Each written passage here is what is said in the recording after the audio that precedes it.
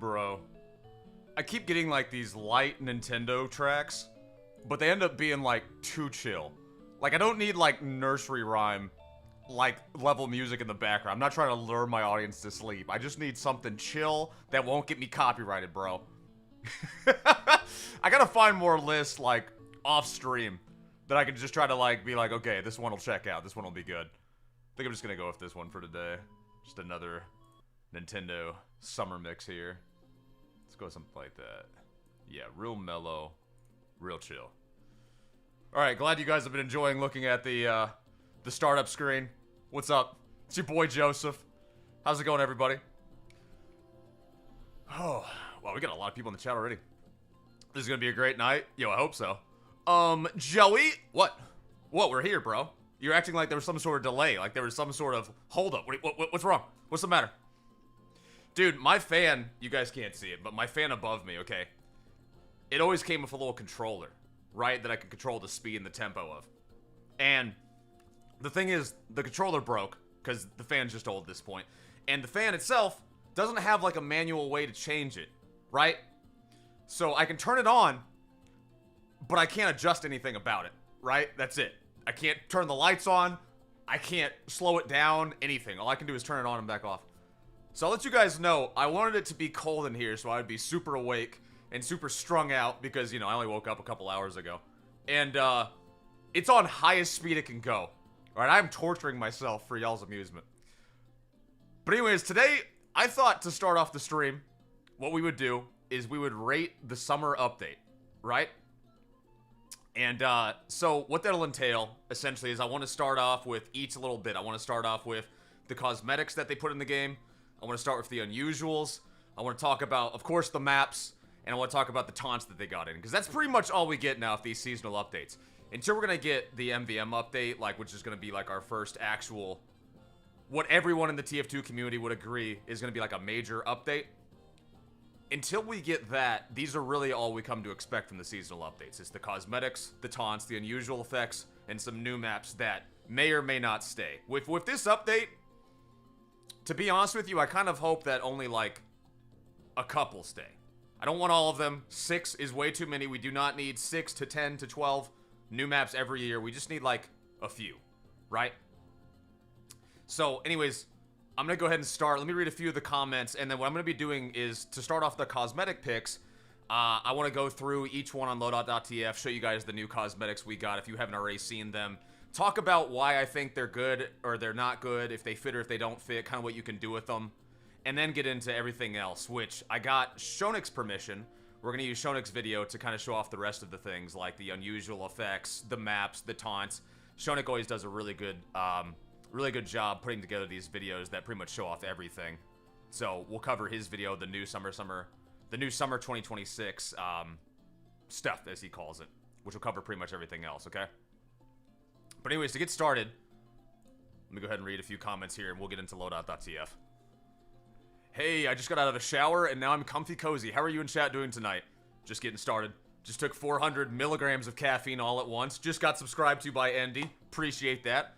So everything's going well right now. Pretty much just waking up and decided to hop on and do a stream for you guys. Also, hi, Joey.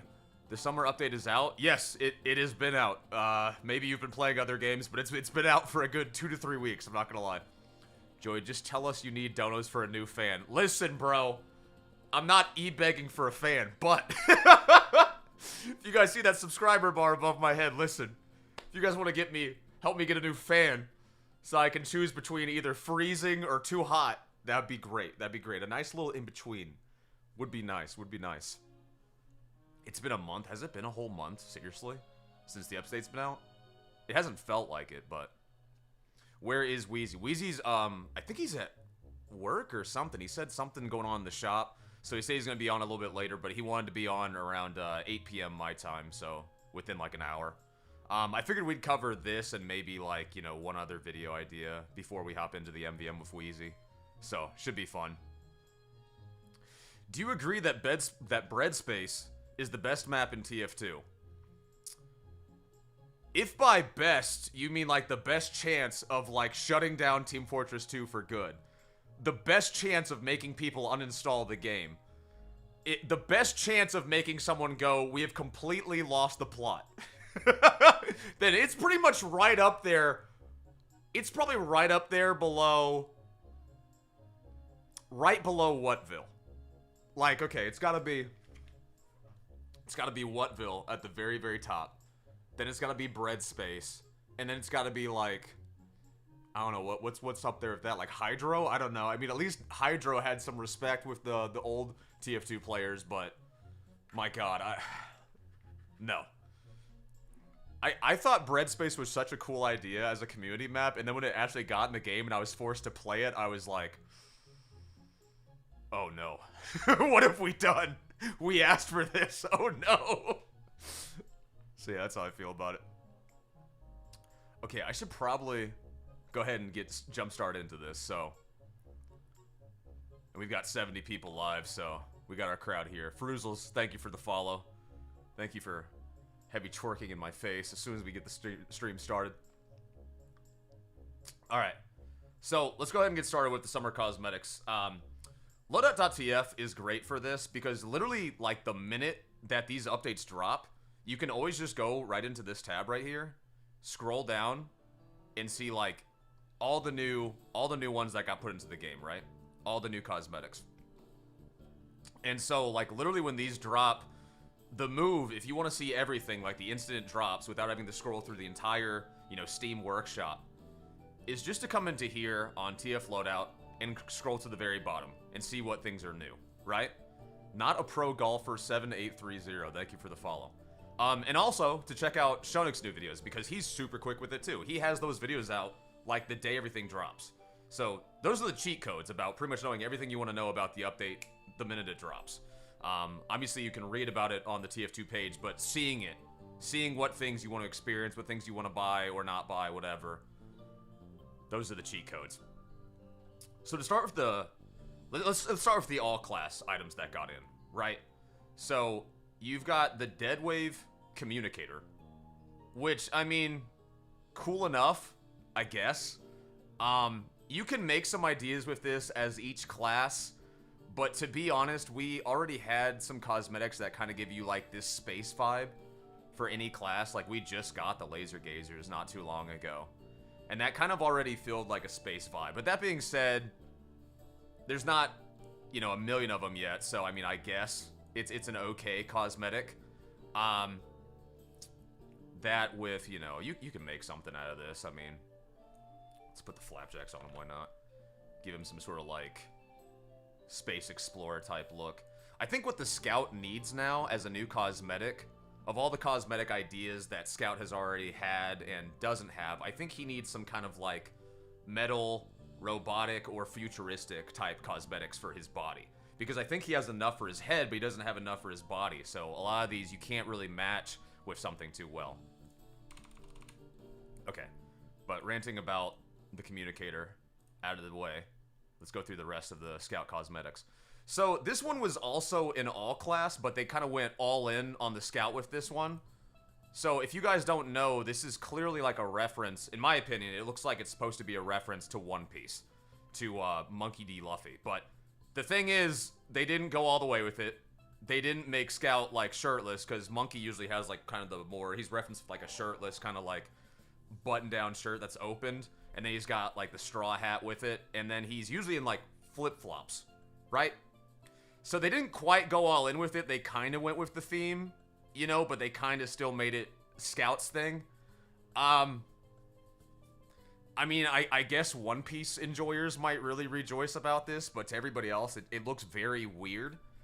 And the other thing is, take this and this away, this is all class now.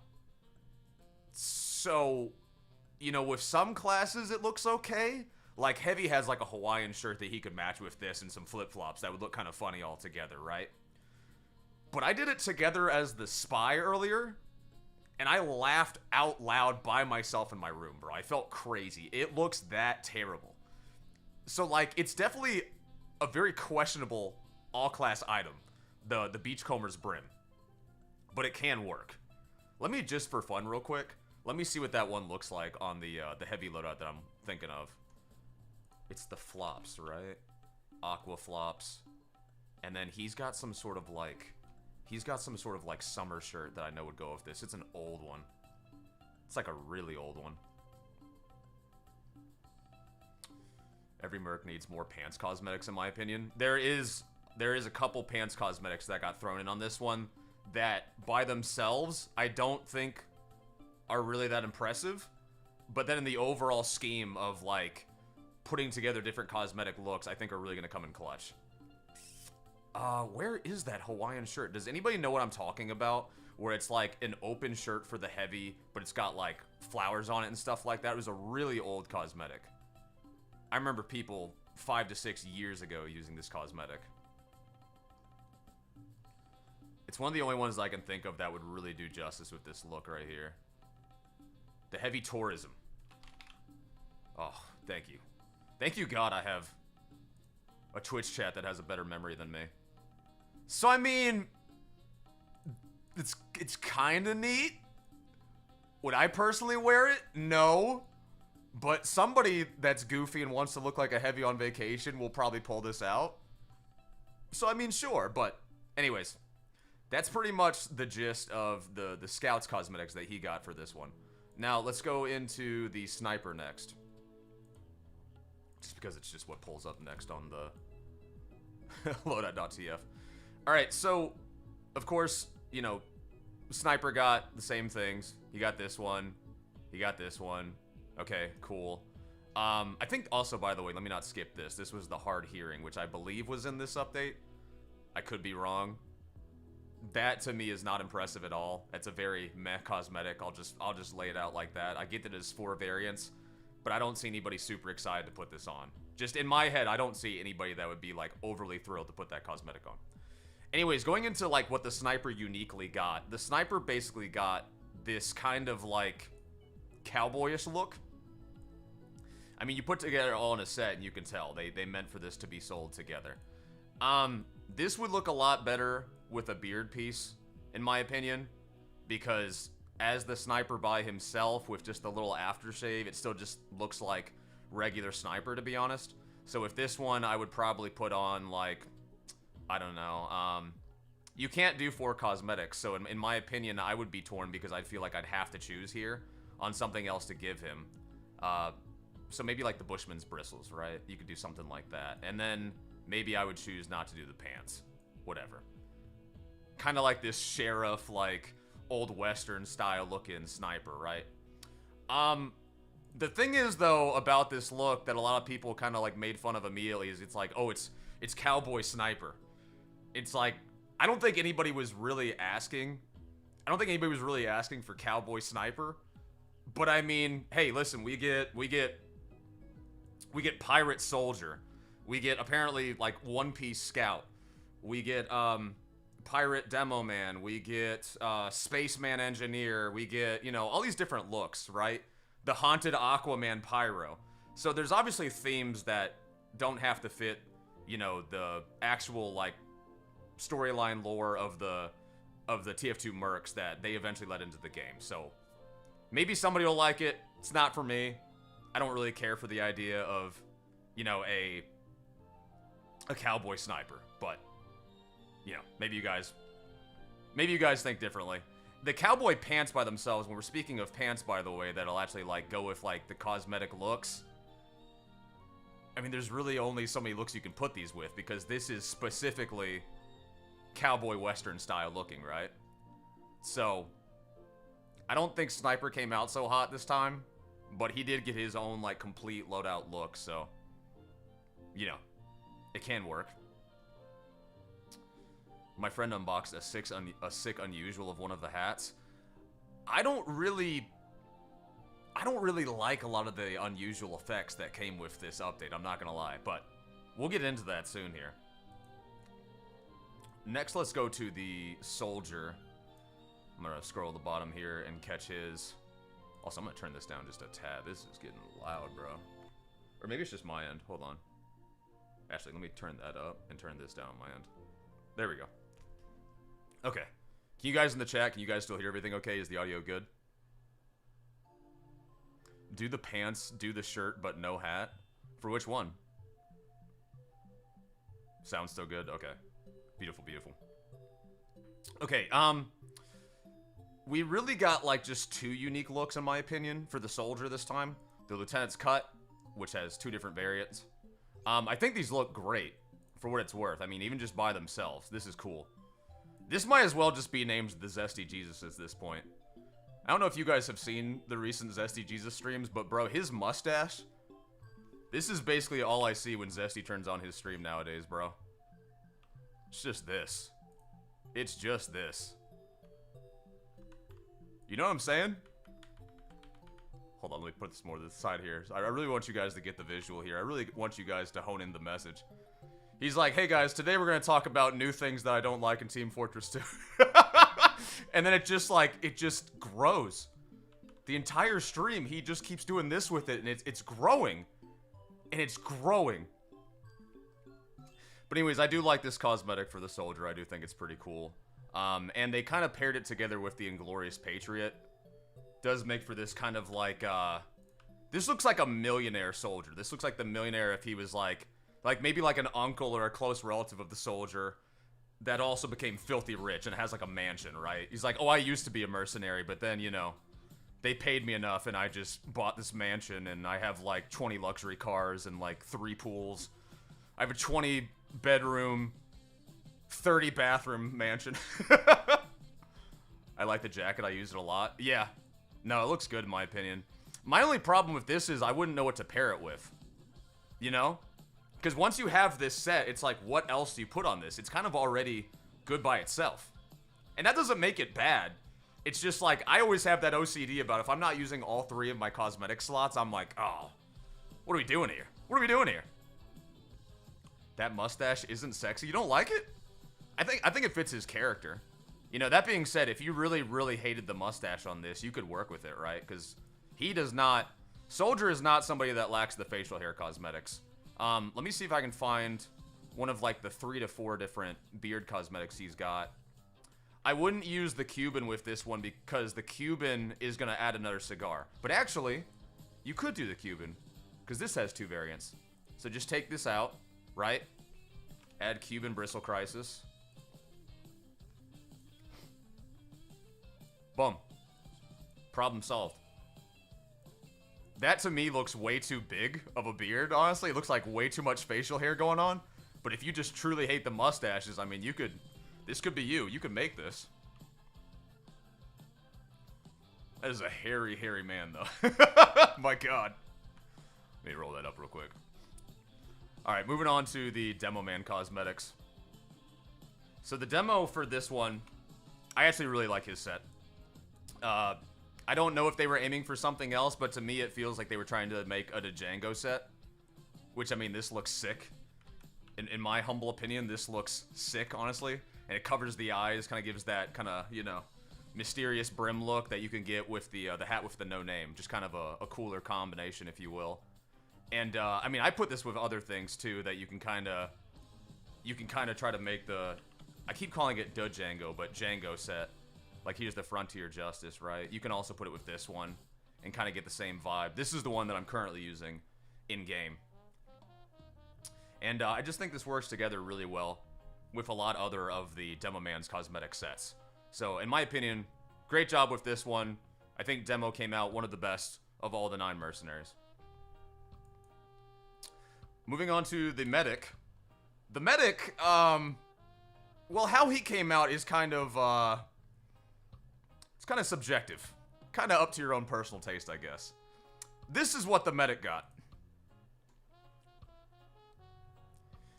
You have essentially the Medic minion. Right? Like, I can just imagine this minion is speaking pure, like, gibberish. He's and you're like, what? And I'm like yelling, Medic, pull the Uber! And he's looking at me with a dead space in his eyes. And I'm like, okay. And then you both die. And his ragdoll is something like the craziest ragdoll you've ever seen. Like, that's what I picture. I picture him saying a bunch of gibberish, we both die in the heat of battle, and then his body is flying in the most goofy, cartoonish style possible. That being said, I bought this set for that very reason. I do think it's pretty funny. I do think, you put this with the right pants, like, this immediately gives off the vibe, like, I'm gonna be the goofiest healer you have ever run into in your life. Put it with the Night Ward.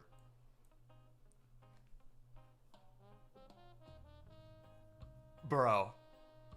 The jacket is actually an Invader Zim reference. Are you serious? So it's not meant to be for the minions, it's Invader Zim? I guess I could see that too. The coat is definitely very similar though. Well, yeah, that's what I thought it was, and I used to watch Invader Zim too. Invader Zim was a hilarious show. But yeah, I was getting a totally different vibe from that. Anyways, this is obviously and clearly the goated medic set. So, you know, peak summer update drop for the medic. I think once you buy this, you can go ahead and throw away the rest of your medic inventory. There's no reason to buy anything else. I wouldn't even get the Burly Beast, you know, because what's the point? You know? The Burly Beast is hailed as one of like the goated cosmetics for the medic, but seriously? We think this even competes with this? Bro. We have found our new peak. Okay, that's all I'm saying. That's all I'm saying. Next. Moving on to the heavy. Now, me personally did not care almost at all for the things that the heavy got in this cosmetic set. It's basically, obviously, a throwback to Left 4 Dead, right? Which Left 4 Dead at this point has literally practically been Left 4 Dead. That game is so old, not touched on in a long, long time. Literally got its last update. And making the heavy the one that you pick to look like Carl, I'm just kind of like, why? That being said, the one thing I do appreciate about what the heavy specifically got, this shirt can just be turned into a regular college shirt. That doesn't look like it belongs to necessarily anything. There is variation you can make with that. I haven't explored it yet. I really don't care to because it's kind of boring to me. But somebody will figure something out with that. And the other more important one, though, as we discussed, is pants. The mercenaries always lack pants variety, right? That's always the thing. We get tons of shirts, we get tons of different themes, but we lack pants, right? So with this is the heavy's already default. This is another pair that kind of look way too similar, but if you give me a pair that I can make completely black like this, that's awesome. It's little things like this that sometimes you don't piece together, but in a bigger set, when you're going to be in someone's kill cam and they're going to be looking at you like, how did he make that loadout? That looks so different. There's something different about that. Pants are huge, right? So here's an example, right? We now have the ability to make something that'll look like that. I mean, dude, that's awesome. I love this set. I love this set. I'm not even like one of the big like spy heavy like meme type people, but this set just in general is like an undercover like robber or, you know, like a soldier or whatever look for the heavy. That looks awesome. That looks awesome. Like honestly, like what's a good? Let's do like a Tomislav. Isn't there one called like the woodland something or other? Yeah, let's do like a backwoods broomstick. I mean, dude, you can make something sick out of that. That's all I'm saying. Change the jacket and turn him into a CSGO terrorist. Wow. Yeah, that could be the theme you're going for. Hey, the heavy you just made looks like he would twerk on your stream. Yeah, does he have the same? Yeah, I guess so. He could throw it back whenever somebody follows. I see the vision. I don't want to see that vision, actually. I'm unseeing that vision now. Moving on. The Pyro Cosmetics, I was really unimpressed, to be honest with you. It's, okay, so you get kind of like this goofy sweater. I mean, I guess for the people that like to play, you know, the more goofy style Pyro, that's pretty cool. I was more unimpressed by this one, the Tropical Torture. I don't really see a lot of people using this ever as the Pyro. And I was unimpressed by the Unknown Warrior just because we already have so many cosmetics that look like this. It's not that it's not a good cosmetic, right? Somebody will use this. Somebody will make something cool out of this. To me, I like more standout looks, right? So when we have the Unknown Warrior and we just got the Veteran's Visor, which the Veteran's Visor just came after the Air Exchanger. With the Air Exchanger just came after the Abyss Diver. Now I get it. Some of these don't have the glowing eyes, but you'll start to get what I'm talking about. I start feeling like I'm playing Halo here, where it's just all of them just have different mask variations. It's just different masks changing that all look slightly similar in a way, you know? And that's like, that's where I get kind of like, you know, disappointed, but it feels like there could be more variety. Like when you get a skull, that's something entirely different, right? That's a whole different vibe, right? We're no longer just, oh, this is like, you know, some sort of plastic or some sort of whatever material style mask. This is like a whole different headpiece, right? But again, I keep going up because I know there's more examples. The Firefly. A little bit further, we've got... I know there was like one more. Oh, there's like 5 more. We've got the Mare mask. So anyways, you guys get what I'm saying? It just starts feeling like the same thing over and over and over for the Pyro. And that's kind of where I get disillusioned to the whole thing. I want more variety. And I love that they've made Pyro the scary character, so when Halloween comes around, they do not lack vision for Pyro. They give him the craziest, scariest headpieces almost of any other class. It's awesome. But throughout the rest of the year, it's kind of like, you know? So probably my favorite cosmetic that he got in this whole set is this. Just because this is going to have really funny variety for the people that are goofy Pyro players and that like to do trick shots and things like that. Moving on to the Spy. Spy I was about. To me, it's basically a pirate set, right? That to me only really works if you're going to throw in the cosmetic that I always forget the name of. Basically the mask over the mask that makes him have a human face. The Dapper Disguise. Right, and that's really, to me, the only look that really goes with this. And, again, it's just kind of, do you want to have a spy pirate? You know, if this is the type of look that you're going for, then cool. You know, it doesn't quite fit the vibe I'm looking for, and a lot of other players would be looking for. I don't think of many people that open up TF2 and go, yo, that would be so cool if the spy was a pirate. You know? Now, granted, there was some sort of, like, Assassin's Creed. You know, he kills people with a knife a lot, right? There was some sort of Assassin's Creed that then went into the pirate realm, so maybe if you're trying to put that together, but not a pirate, it's Napoleon. Okay, sure. Well, whatever you want to, it gives off guy on a boat, pirate vibes, in my opinion. Or captain of a, you know, of a Navy fleet. Which is just kind of like, why? For the pirate, but if Heavy punches the spy pirate hat in-game, maybe it makes it so soft and squishy look, because it looks very smooth. What did you just attempt to say? I read it out loud in my head first, and I couldn't process it, so then I was like, I'll say it out loud. And then I said it out loud, and now I feel worse. Now I'm even more lost. If Heavy punched the spy pirate hat in-game, maybe it makes so soft and squishy look because it looked very smooth. I did. I think I put this set together in-game and it still didn't make sense to me. It still didn't feel like good, you know?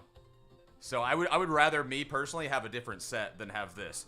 And again, if for whatever reason you don't have the Dapper Disguise, then you have to figure out what to do with this, which this to me just feels really weird. I've never seen a pirate or a naval fleet captain or anything with a mask on and then a hat on. Like, what? You know, so again, doesn't quite thematically make sense, doesn't quite aesthetically make sense in my opinion. But hey, if this is what you want, there you go. And lastly, we've got the Engineer set, which this was probably one of my favorite sets in the entire listing as well. You basically have this rich snob style look for the Engineer, which I just think looks really funny. He's got his own set of pants, so he came out clean as well. And the pants even fit the upper body cosmetic. Like, they made a striped pinsuit type look for both, right? Now, you can vary it to just be a regular set, but you can also match it, which is pretty cool.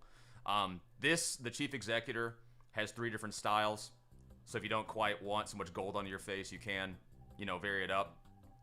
Or you can add even more gold on your face, where he gets the little pen on his ear with the gold monocule.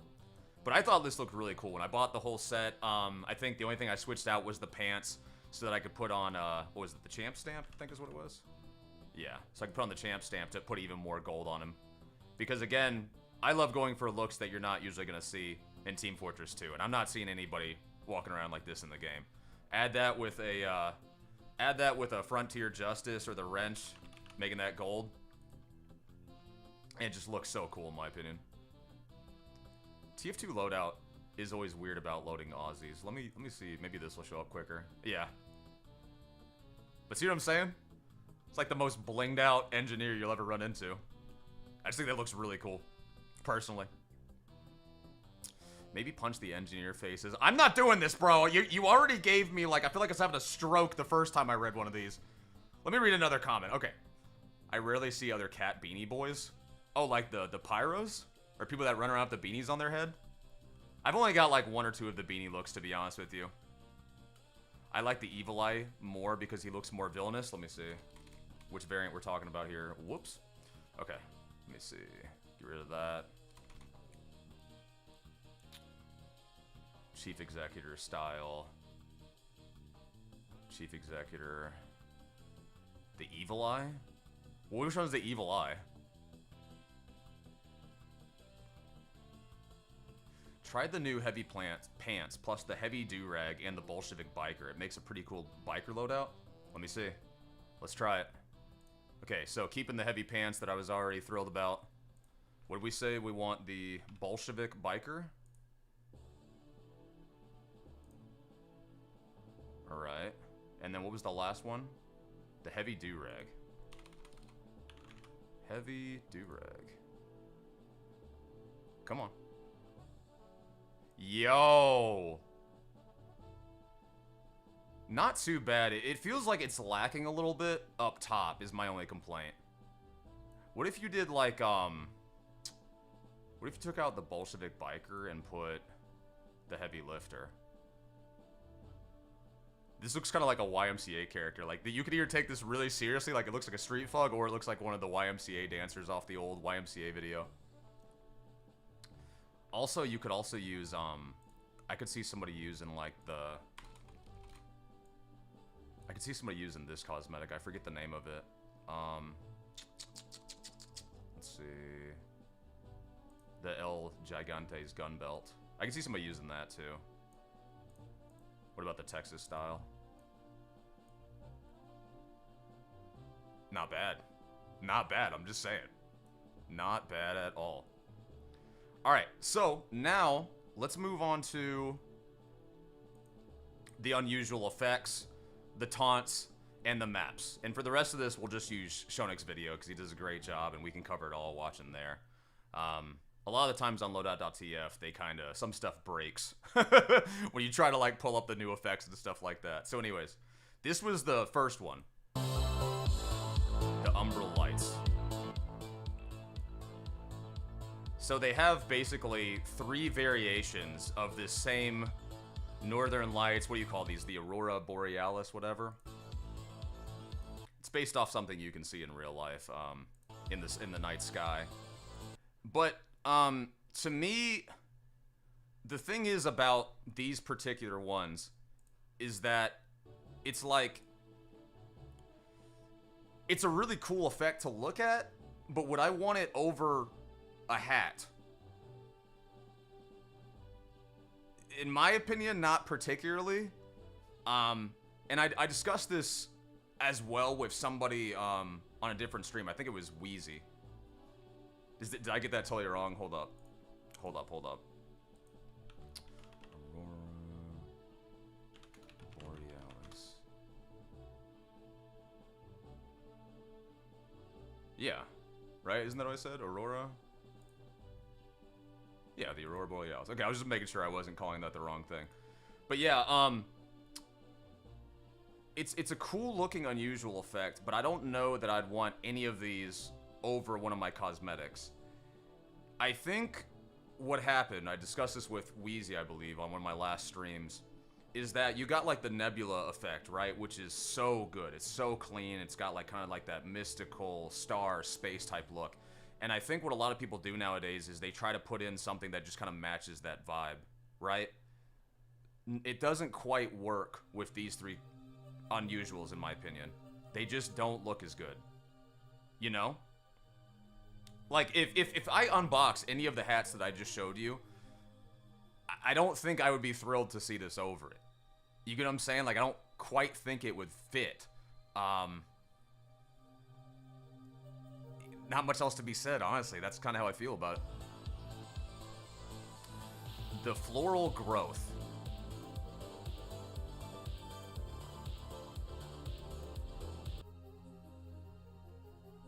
Who's playing the war simulator game and asking to have a crown of flowers put over their head? You know? That's my thing. But hey, there's a lot of different players that enjoy having a lot of different looks. So, you know, I'm assuming a girl would love these. Yeah, I mean, Brody's saying you'd be surprised. There's surely a lot of other people that would like it. Me personally, did not care for this effect. I'm not going to lie to you.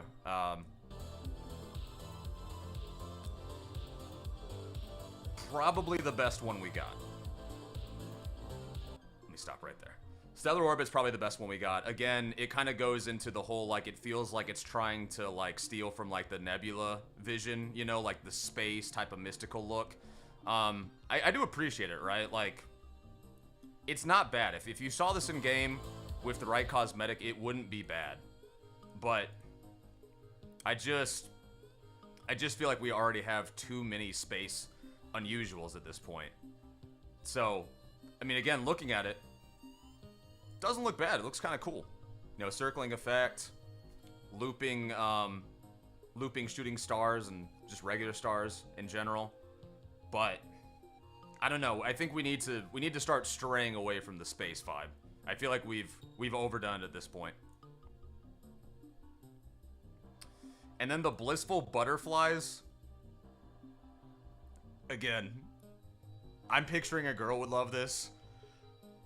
Maybe some type of medic main. I don't know. Me personally, this would probably be the most unforgivable for me. I'm not gonna lie. If I unboxed an unusual and it came with it came with little butterflies around it, I would just be like,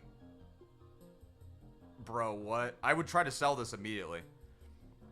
A Discord kitten would love this. Yeah, this is the unusual you buy for your medic pocket Discord kitten. Here, honey, I got you some blissful butterflies. Here, honey, I got you the floral growth. It's for somebody. Surely it's for somebody, but man, it is not for me. The wistful wings. They somehow made it even worse. Oh my god. It just gets more and more girly. Oh my lord. I mean, hey, listen. Somebody likes this, right? Somebody's gonna buy this. But that somebody is certainly not probably you or I. Okay? Alright, next let's get into the unusual taunt effects. So, the wheat field. I don't see this being good on pretty much any unusual effect. Sorry, on any taunt, except for maybe like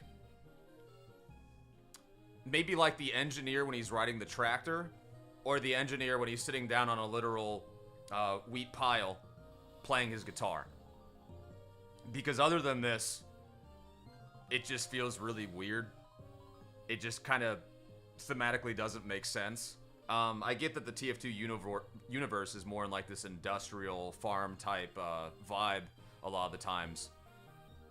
But I don't want wheat coming out of my unusual effect. It still doesn't quite match. When the heavy's flexing at you and lifting weights, I can't imagine the thing that I want to show off is wheat growing from the ground as I do that. If I'm doing the Schadenfreude, I'm like laughing at you. What does adding wheat to that do? What does that do? How does that amplify it in any way? You know? Okay, someone did say, welcome to the rice fields, motherfucker. Okay. Okay. I didn't quite think about that. Maybe if you had the scout doing his breakdance move and wheat came out and you named it welcome to the rice fields, motherfucker, that might be funny, actually. That might be really funny. But other than that, This was a pretty hard miss for me, I'm not gonna lie. And then the Luminous Drift, which essentially has, like, I want to say, like, 3 different variants, right? And kind of an ocean vibe, which I get summer update, beach vibe, okay. Unless you're going around year-round with this sort of, like, summer chill vibe, or maybe, like, an aquatic look as, like, the Pyro or something like that, these unusual effects don't quite work. In my opinion. It is cool when you have a looping taunt that's moving, you know, like the cart, or the cannon for the demo, or the Jeep for the heavy, whatever. It is kind of cool to see this effect follow your character. But besides that, again, thematically, it is a little bit confusing. But it can work with something. Again, not a favorite for me. Goated. Goated! We finally got an effect that works for, like, everything. Looks super cool. You can put it over any taunt. For me, personally, I used it with the Russian Rubdown. Just put this spotlight on me. I was trying to figure out what effect I wanted for the longest time over the Russian Rubdown. And I thought maybe it would be, like, the flowers coming out or something. But, not the flowers, the roses that get kind of thrown out, like gold roses or red roses while I was doing that taunt. But as soon as I saw Showtime Spotlights, I was like, that's perfect. It's absolutely perfect. Hold on, guys, there's a spider in my room. I'm about to massacre this thing. Give me 1 second.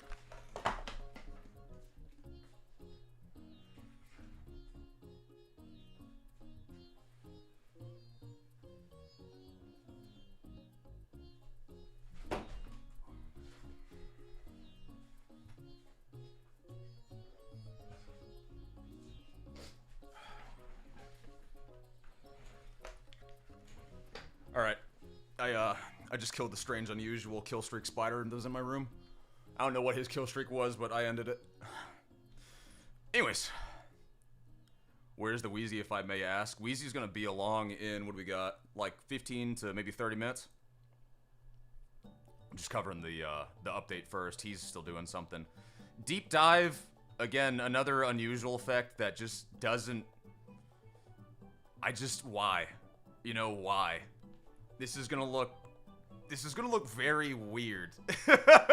With any taunt, it's gonna look a little weird. And it's just like, what, you're suddenly underwater, out in the middle of the open air? What? Just you? In just this little encompassed space? I don't quite get that one, to be honest with you. Alright, and now getting into the taunts. Now, you guys already know, I already put out my my taunt tier list, going from what I believed was goated to absolute worst. And the circuit breaker, I ended up putting... At first, I put it in goated, and then I put it at A. I know a lot of people would disagree with that, but the reason I did it is because it doesn't make sense any other time but MVM.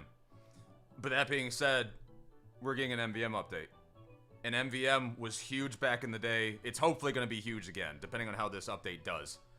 And when that comes out, this is going to be a very fun taunt to use. So, for that reason, I believe it's good. Dropping it in the middle of the summer by itself was a little confusing, but also understandably, Valve is trying to hype you up and keep you remembering what they said, which is good. They're basically giving you reason to keep them accountable because they're not letting you forget about it. Like when they talked about, like, oh, we're gonna give you a Pyro update, and maybe Heavy will also get his whole, you know, separate update.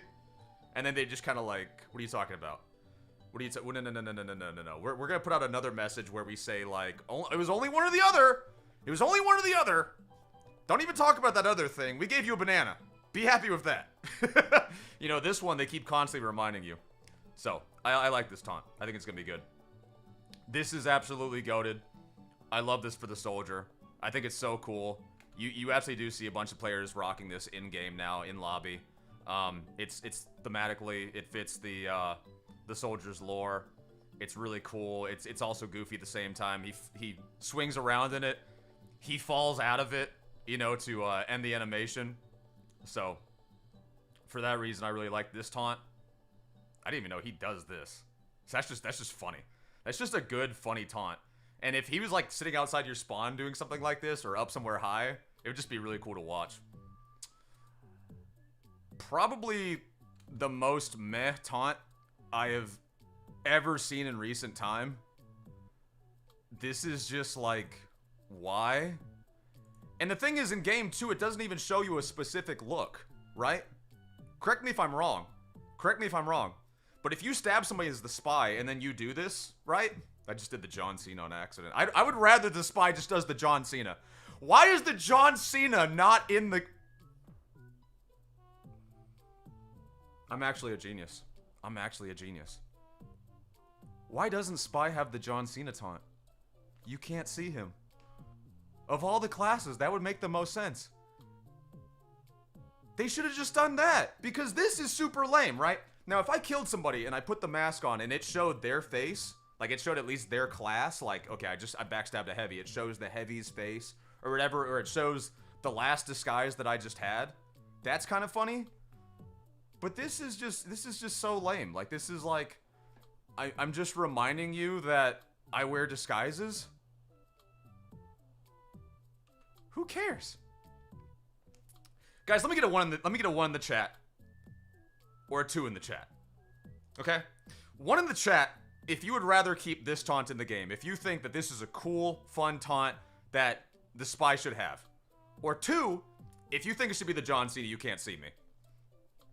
2, if you think the John Cena, you can't see me would fit the class better, that literally can turn invisible, that you can't see. Let me get a 1 or a 2 in the chat. 3 because both don't fit. No, listen, hear the vision, bro. If the John Cena music hit, bro, and the spy was doing this after he killed you, bro, that'd be immediately GOAT tier. That'd be immediately GOAT tier. Who wouldn't buy that? Besides people that, like, hate wrestling.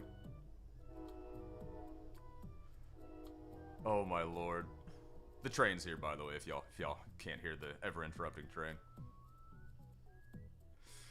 Oh my god. Okay, moving on. Let's see. And, the friendly fire for the pyro. This was so underwhelming. For one, I mean, Shonik just shows you here, it doesn't even extinguish whoever you wanted to put out. Because you're assuming, since it does that whole animation, shows the puff of air, that it's going to actually do something, right? It doesn't. It's just purely cosmetic. And even if that was, like, enough to get you excited, you know, that maybe it was going to extinguish, it's like, it doesn't make sense. Why does the class that wants to light you on fire and burn you alive suddenly want to put you out? What's the point of that? Well, Joey, what if it was your own teammate? He has Air Blast. That was introduced, like, what, over a decade ago at this point? Everybody knows he can just Air Blast you with the same gun that he uses. So why does he need a fire extinguisher? What are we doing? It just doesn't make sense, in my opinion. So this was, to me, like, this and the Spy's taunt were the most underwhelming of the entire set, in my opinion. Alright, are we... Okay, next we're on to war paints. I don't too much care for war paints. I usually never use war paints, but let's just give them, like, a good or bad, right? Okay, so for this first one, this is cool. This is cool if I was somebody that used war paints. Yeah, this is a cool one. This is definitely a cool one. This reminds me of, like, a background somebody would use on YouTube, to be honest with you. Army guns completely fits the setting. Would be great for, like, Soldier. Could be great for Tomislav. The Beachy Boy. Random. Confusing. The Die and Dasher. You're gonna have to be somebody that really likes to go with, like, a full theme. Like, I could see somebody that tries to make, you know, like, the polka dot vibe their whole thing. I could see maybe them going with this, you know? But not for me. Crack Coated's really cool. Really cool. I like that. I like that a lot. Sandwich Diner? Bro, who's buying this? Is this for the one scout set where the scout can literally look like a fast food worker? And so they're like, bro, I gotta have something to go with my fast food minimum wage scout set, bro. I gotta have the Sandwich Diner skin for my gun, bro. I gotta prove to them that I belong to the fast food industry. I'm a... Bro. I don't understand it, man. I don't understand it. Who's gonna buy this? It fits the era? I mean, I guess. But does it fit Is anybody gonna buy this era? Does it fit, like, who wants this, bro? Like, that's what I'm getting at. No, I live for the fast food industry, bro. Storage War, cool enough. Has the hazard, you know, it's kind of stripes to it. Taxi Cab, I could definitely see a Scout appreciating that set. That's clean. That's pretty clean, I'm not gonna lie. On the right weapon, that would look sick. A little florally, but with the gold and the black, that would look clean on the right thing. Okay, so now we get into the maps. Let me pull up a notepad real quick on the side here because I want to rank the maps with you guys. Let's see. Let's see. Notepad, do I have it here? Yeah. Okay. I want to rank these with you guys, okay? So, let's start off Mojave, okay? Mojave, to me, is very... It's meh. The things that I do appreciate about it are that it's playable, and it gives me, like, a Dust Bowl-esque vibe. That being said, they kind of tried to go with a similar vibe that you see in Bermuda, which is kind of like this dusk, you know, dimly lit style sky. And with the rest of the color scheme of the map, it just kind of gives you like this ugh feeling as soon as you get into it. You know, it's just kind of ugh. And the other complaint I have about it is it's just short. It gives me this Dust Bowl feeling where it's like very tight. And it's very like, what's the word? What do people always complain about with Dust Bowl? It's very choky, right? Which, you know, it's a nice change from some of the other maps, right? You kind of want variation. You kind of want, you know, to have, you know, well, how do I test my skills in this type of situation? What if I'm in a wide open map? What if I'm in a close quarters map? How do I, you know, how do I play differently? But since it's so short, you start to get that Dust Bowl feeling. You start to get that hard grind feeling, and then it's over. It's over so quick. So, for me, Mojave was honestly meh. It was one of the meh maps for me. Controversial opinion incoming. Bermuda, one of my absolute favorites. When I played it, at first, I hated it. My first time through, hated it. Got lost, was like, this map's way too big, it's way too confusing, why is there so many different ways to go, why is it so many floors, up and down, why do they have, you know, the blue team's sign hanging from, you know, this, I don't know, was that supposed to be like a shark's mouth? Something like that? Off of a crane. It feels very weird. The sky is, again, you know, kind of dreary. That being said, you look into the skybox long enough on the right part of this level, it's actually beautiful. They did a great job with it. It's kind of out in the middle of the ocean, which, you know, I'm a sucker for the beach type vibes. I'm a sucker for the ocean. This is a one-of-a-kind type look right now in the game, which I do appreciate. It doesn't break the setting of, like, does this feel like it's in the right era of time or not? It fits. It fits. There's seagull models that fly around the map the entire time, which is just... With the rain, too, oh, it's so pretty, dude. And then you play it just 2 or 3 times, and you find out that there is a meta to the map, and when you learn the map, it becomes incredibly fun. So, this is actually towards the top of my list. Again, at the end of this, we'll rank the maps. I'll get some of you guys' input on this. It's even got kind of a moving, you know, boat in the background. This is bottom tier for me. I'm not gonna lie. Let's talk about the whole reason that Camp Saxton got into the game. Okay? Camp Saxton got into the game because there was already a Halloween version of Camp Saxton. And it made sense. It was, you know, a shout out to, in referencing to the Halloween movies, right? Which I get, you know? And in the back there was usually a portal that would set off, and you could go into some whole other, you know, alternate universe for a second. There was bosses, there was explosive pumpkins, and this was a very scary map. It had cool stuff that went off in the background. Like, I don't know if they're gonna show it, but yeah, they didn't. But right about here, right around this area, you could look out over a pier into like a lake, right? And they had some cool like green mist that would go off and like a portal and like all this cool stuff. And so they just kind of went like, okay, well, what's like another summer theme we could do? Like, we need another map. What's another map? What if we just took that map we already have like a really cool Halloween variant of and just made it when it was normal, when it wasn't Halloween, you know, when it wasn't Halloween spelled, when it wasn't the Halloween version. And so this, it felt so dry. You know, when we got this in the game, it just felt like, seriously? We're just doing this? This is the 6th map? Like, okay. So, in my opinion, this was the, you know, this was the most meh of all the maps that dropped. Cough Camp Saxon. And it does feel a little bit out of place, just being real. It does feel a little out of place, in my opinion. Cough Dryfield feels like one of the Cough maps we already have. I'm trying to think of the name of it, but, I mean, if you can just look at this right here, you can kind of see which map I'm talking about if you know your Cough maps well enough.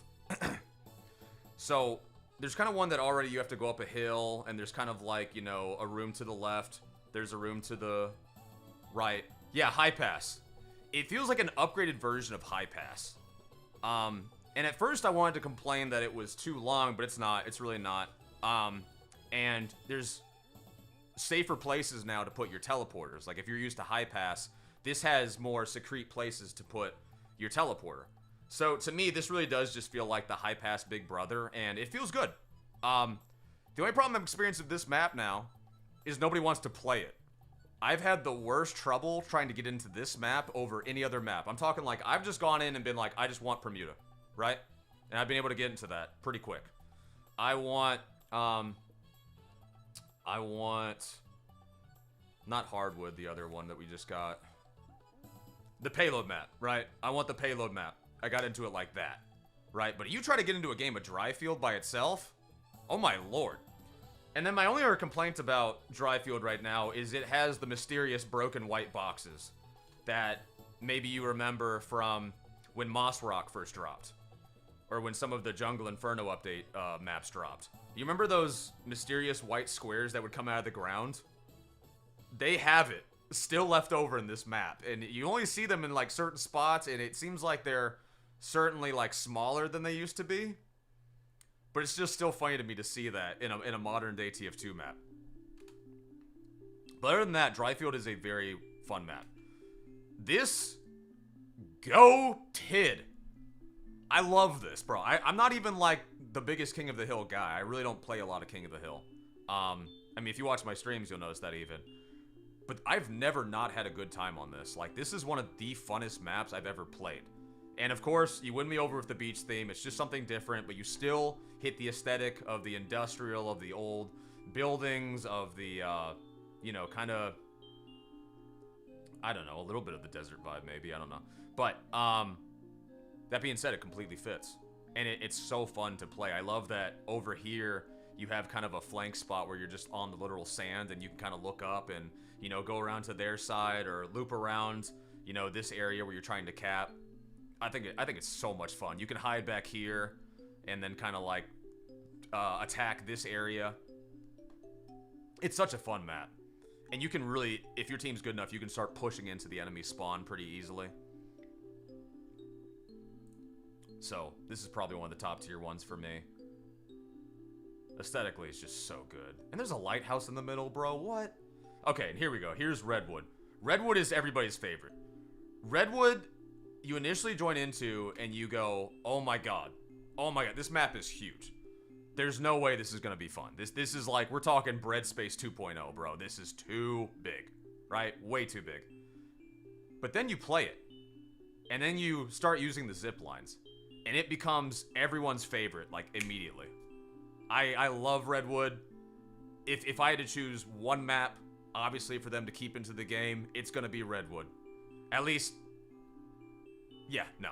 If I had to choose one map, gun to my head, that, like, has to stay in TF2 that most people are going to enjoy, Redwood. It's so fun. I've really enjoyed playing it as engineer, but I know that people that play more like Spy, like Soldier, like Demo Knight. People that like to fly around and do cool strafes and cool tricks. Boy, when they learn this map, when they get this map down with the zip lines, this map is going to be terrifying, bro. This is going to be a playground for those type of people. They are going to hunt other players down that don't move quick. Like yours truly. Like yours truly. But even it's fun as the heavy, too.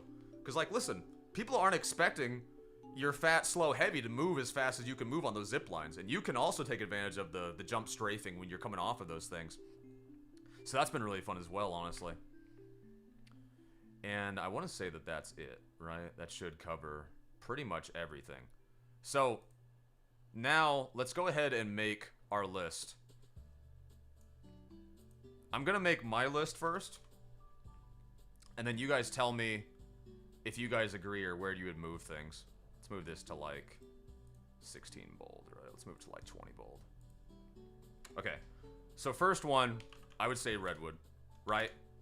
That's top. Redwood is the peak map we got from this summer update, right? And then after that, me personally, I'm thinking it's a really, really rough tie for me between Bermuda and Shorelight. I'm going to say Shorelight. Shorelight is basic, it's quick to understand, it's fun, it fits the theme, people can understand it very quickly. Versus Bermuda, I mean, you gotta play that. You gotta play that a couple times. But then once you learn it, beautiful. Beautiful fun map. And I love the different themes they went with it. It really pays off. From there, I would say Dryfield. Again, I think Dryfield is just like an upgraded high pass. And it plays really well, in my opinion. Then from there, you've got Mojave. And then last, you've got Camp Saxton, which I just think it was just... It's so underwhelming. It's just so dry on arrival. Like, we already played the better version of this, so I don't think anybody really wanted this in the game, besides maybe the, the person that created the map, for financial incentive. But this would be my list. Real quick, give me guys some of your takes and tell me where you would put these maps. Shorelight looks like it took a lot of inspiration from, I can't even pronounce that, Quebble Cop profile picture? Bro, what? Do not diss my glorious map, Shorelight. I didn't. Number 2. I think Shorelight's goated. I think it's great. Agree, except bump Bermuda down to last place. Wow. Below Camp Saxton? You're saying Camp Saxton is more fun than Bermuda? Bro, listen, I would say play Bermuda like 1 or 2 more times and see if you have the same opinion. Just play it like 1 or 2 more times. See if you keep the same opinion. Because for me, again, I hated it the first time I went through it. I was like, take it out of the list. I ain't even playing that again, bro. And now I love it. I think it's really fun. And I think it's really unique and a really beautiful map. Most of the maps this year were great. I'll give you this side. Mojave was very meh to me. And Camp Saxton, I absolutely do not want to stay in the game. If Camp Saxton stays in rotation, bro... Because I know Valve has this habit of just taking a lot of the summer maps and just going like, yep, right into the game. Just makes sense. Why not? Please don't put Camp Saxton in full rotation, bro. We already have a long list. Camp Saxton does not need to go in that list. I could see them not putting Dryfield in rotation just because it feels so similar to High Pass. It feels like a better version of High Pass to me. But I could see them being like, kind of too close. No, just cue Dust Bowl every time. Thanks for your input there. Let's see. Bermuda is secretly incredible. Manpower Redwood. You don't need to Manpower Redwood when it's already Manpower-esque. You've already got the zip lines. Okay. So far, it looks like you guys pretty much agree with this. Let's get a vote real quick. Wait, hold on. All these maps are just nothing burgers for me. I cannot remember Mojave after playing on it at least 5 times. that is one thing I'll say about Mojave, in my opinion, too, is that what I want out of updates at this point, I know there's people that really relish and love the old TF2 feeling, right? They want the old industrial, desert, you know, whatever type vibe of like, I mean, I'm talking like 2008, 2009 Team Fortress 2. They want like the OG style type maps, right? The problem with that is, for us that have been playing and playing and playing, that theme gets old, bro. And you can tell even Valve was getting tired of it. Even Valve derivated from it, and even Valve accepted maps from the community makers that felt different. That put you in different settings, but still felt like it could be in the same era of time. And Mojave just puts you right back in that same original vibe where it's like, okay, it just feels like another one of these, you know, right? So to me, it kind of is already like, it's this meh feeling. It doesn't feel like anything really new or exciting. And then on top of that, to add the dreary sky theme to go with the already dreary vibe of the map, I'm just like, ugh. But that's how I feel about it. I low-key really like Mojave if you can just ignore the lighting. Okay. I'll give you that. I mean, it would help if you kind of change the lighting a little bit. Alright, so let's do the vote I was going to do. 1 or 2 in the chat. Do you mostly agree with this list, or do you mostly disagree? I'm not saying, do you agree with everything? I'm just saying, do you mostly agree, a 1, or do you mostly disagree, 2? Let's get an overall vibe check. How does the chat agree with this? This was the best batch of maps we've ever gotten. Only one I'm kind of lukewarm to is Camp Saxton. See, that's crazy. Even somebody that completely loved all the maps of this is still like, yo, Camp Saxton was just expectations at the floor, bro. 1, 1, 2, 1, 2, 1. Okay, so we've got a divide of kind of like, it looks like almost like a 60-40. Okay. Okay. Hey, listen, at least I'm on the winning side here. I'll take it. I'll take it. Overall, how I would rate this summer update, I would rank it as good. If I had to give it a number, I'd say like a 7. What gives it a 7 for me is that I didn't care for the unusual effects. Some of the taunts were really mid, and Camp Saxton was just like, don't put maps like that in our updates, bro. We don't wait 6 to 8 months, you know, for Camp Saxton. Get out of here with that, right? From winter all the way till summer, and you give us Camp Saxton. Come on, Valve, do a little bit better. But everything else, a lot of the war paint skins, some of the taunts, most of the maps, all good. Did it exceed expectations? No. This wasn't like the summer update where we got like a brand new mode. It's not like when we got, you know, Saxon Hail mode put into the game. It's not like that one Halloween where we got like the zombie mode thrown in for the first time. So it didn't exceed expectations, and it certainly isn't like the most goated summer update I've ever experienced. But was it good? It was good. So, overall ranking, 7 out of 10. 7 out of 10, that's where I stand on it. Let me know if you guys agree. Alright, so now we'll go ahead and move on, hopefully to MVM with WEEZY. Let me see if he's on. Go ahead and shut this down. Let's get the display capture off here. Wait, that was the wrong one. Not my game capture. Alright, WEEZY, are you on? Yo, Weezus. Are you on? Question mark. Oh my lord. Alright, while I wait for him, I'll just read some of the chat here and get TF2 booted up. I didn't even have it booted up because I just planned on covering this with you guys first. Remove Camp Saxton, encase Redwood in pure gold. I wish they would add Koth Bagel already. I've heard of that, but I can't remember it off the top of my dome. Like, I'm certain I've seen that. I played Camp Saxton, and I would rather go back to Koth Wub Wub Wub remix. Oh my lord. Are you talking about the literal, like, seizure inducer of all TF2 maps, bro? That's actually really funny. That map is so trippy, dude. Where's my game? Why is it not showing on screen yet? To be honest, I haven't played even played a third of the summer maps. That's sad. Run them.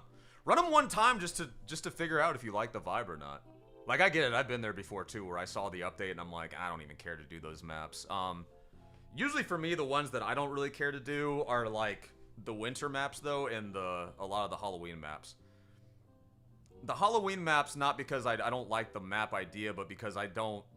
Having bosses and different spells and the explosive pumpkins all around me, killing me already more than random crits, it's like there's just so many random ways to die that it annoys me so bad while I'm trying to experience the maps. But then on top of that, most of them never end up staying in the game. And then the winter update maps, most of those never end up staying in the game either. So it's just like, I just feel like I'm experiencing some quirky little fun thing for like, you know, a month or two and then it's gone. But the summer update maps, a lot of those end up staying, so it's more fun to me to experience those ones. I'm gonna miss so much Shorelight, but Redwood is a lot better. I think Shorelight has a great chance of staying. Like, if I had to say Shorelight versus Dryfield, I bet Shorelight would stay more than Dryfield, because although Dryfield, you know, is closer to, like, the original old themes of Team Fortress 2, it's, again, too close to High Pass, and Shorelight brings something unique, but still plays really well and is still really fun. So I don't necessarily think Shorelight's going to go anywhere. I hope. I hope, to Gaben, I hope that it's going to stay, for sure. All these maps are sticking in the yearly rotation. God, I hope not. I just, bro, Mojave and Camp Saxton, please no. Please no. How about we play with some of those? Because I don't know that WEEZY's back yet. I haven't seen him. Not even for the stream, bro. I don't want to play Camp Saxton, bro. My excitement level is to the floor. I just, no. Oh, my lord. I'd rather get a seizure while getting my ears blown out by dubstep than playing one more round of Camp Saxton. Bro, that's the community vibe about that map. Oh, my god. It's just not exciting, bro. It's just not. Mojave rules, though? Seriously? If you say so. Can you play some Scout? Bro, I'm so bad at Scout, though. I'm so bad at Scout. I mean, I could try it just for the fun, I guess. Camp Saxton will stay so people who like the map don't have to wait till Halloween to play it. It doesn't deserve but to be played until Halloween, bro. Have you played it? Does that map seriously get you excited? Do you seriously go, oh man, what a great round of Camp Saxton. Man, I can't wait to queue up Camp Saxton again, bro. Oh boy, I can't wait to load up me and the 9 mercenaries and go back to the Boy Scouts camp, bro. It's just, bro. Alright. Somebody asked me to play Scout. Let's try it. Let's try it just for a little bit. I'm probably going to hate this. I'm probably going to switch off pretty quick. But I'm not good at this. Why not try to get a little bit better? Why not test my luck on stream here? Alright, I'm going to go with the bat.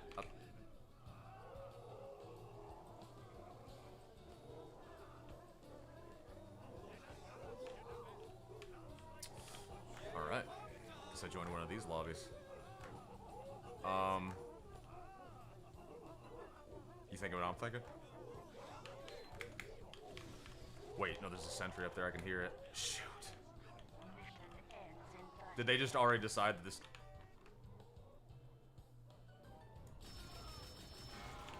Did they just already decide that this is over? Let's see. Dude, stop spreading your cartoon animal nudity in this pop game rated for mature. I just love using my laser gun now. Yeah, so I think this game of Bermuda is already over. One of my only complaints about Bermuda is the textures in the background. Like those desert textures. They just look a little lacking, honestly. But that being said, I mean, they put a boat in the background already. They put the ocean, so I mean, it's got a lot going on already. I just think those do look a little, like, almost under-textured, in my opinion. What is this game? This is Team Fortress 2. You wouldn't believe it. I opened up a Joey stream, and He was playing this game I've never seen before in my life.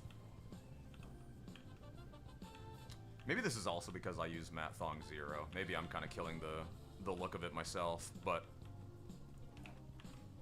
crazy how the standards for a map now is that they put a boat in the background. Listen, I just think it's cool, okay? It's a little visual difference, okay? We don't get fancy things like boats all the time in our maps, okay? Oh wait. Sorry, I'm supposed to be scout. See, I went scout and then the rest of the server decided not to play. So I don't even know if this is gonna be exciting to watch, but let's see. If they're not all friendlies, I will go and attack. I will strike with my ray gun and my new Aussie scatter gun. The boat's got vented. There's a boat on upward? I mean, true, it's a stationary boat, though. This boat moves. I'm just saying, bro. I'm just saying. Let's see. I've seen some insane headshot. I've seen some insane shots as Pyro combo on Bermuda. Hold that thought. Okay, got a kill. Got a kill. On Engineer Forever, who is playing demo. Oh, God. Okay. Need health. Oh god. Oh god. No. God, you'd think running that fast I could get away from the pyro, but I guess his blast radius is that far. Back in my day, we were lucky to get a train in our maps. Yo, true. True. Okay. I'm sorry, chat, for the delay. I'm in need of Tim Hortons. Bro, what? TF2 Classified is my new go-to. No, dude, I do not get into the custom different various other modes of Team Fortress 2 that aren't like official in the game. My biggest complaint with that is it just divides the community further and further. And like, listen, if we're only keeping like 20,000 actual active players, like, you know, for a good portion of the year, we don't need to be sending 3,000 to 4,000 of them to a different game mode. You know, which is gonna die out within like 2 or 3 months anyway, most of the time. Every separate mode that you see that has custom weapons and custom modes and all these things always dies out super quick. It gets a few videos, people talk about it like it's gonna be the next big thing, and it's like, no, because it's not regular Team Fortress 2. So the crowd does not jump. At least not the majority, not anywhere near the majority jumps with you for that. So, you know, maybe to, like, explore weapon concepts and see what different things would be like, that could be fun. Maybe that could even be fun for some of the TF2 developers, hint, hint. For them to, like, figure out, you know, maybe, hey, this would work in vanilla TF2. But other than that, I'm kind of always just like, why? So that's usually why I don't play any of those. Joseph, why did you get an Aussie scattergun for a class you don't even look at twice of the selection?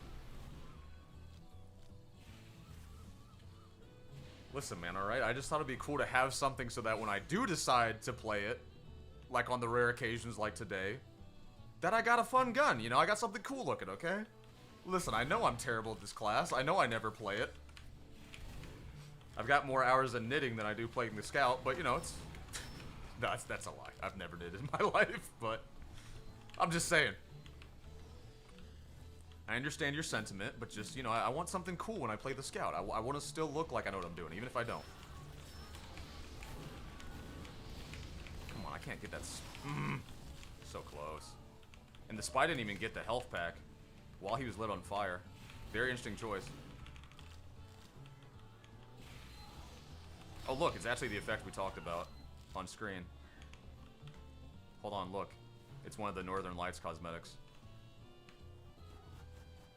Bro, it looks like it's clipped out of place. Like, it looks so... It looks like when you're taking an image in Photoshop, and, like, you just clearly ripped it off of, like, Google Images, and you haven't taken away the background yet. Like, it looks like you haven't made the necessary parts transparent yet. I don't know if anybody can quite relate, like, if some of you guys know enough about Photoshop and just editing pictures and things in general to know what I'm talking about, but it looks like it's not finished. That's not a good vibe. I don't know if you were around in Zesty stream earlier today, but there were some developments with the MVM update in the GitHub page where a lot of MVM related commits recently, and a lot of commits is usually indicative that the update is near. Bro, are these mad lads actually gonna try to stick with their original idea of getting it out around Spooktober? Because listen, I don't know. All right, listen. I'm playing a terrible round right now as the scout. Let me just pull this up real quick to show you guys. I don't know if you guys remember, but on the original Team Fortress Promise, where they are, you know, the hype, if you will, on the original hype for this update. Let me show you guys how they worded it. So they already messed up because they put an actual date on it, right? Hold on, what's in the news real quick? Okay, just making sure there wasn't anything like really substantially big that we didn't hear about here. Okay, so I don't know if you guys remember this, but I want to say it should have just been blog. Okay, in the initial MVM hype, they made the mistake of putting a date on when they thought certain things were going to happen. Had they not put this specific date, they could have just played this off as, oh, but guys, we didn't mean this year. We just meant hypothetically on Scream Fortress in the future, somewhere. But because they put August 27th on a Wednesday, if they had just left off the Wednesday part, they even could have got away with this. But whatever new intern they put in the office or something, I don't know who was feeling this ballsy. They put a specific deadline on it. So they said Wednesday, August 27th. So you can't replicate that unless we went years and years and years into the future. So because of that, they kind of already messed up. But they could at least stick with the original concept, which is dropping this around Scream Fortress, like they were talking about in their speculative fiction. Well, it's certainly a fiction now, Val, because you can't do it on August 27th of Wednesday unless we're gonna go, you know, years and years and years into the future. But they can still do it around Halloween. What if it's this year? The content we're gonna get, bro. If it drops this year, the content we are gonna have, all the TF2 content creators, the YouTubers, whatever, the streamers, woo! Yo, WEEZY? WEEZY's about to internally and let me just say internally. He's gonna internally bust, bro. It's gonna be nuts, dude. Man, that would be so sick, wouldn't it? Imagine if we actually get it this year. Maybe it's actually gonna happen. The next Wednesday, August 27th, would have to be in 2031. Yeah, guys, that's what they meant. They're like, listen, guys, this was a little more, ambitious than we had initially intended. When we said Wednesday the 27th, what we actually meant was 2031. Yeah, we don't feel like putting that much work in. We'll be honest with you. We'll be honest with you, Chief. We're not doing all that. Okay, WEEZY said he was getting donuts. Let me ask him if he's ready now. He said give me like 10 minutes. About 10 minutes ago. So he's gotta be almost ready. Oh god. Oh god, this has already started? Okay. Well. What's up? What's up, Tezuki? He's gonna make a fat buck on the content. Oh yeah. Of anybody that people are gonna go to for the MVM update, you think people aren't gonna go to WEEZY? Yo, Shanister's back. Looking for the 245 bits. Did you guys know you can get up here, by the way? Check this out. Excuse me, don't kill me, I'm trying to do something, no! You can get on the spinning antenna at the very top. And you can just stand there. If you stand on it while it's moving like that, after you capture a first point, you'll actually break it. And it stands in place. What's good? Nothing much. I was gonna play some Scout real quick while we're waiting for WEEZY, but that was going terribly, and then I had another idea. So I started doing that, and now I'm trying to get on top of the antenna because this game is already over. My team completely threw. They were all doing the conga. Okay. Can I just whip one? Hold that thought. Hold that thought. Bro, let me do the funny. Alright, whatever. Get on my face, Mr. Daddy.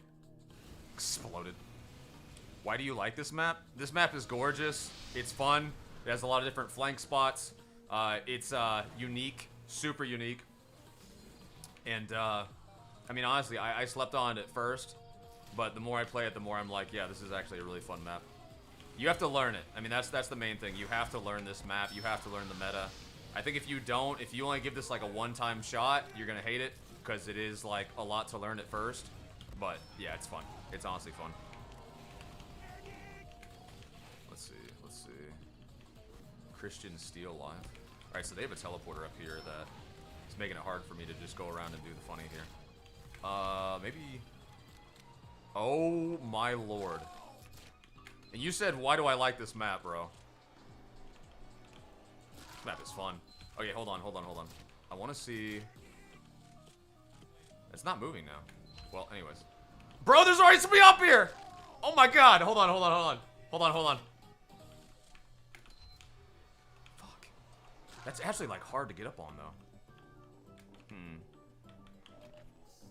I'm trying. Bro said harder demo. I am trying. My god. Okay, hold on. Maybe if I look up at it? Okay, yeah, that was a lot easier. Oh my god! Oh my... One more time. I think WEEZY's still getting... Bro. Wait. No! Do it. Do the dance. No! Alright, well, we made it anyway. Redwood is my favorite map this update. I think that's like you and pretty much everybody. I kind of hate to... I kind of hate to give Redwood so much credit because I do agree with Zesty Jesus from one of his videos that payload maps get some of the most praise. They're the most... One of the most fun maps to play in Team Fortress 2. So for that reason... Thank you, Riff, for the follow there. So for that reason, I think it's usually gonna... Payload maps are usually gonna get, you know, more, I had no idea you could get up here. Bro. Wait a minute. You can also get on this one, can't you? You can also get on this one. I bet you can. Hold that thought, guys. Wait, no, but this one you can't get on top of?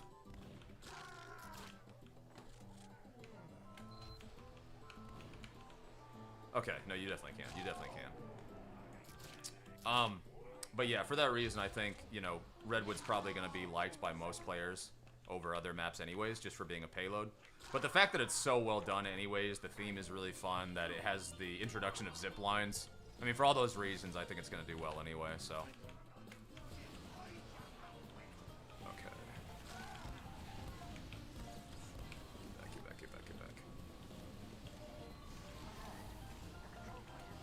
I need to change my cursor, because now I'm still stuck on this one I was going to use for Scout, and it's not good. I can't become the Scout because I'm the Alpha Demo Man now. Is that what I'm reading in chat? I wish the last point of Redwood wasn't so easy to cap as blue. It feels like the game is over 80% of the time. I do not think that that's an easy cap. If you have the right team composition, you need at least 1 to 2 engineers holding down the spawn area, because then even as they're pushing up the hill, it makes it super hard for them to progress the cart. And then you can go up under the final cap point anyways and come up the opposite end of that and basically catch the other team off guard. It's a learning curve for sure. But once you get it down, that last point can be held very easily, in my opinion. Thank you, Beefaroni, for the 10 bits here. Alright. Uncle Dane made a whole video about Redwood. I mean, why not? Honestly, it's fun. It allows you to have a lot of variety.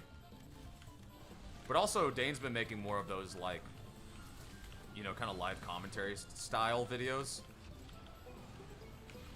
Which is another thing that makes it funny to me that Dane said he doesn't think you can be, like, that TF2 is, like, a good game to stream.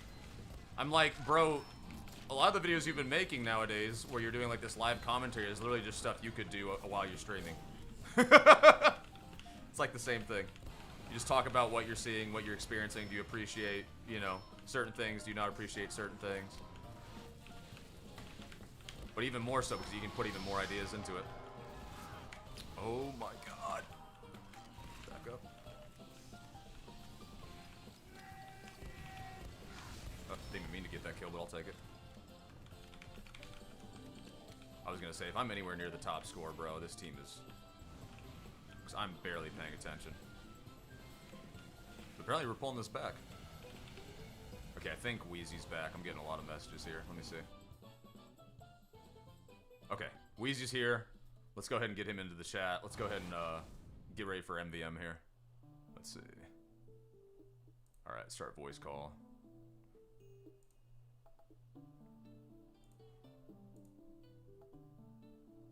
I think I'm gonna go ahead and turn this down. Alright. WEEZY. WEEZY, are you here? I think we got him yet. I should probably go ahead and buy some MVM tickets, by the way. I'm here. Yo! Alright, beautiful. I'll go ahead and turn up. Wait, I was doing something very important. You were buying donuts. I was buying 6 donuts. Police officer priorities. I'm not a police officer, okay? Although I'm just an MVM player ready to get on the grind. I'm not a Fed. Sounds something like a Fed would say. I'm just saying. You're right, I'm not a Fed. I'm not. Okay, let me turn the game volume on so we got a little something. I didn't buy any tickets yet. I should probably do that, right? Yeah, you probably should. Okay, just, you know, that might be a little bit important. Aren't those, like, necessary or whatever? We're currently beta testing areas of the market like item pages and advanced search. We welcome your feedback. Not now. Don't ask me to do things. I just want a ticket. Okay, ticket. Tour of duty ticket. There we go. Give me 4 of those. How's your day been, Only bro? 4? Dude, this is already going to be like 2 hours worth.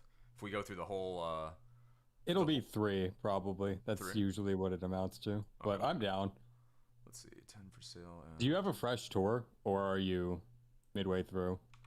Yeah, I think I'm fresh, because we did 4 on, like, maybe, what, 2 or 3 streams ago? Yeah, I did 2 in the meantime. Okay. So I gotta make sure we don't select all of them. Okay, that's fine. We'll get to see, like, only, it says, like, only missions that you need or whatever, like that checkbox option. Just pick that. Okay, okay. But yeah, things have been great, man. I've been chilling. What did I do today? I have 6 now. I played 2 Fort all day.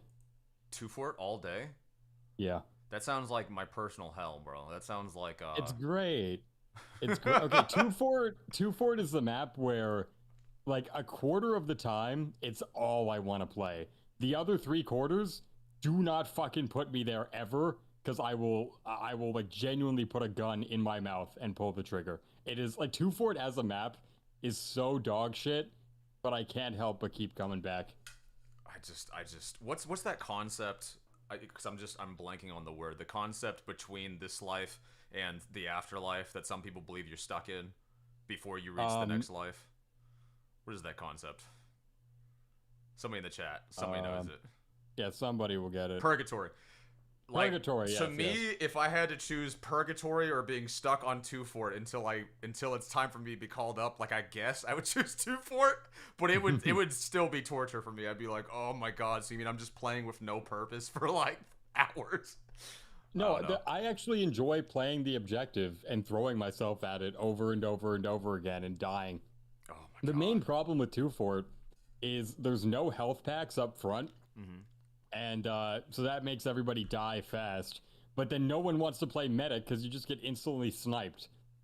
And so that's what makes it terrible. It's just you're constantly rushing in, and it feels like you have 1 life. There's no sustain ever when going in the fort, and that's what makes it annoying for me. Yeah, well, there's that, plus you have to, like, if they're playing serious, which, like, I mean, depending on which lobby you get into, but if they're, like, actually, like, okay, we're not going to let him get this point, then you're going to have 3 to 4 engineers in that one room, and that you have to have that medic combo to put up with that, and it's like, it's hell. And on top of that, it's like most of the people aren't going to be playing serious with you, so if you start actually being like, okay, we're going to get the suitcase, we're going to do it, it's basically you and a medic. You got to make sure he doesn't get sniped, you got to make sure he doesn't get killed in the tunnels, you finally get there, it's 4 engineers with 4 level 3 sentries, and they're all helping each other. And it's like, bro, it's just... I actually don't think that's the case anymore. And the reason why is because of what you outlined. Half the players on the server aren't actually playing the objective, so why defend the objective? That's like become the modern experience for me. I never see 4 Engies on the map anymore, which like surprised me. So people are done like try-harding but also goofing off at the same time. People are just goofing off mostly at this point.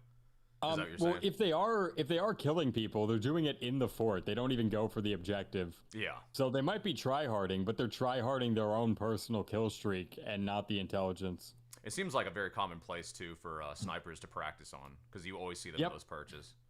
Yep, they're always there. It's so funny Always because there. like there's those spots that you learn over time, like the meta. You're like, okay, the meta is the snipers are gonna be up here, and I'm gonna basically dive bomb them as the soldier or as this class or that class, and Mhm. like people know it's coming, but they're still like, okay, but I want to learn how to practice sniping. It's the same with the newer map Megaton. People know where the snipers want to go, and the snipers know, okay, if I go out here, good shot, somebody's gonna nosedive for me and blow me up. But they still do it. It's still some of the funnest sniper gameplay, apparently. So Yep. Well, it doesn't like the reason why everyone goes for it is because I don't know. It's kind of like a dog, and you're waving a piece of meat in front of him, but then like there's one part of the meat that has spikes. You know, well, it's like, well, most of the meat is good, but occasionally you're gonna get a spike in your throat, and that describes Sniper on Megaton. It's a big juicy steak with one big spike, and that spike is a caber demo using the sticky jumper. you know what? Real quick, just because it's taken us quite some time to get into this man vs machine level. I just did the whole review of what I thought of the summer update. Okay. If you would, just to entertain the crowd here that know you, what would be your review if you had to rank it like 1 to 10? As soon as I say this, bro, it's just my luck. We'll It's fine. We have like F4s and shit. We have like a pregame. What would you rank the summer update? 1 to 10. Let's just start with that. Okay, well, here's the question. 1 to 10 relative to the other updates, or relative to all TF2 updates, or what I think a summer update should be? Like, what's the criteria here? Let's rank it from all the summer updates. What would you rank it? Okay. I think this genuinely might be the best one. Okay, that's a strong statement. Okay, okay. Well, whenever I think about it, maybe summer 23 was better, but I think you could get away with a lot more in summer of 2023, because at that point in time we were coming off of a 5-year-long content drought, and you know there was like a little bit of spice here and there. They added Pier, they added Altitude, Cascade, and Bread Space, but you didn't really have this massive thing where they were pumping in 20 new maps every single year. And so in 2023, when they did it, I don't really think people cared, because it was just making up for lost time in a sense. 5 years of very little content. So if they're going to fire hose it all at once, I think people really enjoyed that. But whenever it goes on year after year after year, then the fire hose, no one cares about getting wet anymore because you're already wet. So you're saying top tier, like this is the 10 out of 10 of all summer updates so far. Maybe, okay, maybe this is I think summer 2023 is probably better now that I think about it, but I think this one is better than 24 and 25. Okay, so a number, are we saying like 10 out of 10? Fuck, no, 6.7. 6.7. Okay, I gave it a 7, so that's pretty fair. Okay. Okay. Of all the maps that are in rotation right now, tell us which ones you want to stay, and tell us which ones you think are the best and worst. Okay, Shorelight is obviously the best in my opinion. That one's my favorite, pretty handily. Clean. Very clean, okay. After that, after Shorelight, I know you disagree with this. I like Mojave. Okay. I think Mojave is number 2. Okay. I enjoy it's like lighter Dust Bowl. It feels a lot more, what would you call it? Like more ambidextrous for a lot of classes. It doesn't feel like power class stacking as hard, but it still has that old Dust Bowl feel. I enjoy it. So those are the top 2 in my opinion. And really those are the only 2 that I like hardcore want to stay. I think at this point, I think number 3 is Redwood.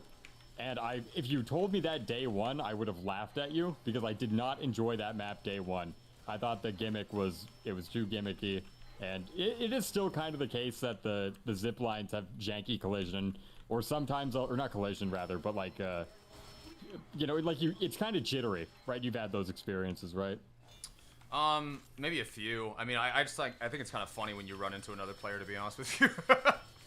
Well, even just taking it on my own, I sense a lot of jitters. And even when I'm watching other people do it, I can see their character model be like jagged in real time. Yeah. And so there is that kind of negative effect. But I think it plays a lot of the issues I thought it would have, the main one being sniper sightlines. It is not a problem, actually, because you close the gap so easily with all the zip lines. It isn't like, it probably won't be in my permanent rotation, but I'll probably tick it on from time to time, which is more than I can say about most maps. Yeah. And then number 4, what's left? We have Dryfield, Camp Saxton, and Bermuda. Number 4 is, I think, Dryfield. And the reason why is Dryfield, I think, is okay, but there's one really, really big problem where if you get a sentry on top of the point, you are fucked. The other team cannot do anything. Because there's only one way from your side to sneak up to it, and it's that very, very linear, tiny staircase in that one room. That's the only way you can get up there. And so if you just have one explosive class camping it, you're so fucked. There's nothing you can do about it. It's a really good spot if you can get to one of those sheds that's on the main point, but the shed that's like, you know, facing away from the enemy team. Then it becomes incredibly hard for them to take that out because as soon as they get up onto the point, there's already a sentry, you know, shooting at them that they couldn't see. Exactly. And the rest of the team, by the way, because the rest of it, you have to stand from a very, very specific angle in order to try and snipe it. But that's below the point. You're on the low ground while you're doing it. And so, yeah, it's not fun. Not fun at all. Oh, God. I didn't plan this out right. Oh, God. Okay. And then what about Camp Saxton? Camp Saxton. Okay, so the thing is, I actually think that Slasher on its own, which is a Halloween map, I think it's pretty okay. I'd say good, actually. On like a fundamental level, it is good. My main issue with the Halloween version is it has a little bit too much Halloween-coded candy. So you have spells. I think that's cool. I think it's a great spell DM map. I think it's just open and just big enough to work with spells. But then they have that permanently open ultra portal where you just farm ultra spells for free, and it's brutal. It gets constantly online. Everyone has ultras all the time. Too much. And then they also have Halloween bosses on top of it. Yep. So just way too much shit. You're going into an alternate universe. There's bosses. There's spells. There's the crit pumpkins. Just one. Just do one.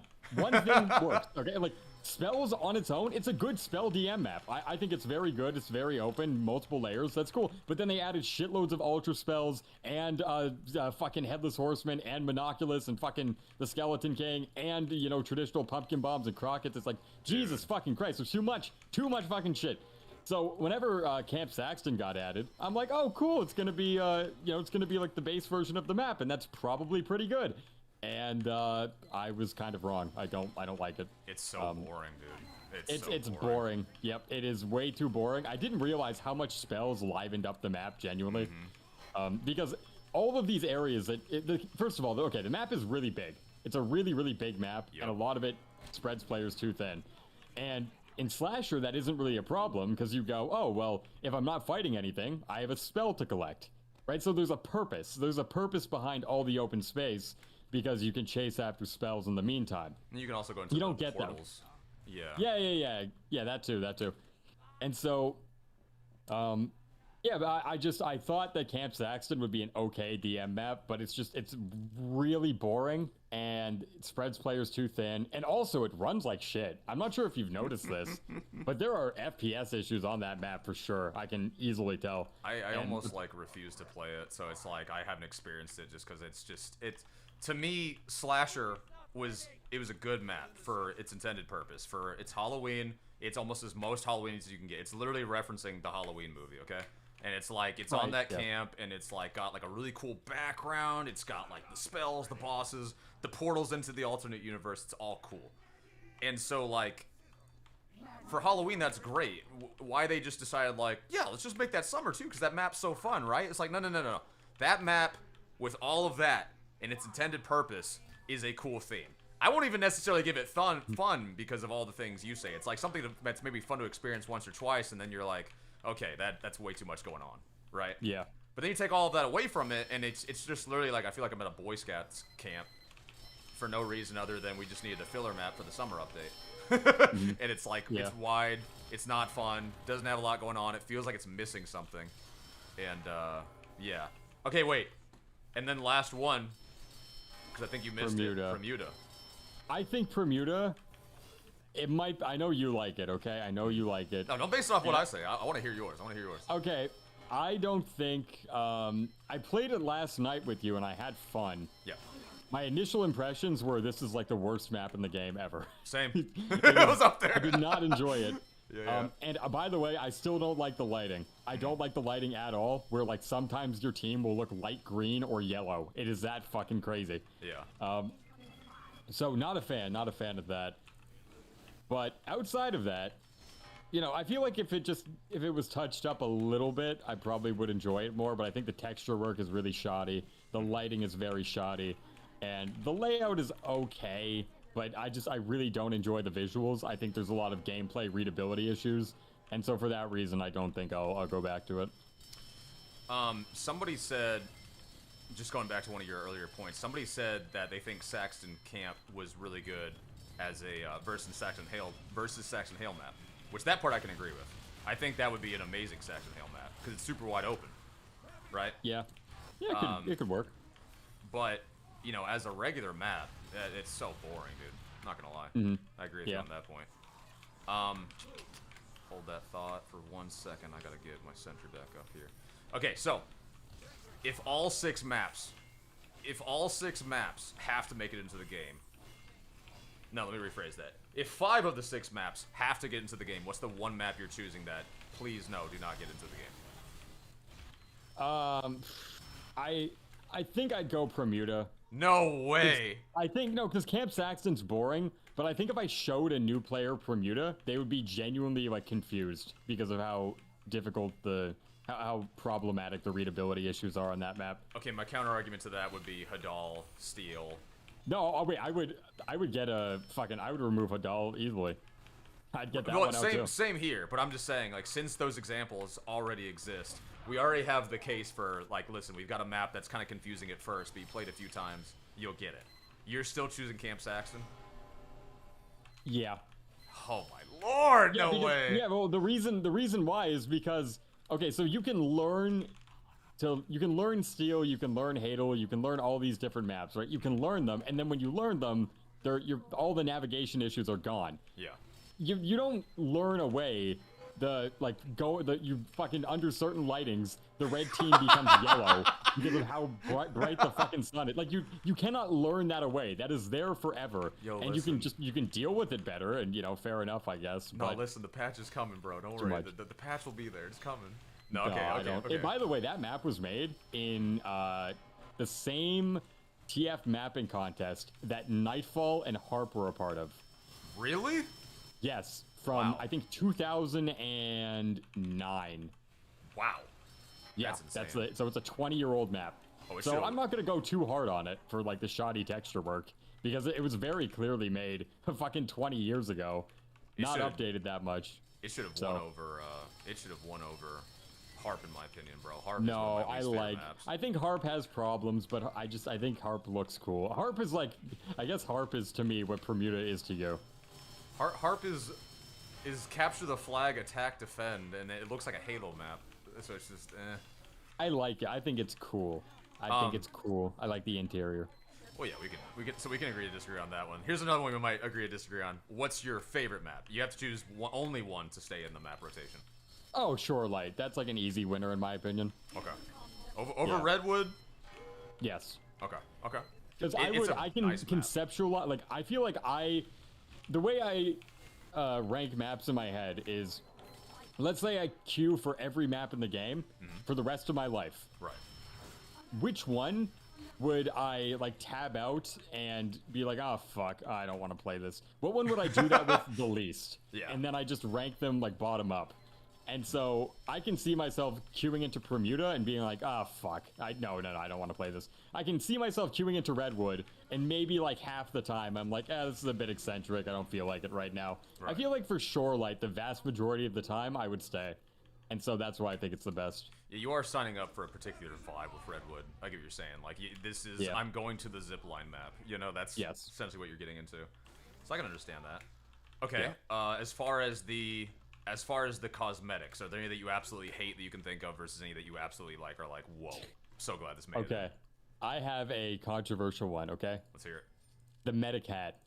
It looks like a fucking toilet. It does. If you look at the workshop art for the medic, like the little, you know, his what is it? Like he has like his coat goes up to his nose or whatever. Uh-huh. Do you know the one I'm talking about? Are you telling me that essentially you want the medic hat to stay in the game for skibbity toilet type references? No, that's my least favorite. That's why I hate it. Because it makes medic look like a fucking toilet. Okay. Okay, just making sure. Okay. Okay. Yeah. Wait, did you say favorite? I thought you said least favorite. I did. So what's your favorite and least favorite? So I guess you're starting with least favorite. Yeah, I always start from the bottom. Okay. Favorite hat. Favorite hat. The engineer got some pretty cool stuff. The demo got some pretty cool stuff. I enjoyed the demo one, but like I enjoyed the cape. Yeah. I didn't like the pills that go across the chest. I thought those were kind of lame, but I did enjoy I like the rustic feel of the cape because you have the regal one and then you have like the warlock cape. That one actually I think is like the best cape we've gotten. Yeah, he's got kind of like a Django look that when you put together the new cosmetic set. Sniper got kind of like that cowboy look. Scout got a One Piece reference, basically. You got a One Piece reference? Yeah, I believe so. The open coat. Monk shirt? The open coat with the straw hat. It just looks immediately like they were going for One Piece. Who else? Who else got something cool? You had basically the pirate or the naval fleet captain spy. I thought that was Napoleon. Or sure, Napoleon. You could do...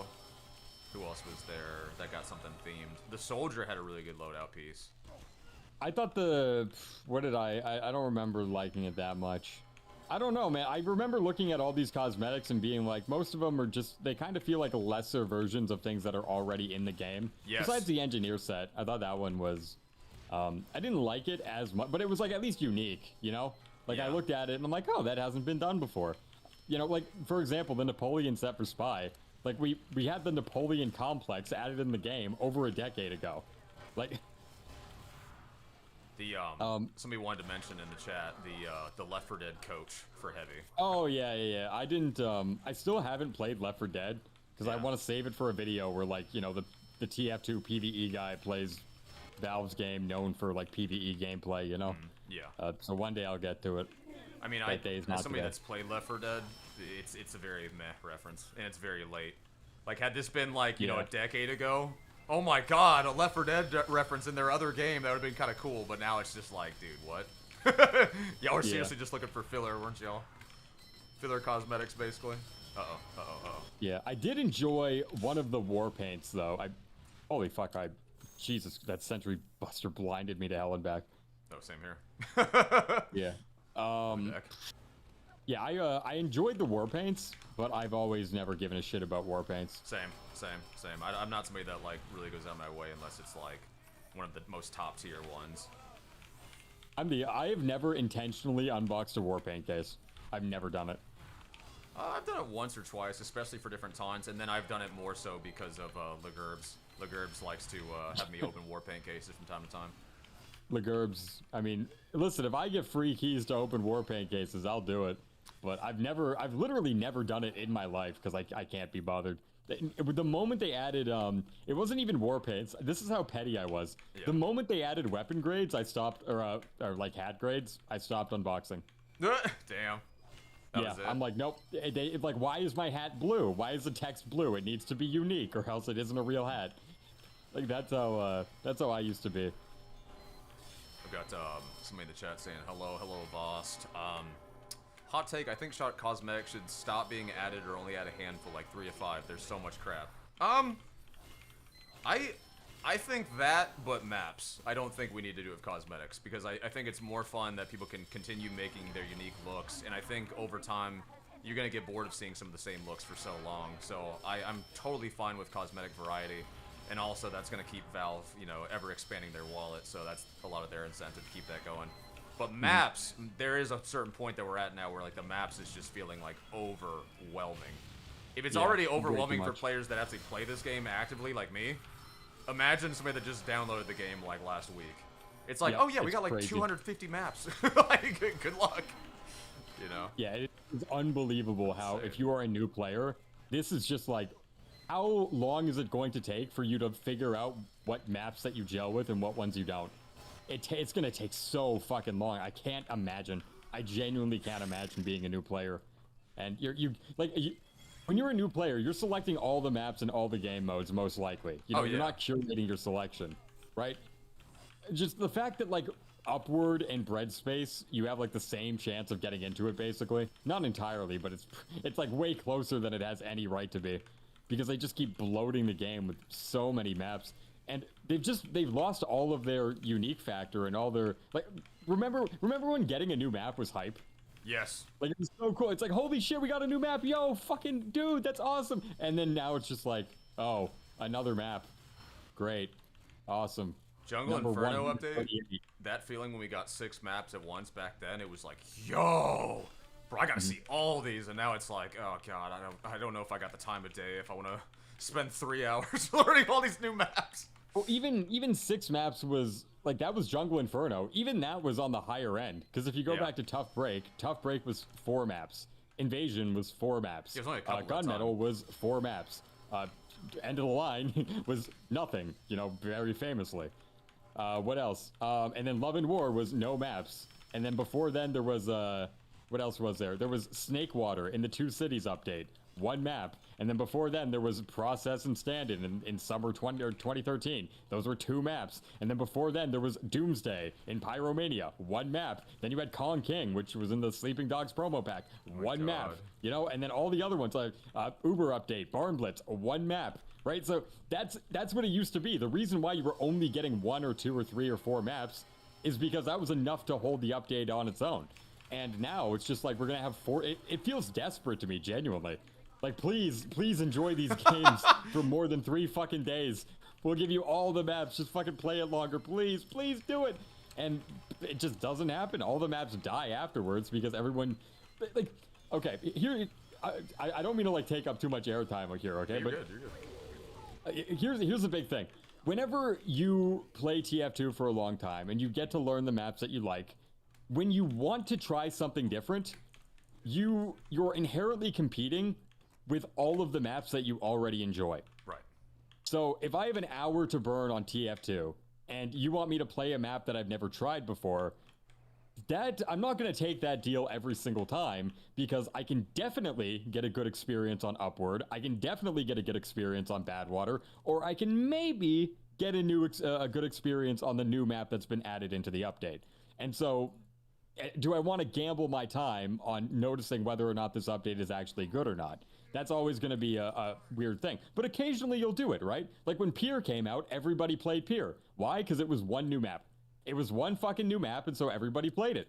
And now you just have 14, and so not only do you have to compete with all of these different maps over and over and over again for your airtime, for all the ones that you already enjoy in the game, not only are all of those ones competing with the new maps, but then you also have all the all the new ones. Like, if you want to allocate any of your time to learning new maps, you have 14 or 20 or 30 or 50 or whatever that have been added in the past 3 years, and it's just fucking impossible, man. It is just impossible to learn them all, and so people don't, and they don't even try to learn them all. They can never get anything more than a shallow experience, because anybody who tries to get anything more in-depth will literally get burnt out. There is not enough time in the universe to get a complete grasp of all these new maps. So I'm sorry, I ranted up for like fucking 4 minutes straight or whatever, but... No, it's encouraged.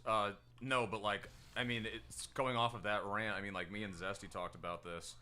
I pointed out to him, like, if I just go to the sidebar here and I look at the maps and I just open up 1 core game mode, in Attack Defend alone or in Payload, there are more maps in just 1 mode than there are maps in some entire first-person shooter games, just in general. Yep. When it's like 20 to 25 maps in 1 core game mode, and then, like, you know, you have Valve halfway paying attention, not even halfway, being like, yeah, here's 6 new maps, and we're like, no, bro, oh my god, please. But, you know, it's just so much homework. That's what it feels like after a while. You're just like, I gotta learn all these maps now too, on top of the maps I already was refusing to learn, on top of all the maps that I just missed because maybe I heaven forbid missed one update or something. It's like, dude. Yeah, you miss 1 year of content. You come back, there are 20 fucking maps in the game. By the way, I do think that they are missing a big, I think they're missing a big opportunity here by not putting in more Saxon Hale maps. Because we got our good 3 or 4 maps, but now it's sitting at the bottom of that pool of maps in what, miscellaneous, right? I think it's in the miscellaneous section now. Yeah, but I disagree with that because most people don't play Saxon Hale. Oh, I do. I love Saxon Hale, and a lot of people, that was one of the most beloved community modes ever. So now it's an official but then it mode. died. It died, but mostly because they threw in the miscellaneous is what I would argue. So if you actually... I think that's one part. But again, just like imagine introducing someone to TF2 and you're fighting fucking Superman. Like, I don't know. To me, that just, it isn't like an accurate new player experience to what people should be expecting. Yeah, I mean, I think it's a fun variety in the same way that you could say, like, going in MVM, going into Manpower, whatever. More fun than Manpower, though, honestly, a lot more fun. And so for that reason, like, I feel like they're missing out on, like, you know, the opportunity to get more people that really love, like, that particular game mode. Because think about it, like, right, like, in the day...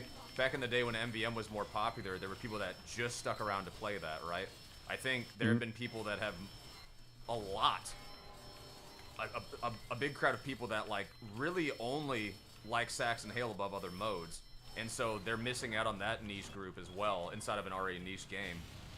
Where they could build way on that. Smaller than MVM. I think right now, because I know the site actually, what is it? I'll check after this.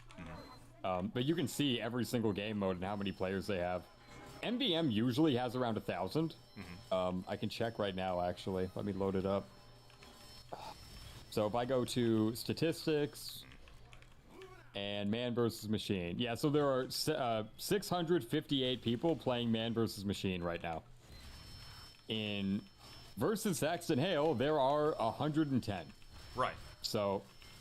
and I mean, I think that's, again, servers. that's like existing ones right now. But again, when you only have like, you know, 3 maps that we kept, and they haven't really expanded on it, but one Halloween update where they gave you like Satan Saxon Hale. It's really weird. No, there was Maul as well. You can't forget Maul. I immediately Christmas forgot Maul. one. I immediately forgot Maul. That's fine. Everyone forgets Maul. I check out of a lot of the winter updates anyway, though, is because that feels like the most disposable update. Those maps Oh yeah, it's usually don't double stick. frost. Yeah. It's snowfall, snow mill. The cosmetics are usually terrible. Like, there's 1 or 2 that you're like, okay, but then the rest of them are like, do you want a 7th snowman hat? Do you want like a hat with a Another elf? a little jingle ball, an elf hat, like the 1000th elf hat? You know? Yeah, I wouldn't mind like a giant Christmas ornament between Heavy's nutsack, like a pair. As he's running, all you hear is the ching ching, and you don't even get to see the cosmetic. It makes noises while it moves. It has jiggle physics. They just need to put in the cosmetic that's called like the jingle, the heavy balls or the heavy jingle bells, and it's like it's just heavy running, and all you hear is the chinging. You don't even have to see the cosmetic. You just know that's the heavy's balls. Yeah, you can hear it in noise. the distance. You can tell a heavy is unrevving and running towards you with the Gru. Just by the, like, depending on the velocity, it increases the speed at which it jingles. Oh my lord. That would be funny. That's crazy. A noisemaker between Heavy's crotch. Okay, let me... I don't think a Saxon Hale update, I don't think that's... here's the truth, I would take it. I would genuinely take it over bloating the main game, though. And I'm not trying to say, like, a full Saxon Hale update again. I'm just saying, like, listen, if we only get 5 to 6 maps, right? And they're gonna, like, and Valve just seems so adamant about keeping most of them, if not all of them, right? Then let's expand on the other variety that we still have, like, some very, you know, we have a lesser map pool for. And so I think the big opportunity they're missing is, like, why not give us 1 or 2 more Saxon Hale maps with these updates instead of giving us Camp Saxton? Instead of giving us, like, really dull maps that no one asked for, you know? They just fall flat on release. That's my thing. And I do think it's a super fun mode. But that being said, I love Saxon Hale mode, and I love Freak Fortress. I love Freak Fortress. Oh yeah, well, Freak Fortress is fucking awesome. But that's honestly my that's my objection to Saxon Hale being in the base game. It's not even that I hate Saxon Hale. It's that I think Valve took the wrong lesson from Saxon Hale. where Valve recognized, wow, our community is extremely good at making content for this game that can hold these massive server communities and everyone has a great time. I know, how about we steal it and then put it in the base game? And I don't know, for me personally, it always felt like, I always felt like Valve should do more to bolster the community ecosystem rather than just take its biggest fish and put it in the base game. I've always found that kind of what would you call, like, unruly. This has always been a game that's more on how least, what is the least amount of work we can do, and let's let the democracy basically decide. They go, oh, you guys seem to really like this thing? Okay. Which is why, by the way, it was so scary. I don't know if you remember, but that year after the Saxon Hail mode became official. Prop hunt. Oh my god, bro. Yeah, I knew exactly where you were going with that. Because, in the moment Prop Hunt happened, and there was also Zombie Infection, right, between that as well. So you had Zombie Infection, and then you had Saxon Hail, and then you saw Prop Hunt on the workshop, and that was the point where I was like, okay, this is, like, getting fucking ridiculous. And the thing is, I was worried about it, genuinely worried, because this is what Valve is doing now. They're looking at the community content and going, rather than bolster this, and rather than give more life to this ecosystem, how about like a server browser revamp, or how about putting it like second on the list of options in the game above MVM and comp, instead of pushing it all the way down to the fucking bottom? How about removing a lot of dead servers? How about, I don't know, just like do like community promotional campaigns? Like you promote the MVM tours on the blog, why not do it in the actual game prior? Right. Like this kind of stuff. You know, there's so much shit that you can do to bolster the ecosystem, and it just seems like with Valve, we're gonna take the big fish and pluck them out of there, and then funnel them into, and like try and funnel it through matchmaking, which, by the way, half the time fucking breaks on launch because it's not compatible with it. Like everything about the way that Valve handles its more traditional community content, I think it's been one of my least favorite things they've done. And that isn't to say I hate Saxon Hail. It's actually the opposite. I love Saxon Hail. I think Saxon Hail's great. I used to play Saxon Hail all the fucking time. And I much preferred it on community servers, and I wish that's where it stayed. Yeah, no, it's, I'm happy that it's in the game, but I do think that there was a moment where it was for sure, like, it was scary what was potentially going to happen. I think when you saw, like you said, like, the zombie mode get in right after that, and that was, again, just almost no participation really needed from Valve. They just needed to be like, okay, sure, copy-paste, put that in game. And then you saw how professional looking Prop Hunt was in that, like, that spot in Workshop. Like, it had, like, good font, good pictures. It looked like it was coming from, like, the same people that already got in, you know, the other alternate They were marketing. modes. They were putting the marketing to work. They wanted it in the base game. It was it would have been such a mistake in my opinion. And by the way, it played like shit. Did you know sentries could target onto the fucking props? No. That's hilarious, actually. Yeah, if you had a mini sentry, you could plop it down, it would directly point you to where people were hiding. So you'd either have to, like, make that a thing where you can't even put those on, or, Yeah, and the way that you've played Prop Hunt on community servers, I assume, right? I've played it, like, maybe once or twice. Okay, so the way it would work is all of the hunters would be pyro. And to prevent people from just, like, spamming flames everywhere, it would make it so that it's like Pichu in Smash Bros. Whenever you attack, you do damage to yourself. So you had, like, a limiting... there were health packs around the map, obviously, but you got a limiting way of, I'm going to spray everything with my flamethrower, but I can't be too overzealous, because if I do, then I'm going to lose all my health and die. Right? And that was the balancing mechanic behind it, and it worked really well. But you can't do that in Valve Prop Hunt. You can't do a thing where, like, okay, all the hiders are scouts and all of the seekers are pyros, because at that point, that isn't TF2 at all. Like, we're gonna disable 7 out of the 9 classes, but don't worry, guys, it's still TF2. That's not really gonna fly. And so they had to find a way to make it compatible with all the classes, and it was just a horrible, awful experiment gone wrong. And I feel like it was close to getting into the game. I genuinely think that. Same. I think, like, that was one of the reasons I made such a big stink about it. Me and Zesty both did when it went on Twitter, because when it went on Workshop, I took separate posts, I saved images, I posted it, and I'm like, do not put this in the game. I'm like, we are losing the realm of just adding, like, funny new ways to play Team Fortress 2 versus, like, this basically feels like an entirely different game. What are we doing? Yeah. You know?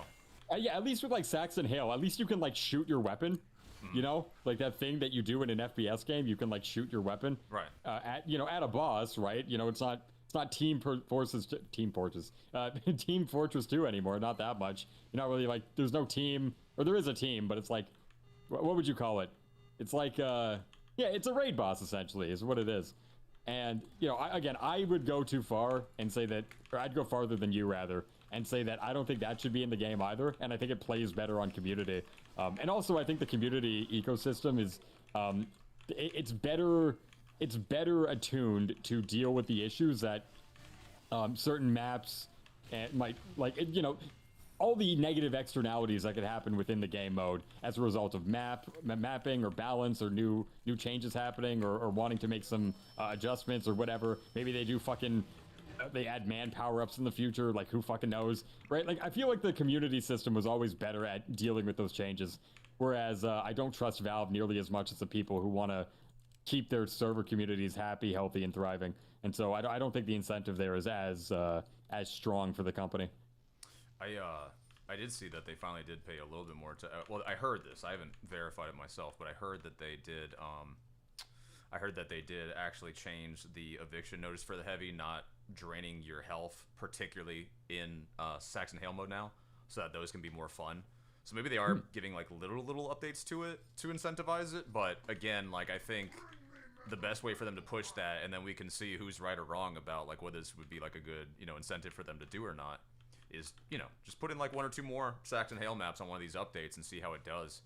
Now again, we're going into winter and Halloween, so the chances that we get one of those and it actually stays is insanely low. Well, we already have one for each of the modes, so I don't I don't see a world where it actually happens. I think it's like summer update or bust when it comes to those kinds of things. Same. Yeah, honestly. Like that's why I don't think we're probably not gonna get it this year, at least one that would stick. But yeah, and even in regards to balancing, by the way, even in regards to like the eviction notice nerf or buff rather, I think the big thing is you're on Valve's time schedule whenever you do that. You're at the behest of the company that does not give a shit about the game to implement those changes in a timely fashion. And like there might be a bunch of bug fixes or balance changes for Saxon Hail right now that they've been sitting on for like 1.5 years and just haven't done it. Yo, I think that would not surprise me. You know what I just thought of? Yo, what if they put in a Saxon Hail MVM boss for one of the end of the tours? I wouldn't mind like a robot Saxon Hail. I was gonna say, bro, can you not see the vision? I could see them doing that. I really could. I've never thought about that till just now. I wouldn't mind that. That's pretty cool. A robotic that'd actually be that'd be like we're propping up your because like when you think about it, it actually makes sense in lore because Saxon Hail is like a symbol of like masculine like the ethos surrounding it, like masculine macho manliness of strength of character, like that's what Saxon Hail is a symbol of. And it's like we're going to take that and desecrate it and have it fight you as like a symbolic gesture. I don't know. I think it's like mega disrespectful in a sense, but I think it's thematically on point. Could be cool, dude. I've never even thought about that until just now, but wow, that could be fun. Yeah, like I took your god and I killed it and made it fight you. God, I hope they put new Aussies in this update though. Like if they don't, it's dead on arrival. That's what I'm saying, dude. Like people will play it one time, but that'll probably be like it. Yep. Like they'll be like, let me experience this. Okay, experienced it. We're done. Yeah. And it's all because it would have all just been because Valve's just entirely too lazy to do something like that. But they would make so much fucking money, and the work is already done. And also, like Cypherlock made all of them. They're on the workshop right now. And apparently, he made a video on this. They're not even different, like weapon IDs. They're skins. These are literally skins. So you just have to. All they have to do is copy paste, slap that on. Basically. Yes. Yeah. It is literally. It takes literally 2 hours at most to add new Australians. Oh my god. Yeah. And they still, like, the fact that we're sitting here and we're questioning whether or not Valve would do that, I feel like if they do add Aussies, it's going to be like, well, duh, of course they were going to do it. This is not a duh, they're going to do it moment. This is absolutely still we're not sure, to be honest. Yeah, people are definitely, if they do end up getting added, you're gonna have people rewriting history like, well, duh, it was always gonna happen, guys. No, it fucking wasn't. Not with this company. You can't trust them for shit. No, for real. Like, it's such a. I'm gonna be so nervous when it's gonna happen, dude. Yeah, Now, I mean, the fact that I'm we're worried. potentially getting it this year, that's crazy to me. I mean, now that they're adding all this cool stuff that usually means we're going to get it soon. You know, we'll see, but... My guess is I think they are going to do it for Scream Fortress. I think they're going to add it for Scream Fortress and be like, well, remember when we said we were doing it for Scream Fortress? No, well, we no. said what year. No, listen, before we started the stream, I went over this exact same concept you're going off of. They already messed up on that too bad. The reason is, because I don't know if you remember, but they said, hypothetically, in this fictional story, blah, blah, blah, blah. And they're like, let's say that, like, the first time you're going to hear about such and such news is going to be Wednesday, August 27th. If they hadn't said the Wednesday part, they could have at least gotten away with it for a few more years. True. But because they said Wednesday the 27th, that means they already missed their own deadline by, like, you know, a mile. So now... What if, yeah, go ahead. The only thing they can really, you know, be like, oh, see, we still kind of did it, is exactly what you said, is putting it around Scream Fortress time. But it's going to be forever embedded in history that they missed their own mark. Yeah, you know, that they made fucked their up own with oopsies. that Wednesday. Yeah, exactly. But what if they did do it on, like, what if they gave, like, a teaser for the update, or, like, a blog post, or a release date, even, on the 27th? What if they did that? That would be awesome. I mean, just for the sake of, like, you know, just for the sake of trying to make up for their own blunder, they should do something like that as a little funny Easter egg. I want to know what maps are in the update before it comes out, because I can basically determine whether or not the update is good, just purely based on what maps they pick. Yeah, I can no, already tell. See, I'm the total opposite now. I don't want to find out, because then what if you go into it being like, this is going to be so shit? Well, I think that's what's going to happen, is whether you announce it or not, people are going to go, is this a potato map? Yes or no? Oh, it's not? Okay, then this is a dog shit update. And then they're going to go into the maps wanting to hate them. I'm going to try my best, because I'm mentally preparing myself for this opportunity. Because I have a feeling this is what's going to happen. And I'm going to be on my stream like, guys, I fucking hate that Valve didn't add any of the potato stuff, but I'm going to give it a chance. Right. I'm going to be objective. I'm not going to be biased. I'm going to try my best to enjoy what I can. But I've spent yesterday mentally preparing for that possibility. And to be clear, I have no idea. Like, usually YouTubers kind of know things behind the scenes. This is one where I know nothing. No, I have zero idea what maps are making it in. So don't take this as like a coy way of me exposing anything. I, honest to God, don't know. But I'm preparing. I only have like one in, and it's a guy that, you know, has already pretty much left the Team Fortress 2 community, and he told me, if my map gets in, I will let you know. And I haven't heard anything yet, so, you know, we'll see. Yeah, I have a few ins, and to my knowledge, all of them are just as in the dark. Yeah. So, who knows? I think they're going to keep it till last minute, and it's going to be last minute. It's going to be like, okay. Because right now, it's just they're testing stuff, they're fixing stuff, they're probably looking at, are they going to put Aussie skins in? Do they need to fix certain things like upgrades? Which, yes, they do. You know.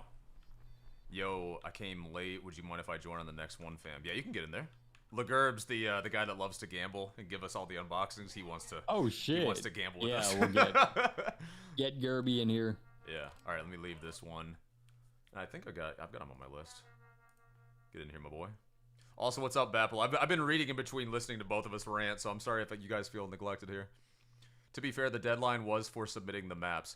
Yeah, what exactly did they say verbatim? Because I just skimmed over it. Okay, so they said, in an effort to keep panic levels low, and I don't even know what that word is, of nothing, we'd like to tell you a story. Once upon a time, man vs. machine mode in a video game, blah, blah, blah, blah. Ask the community to submit man vs. machine maps and missions in time for that update. For the sake of this panic-reducing speculative fantasy, let's say the fictional deadline. Oh, so they just said the deadline. Well, it said more than that. Just keep reading.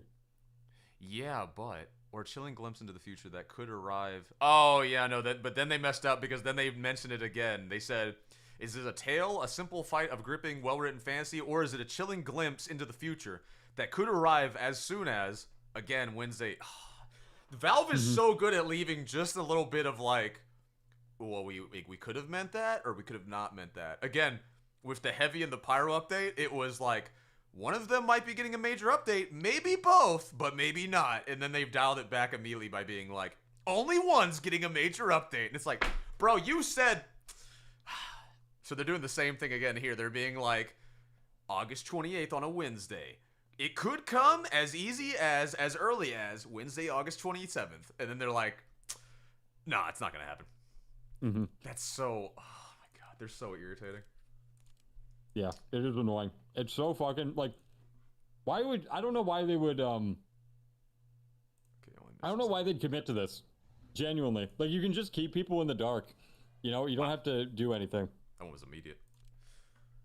Yeah, no, I mean, Yeah, I think they really want to do it, and I think it's a huge cash cow.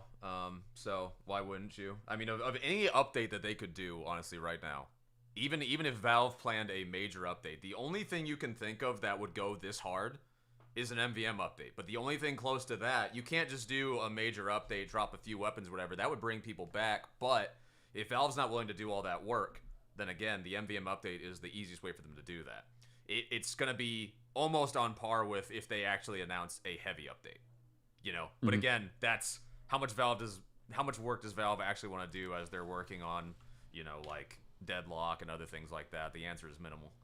So I just realized I was thinking about this because I was always operating under the assumption that Valve would add one tour. They would add just one, you know, like one with 4 or 5 maps. No, and then really? Yeah. I've always thought that's what Valve was going to do. But I wonder, I think a decent compromise would be, we're going to add 2 tours. One of them is just going to be a bunch of shit from the workshop, and then another is going to be all like potato.tf staples, you know? I think it's going to be 2 to 3. I think it's going to be 2 to 3. I think we're going to get 2 to 3 new maps. Yeah, for sure. No, like tours, not maps, tours. Tours, 2 to 3.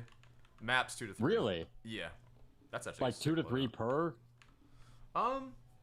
I don't know. I mean, if you did like a full tour per new map, then that to me is going to equate to 2 to 3. So, I mean, it'd be 4 missions per map with 3 maps. 4 missions per map with 3 maps. Yeah, why not? Honestly, I could see that. Yeah. Okay, I mean, actually, I was going to say that probably isn't going to happen, but then I realized, like, Valve are really fucking lazy. And so maybe they'll just do that. Yep. I guess I'm playing Medic now. Oh, look, we got one of those unusual effects I was talking about. Melt Dragon, thank you for the follow.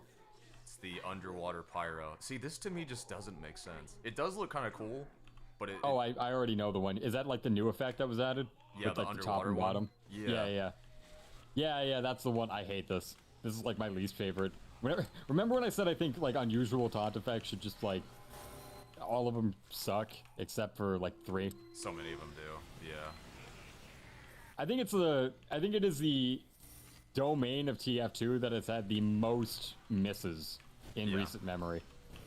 Yeah, I mean, I think you have like one of the more extreme views on it, that they all suck or that most of them suck, because I think like half of them are good, but then I think the other half is different. Bro, wheat field, bro, like underwater, bro, like flowers are all coming around me, like some of them are just like, what are we doing, guys? What are we doing?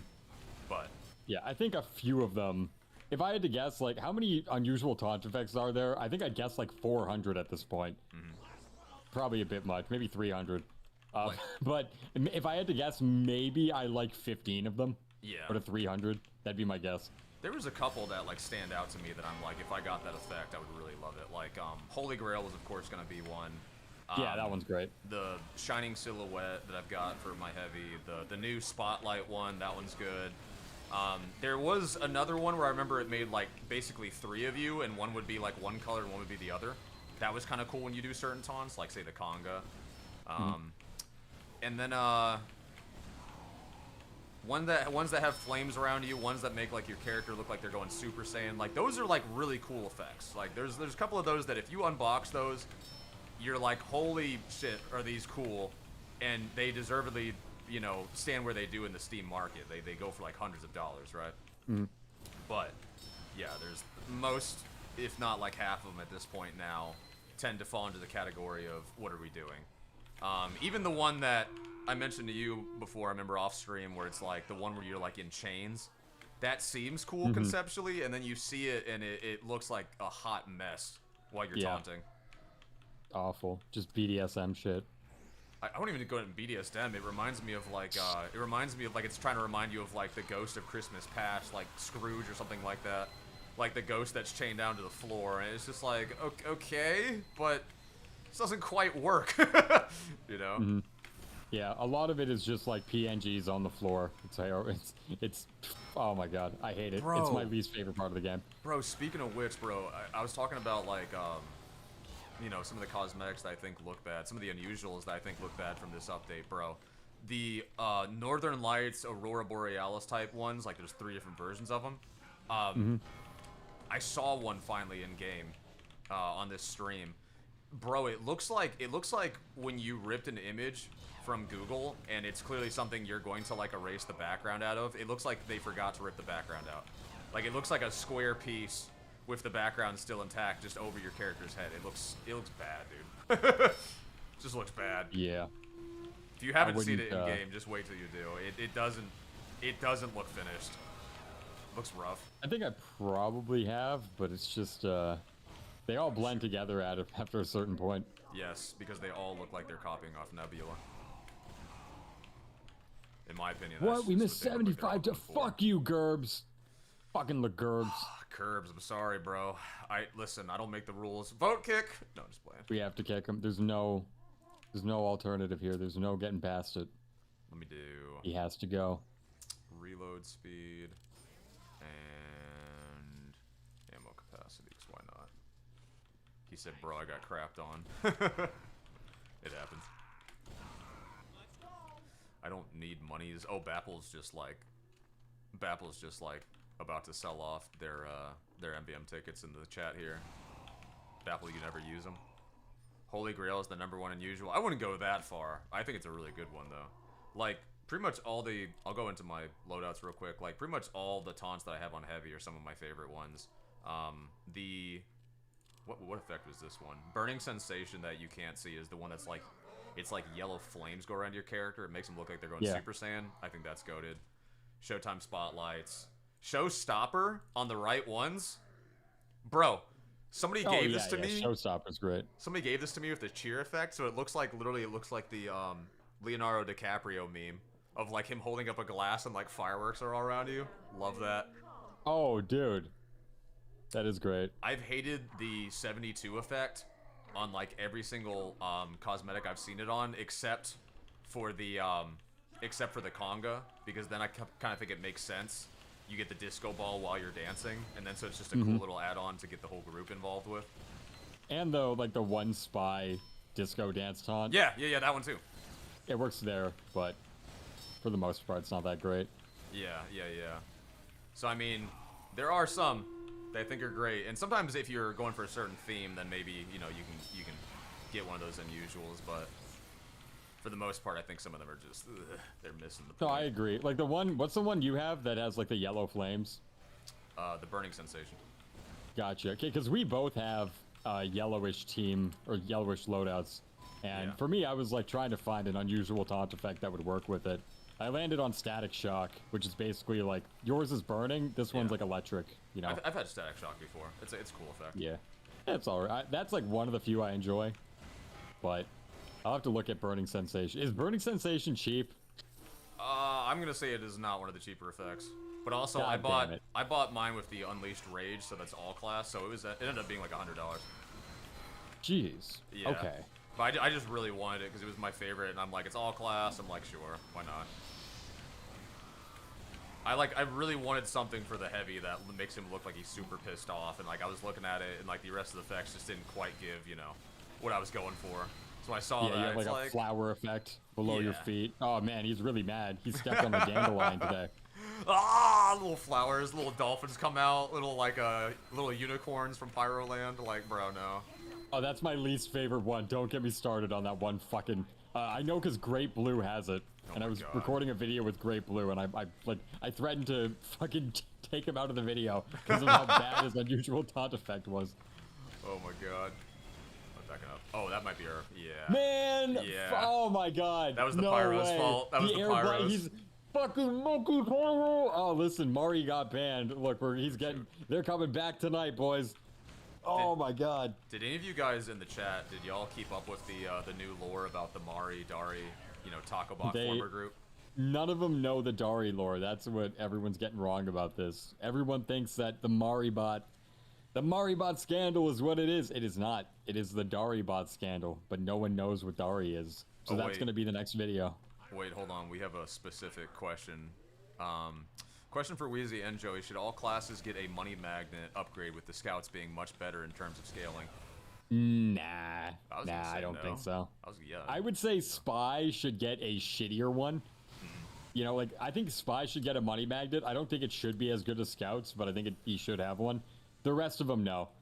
And also, it makes sense. It actually does make sense, because think about it, okay? Scout is Spy's dad. Or, fuck, I got it wrong. Spy is Scout's dad. Okay, think about it. Right. So, when you think about it, right? This could be a hereditary passed-down trait. That money just floats to them? I'm collecting money. And, you know, Spy's an old man, so he doesn't get it as much anymore. You know, right. you need, like, yeah, he needs, like, Viagra to get his money magneted up. He's losing the effect. He's losing it, all right. Yeah. Yeah, you can make oh, wait, a case no, for there's a guy. Yeah, there's a guy, Cool Guy 68. I do love you, Cool Guy. I've met him in games several times. He's a nice guy.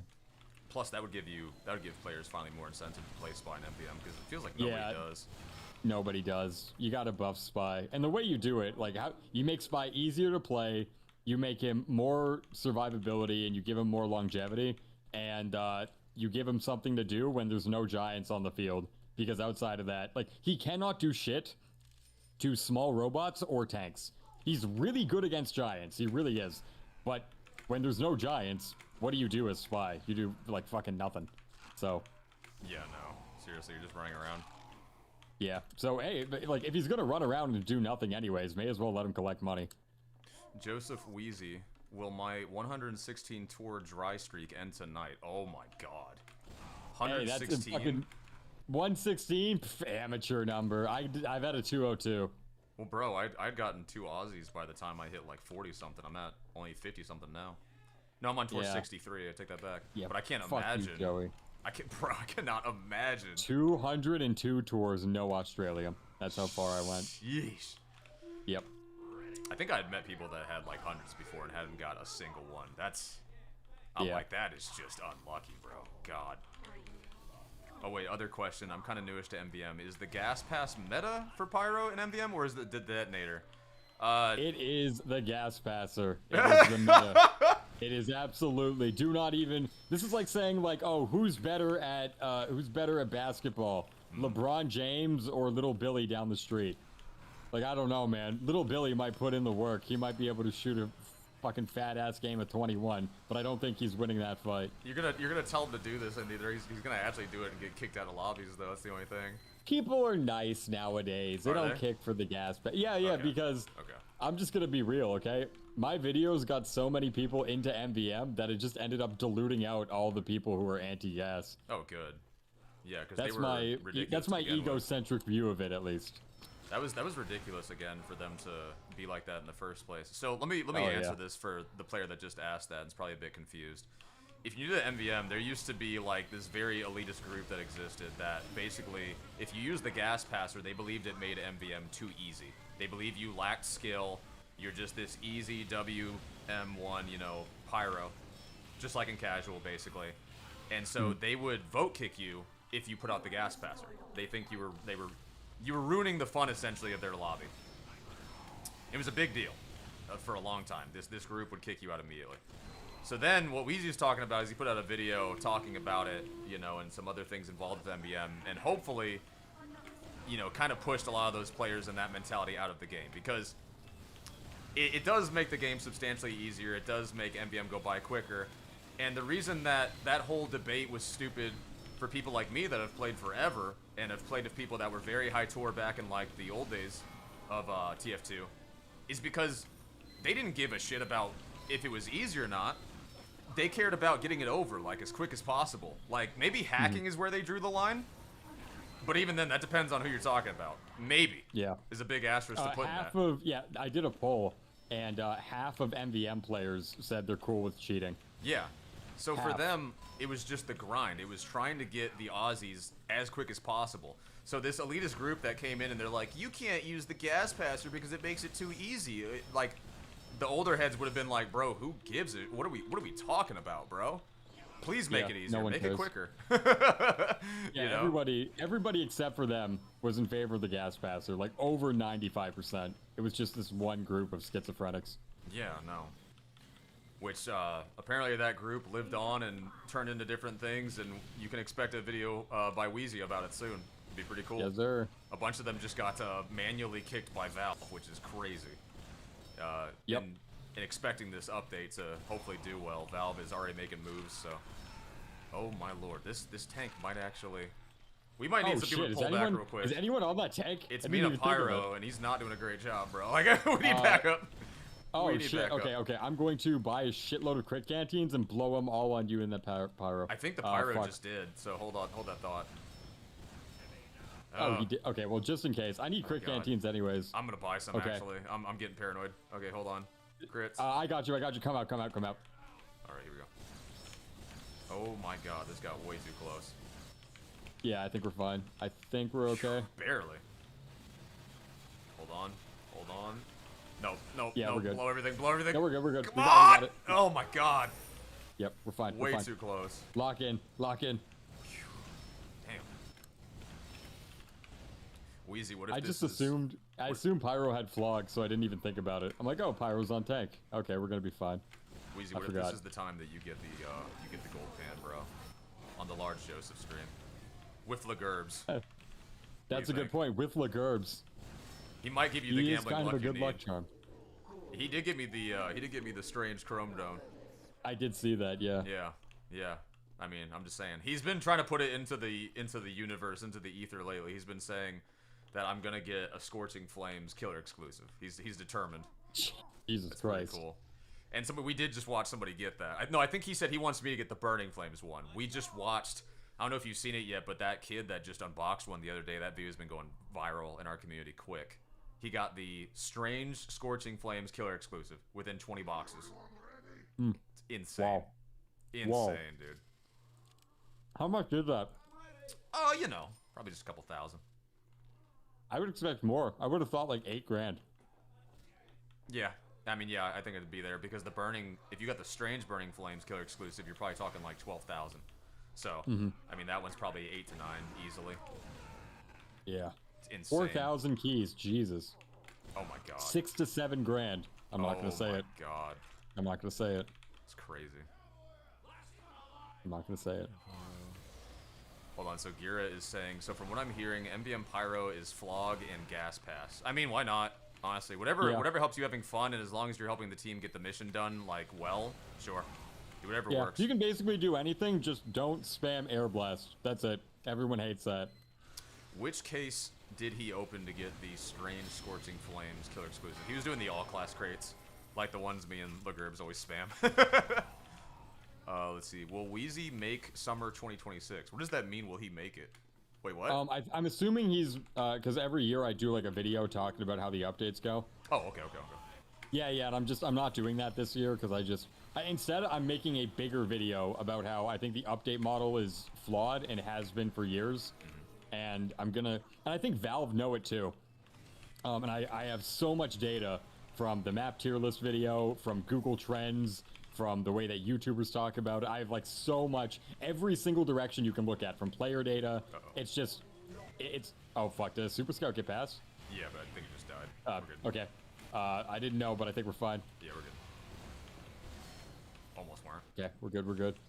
Yeah, we should fall back then, because we're gonna get NG spawns. Yeah, so I just, I have a lot of player data and a lot of like, not anecdotes, I have a lot of player opinions going over what I think is wrong and how I think it can be fixed. And it can be fixed very easily. Like, Valve don't need to, like, my conclusion isn't, this is a billion-dollar company, Valve should just work on the game. Because, like, that operates in the realm of shoulds. Right? Like, Valve should just, start working on the game full-time again. And then it's like, okay, well, that's like, like, right? Like, come on, I should be able to afford a house right now, but I can't. So, like, what's the next step? It's just not going to be bitching and whining and crying about how that's it's the the hypothetical situation. Of if I was the CEO, and it's like, okay, well. Well, it's just, it's an unproductive mode of being when your only solution is something that is not going to happen. Exactly. You need to work within the framework that you're given and then try to come up with the best solution that way. but then you get called like a Valve shill or a cuck or whatever because, oh, you're cucking out to the big bad Valve establishment. It's like, no, it's called being realistic. It's recognizing a very, very basic reality that Valve don't want to work on the game in any kind of dire stance anymore. And you can fight against that all you want, but you're not going to win. The way you win is going, okay, so you don't want to work on the game anymore that much? Fine. Despite the fact that you don't want to do it, here's the direction you can go in. And it'll fit within your modern content structure and your modern philosophy on the game, and you can do it within the realm and framework of that philosophy. And I think that's way more valuable. It doesn't get you as many likes on Twitter, because you're actually trying to find a solution instead of just, like, whine forever. Yeah. But it is the most pragmatic thing you can do. Yeah, I think it does get a lot of views and stuff if you are willing to go against the grain and willing to shit on Valve and say what things are bad right now. I think there's definitely an audience for that because, again, it's different from a lot of people just pretending like these problems don't exist. Yeah, well, solutions are difficult, right? Yeah. Like, solutions when you're working with a company as negligent as Valve, it's very, very difficult to pitch something that will actually work. Because, like, the obvious answer is just, like, $1 billion company, hire more people to work on the game. It's like, yeah, that's the obvious answer. Yep. They're not going to do it. And so, working within that framework, what can we do? Oh, somebody in the chat wanted to say, by the way, did people know that Eric has been committed doing bug fixes in GitHub? Yeah. Yeah. Yeah, that happened today. Yeah, that's just happening today, and that's, again, one of the potential signs that this update might be coming sooner than later, which is awesome. You know, hopefully, again, like WEEZY and me have been saying, really hope it happens this year. Really hope that Valve doesn't get lazy and goes like, hey, you know, that 20th year anniversary is coming up, why don't we just save it for that? Yeah, that was my would fear, be very, honestly. That was very my fear. obnoxious. Yeah, like, I'm like, don't get lazy and keep us hanging, bro. You were trying to hint at this last year. Make it happen now. Like, let's go. You know, and that's one of the reasons why this summer update wasn't even as appreciated as well. I mean, let's just be real, because a lot of people just saw this as, oh, another seasonal update, not the MVM update. Now people are looking so forward to the MVM update that's how pretty much every update's going to feel until this drops. Yep. It's gonna be like, well, you have to think about it. Like, number one, going from map number 126 to map number 132, no one gives a shit. No one cares anymore. This is a dead formula. You need to retire it. Number two, yeah, when you really think about it, the update on the MVM update got more fanfare and more bliss than and more buzz rather than literally every single other part of the summer update combined together. Yep. Like, it is unbelievable how, number one, people are starving. They're fucking starving for the goddamn MVM update. And number two, how awful the seasonal model is now. It's so boring. Yeah, I mean, I think for them, that's just the easiest money print, though. It's just the easiest autopilot mode. Just for their one or two devs that have been around, you know, for however long now. It's just kind of like, okay, just do this. All right, we're good. They got their update. Yeah. You know, until we can figure something else out that we really want to do for Team Fortress 2, let's just keep this going, keep this cash cow moving. Pretty much. It is sad, but it totally works. Yeah, I don't see a world where it gets better for a very long time. I think the MVM update is going to be the biggest, like, depending on how well this does, it'll be like an eye-opener potentially for Valve. You know, like, is it's this a proof worth of concept for sure. Yeah. I think, you know, you could make a case that, like, for Valve, especially back then, seeing how bad the Jungle Inferno flopped, and not because of us, because of their stupid, you know, flops, the things they messed up on. I think for them, that obviously made a case of, like, okay, why maybe we shouldn't focus so much time on this, right? And if they, if the MVM comes out and it's great, maybe then we get a case of, like, oh, okay, maybe let's do a little bit more for this game. Yeah, well, that already happened with summer 2023. So summer 2023 happened, it popped the fuck off. It was an amazing update revenue-wise for the company. Yep. I know the numbers. I can't say them, but it was good. It was good. It was a very better than Jungle Inferno and Blue Moon combined, probably. Wow. Yeah, that is, I'm fairly confident in that answer. I'll say that much. Yeah. So summer update was very, of 2023 specifically, was very, very well received commercially. So what did Valve do? Well, they went, okay, well, fuck it, we'll do it again. Fuck it, we'll do it again. Fuck it, we'll do it again. And then they played their hand a bit too much, in my opinion, to the point where everything got stale and boring. But it does show that Valve can look at a successful update and then try and emulate it over and over and over again. Yeah. So my prediction is if the MVM update is good, I don't think they'll do another major update, maybe for the 20th anniversary, but it won't be a mainstay. That's However, what I do think is possible is maybe they give us more MVM tours. Maybe. Yeah. I don't want that, to be honest with you. And that's like my hot take, I guess. No, I would rather they just look into the game and be like, what else could we do, like a big update on, you know? Not, exactly. Not let's keep, like, trying this thing out. Milking MVM forever. Yeah. Yeah, no, I actually get what you're saying. Like, that could be, like, a fear, because they could easily, like, you know, what if we turned, like, MVM lot? What if we turned the MVM map pool into, like, what it is now in casual? It's like, there's so exactly. many. I don't trust them. I do not trust them at all. That would be kind of cool, though, if they made, like, so many... No, I don't want so many Aussies. I want Aussies to remain few and in between. Wait, what the fuck? Wait, I don't... Okay. Woo! Okay, what the fuck? Oh, my God. What is going on, bro? Oh, holy fuck. Yo, our pyro is losing my trust, bro. Yeah, I walked away, and I'm like, oh, yeah, the pyro's got it. And then I came back. Wait, what the fuck? No, you don't. Man, that's rough. Let me get you up. Thank you. But yeah, no, I hope they keep only like a few Aussies. What I was gonna say is, like, what if they make it so that each tour has its own specific Aussie that you can get from it? Like, what if it's like, okay, if you want the Australium, what's that one gun that I use? The Sticky Bomber. Then you gotta do, like, this tour. And if you want the Australium Dragon's Fury, you gotta do this one. You know, that would be actually really cool. Yo, what if you could... get more incentive to do the other tours. They put in one of those Asian-themed MVM maps, because I remember they had some good ones of those. They put in one of those Asian-themed, and that's where you get the Australian Dragon's Fury. That would be dope, dude. That would be kind of dope. I don't think so. No? I don't think... No, I mean, I would give it, I don't know, I'd make it, like, more obvious. I'd make it more on the nose and give it, like, to a fire map or something. A fire map, okay. You're invading a volcano and a Dragon's Fury. That's where it drops. Oh, my lord. Yeah, that could be crazy. Put it over the volcano. Oh, shoot. Okay. There we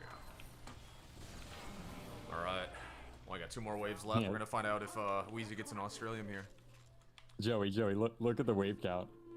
Look at the wave count. Huh? Wave.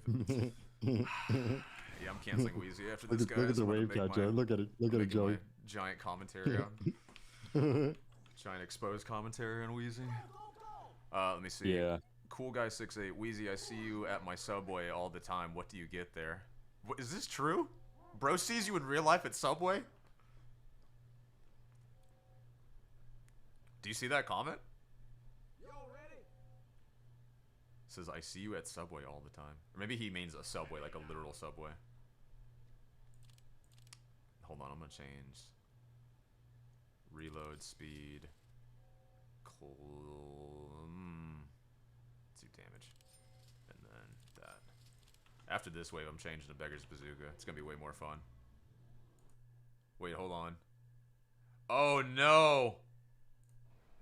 Guys, WEEZY made that 6-7 joke and then his PC crashed. Yo, what? Are you still in the lobby with us right now?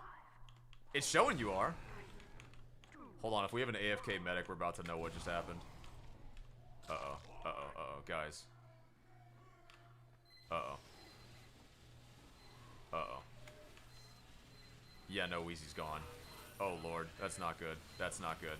We don't have a medic for this one. Okay, well, at least we have a good sentry and a good dispenser.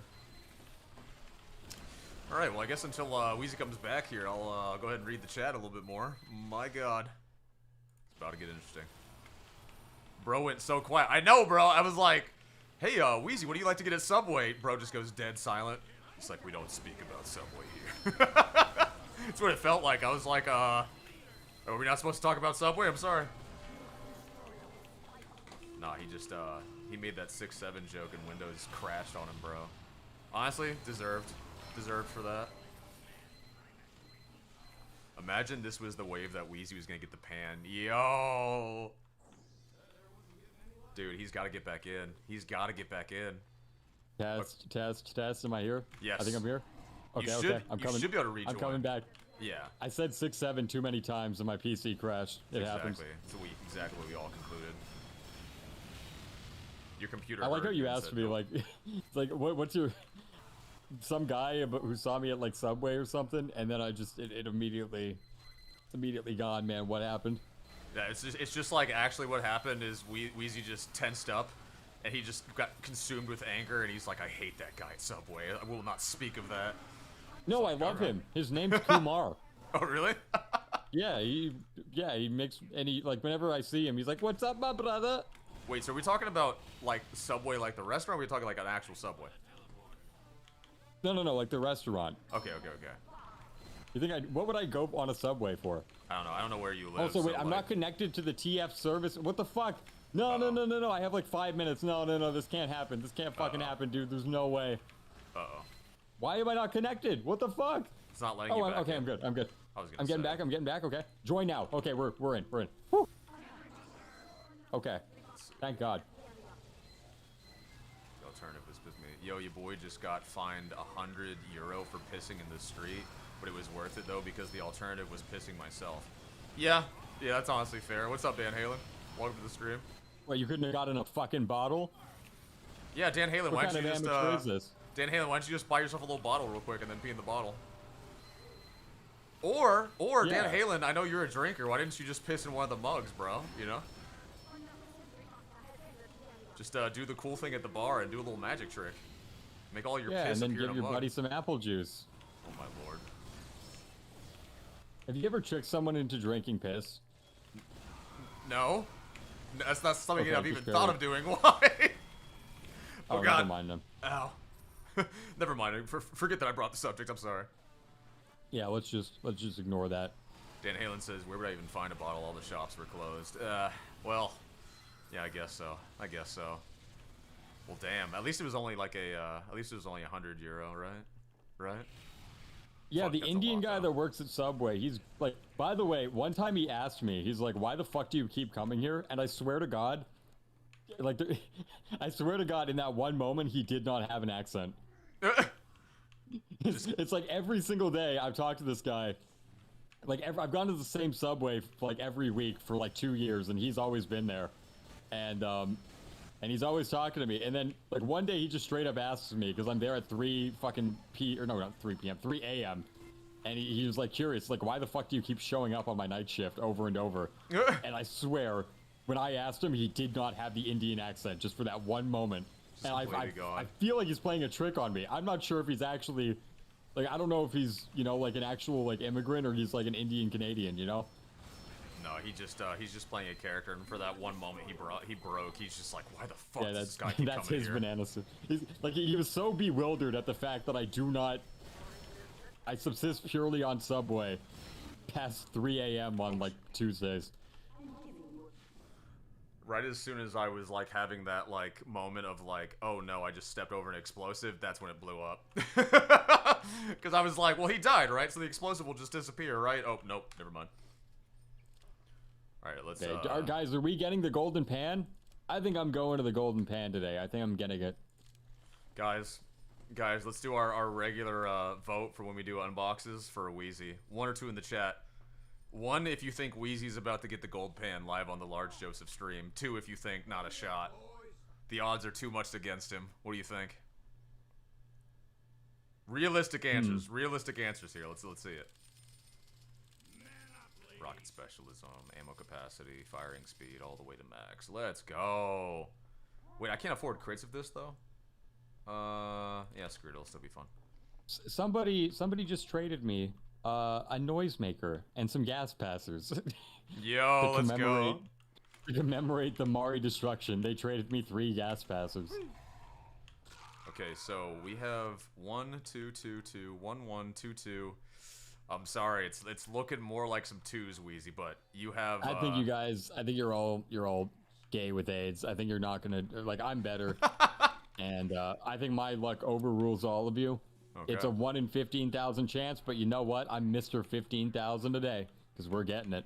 All right. Today's the day. That statement you made, that just reminded me of the thing that, what's his name, the baby originally got canceled for, because he went on some weird rant about like, yo, my audience is like this, my audience is like this, and then he said like, the gays in my audience don't have AIDS, and it was like, bro, what? And that was like he just randomly said that. There was no reason, bro.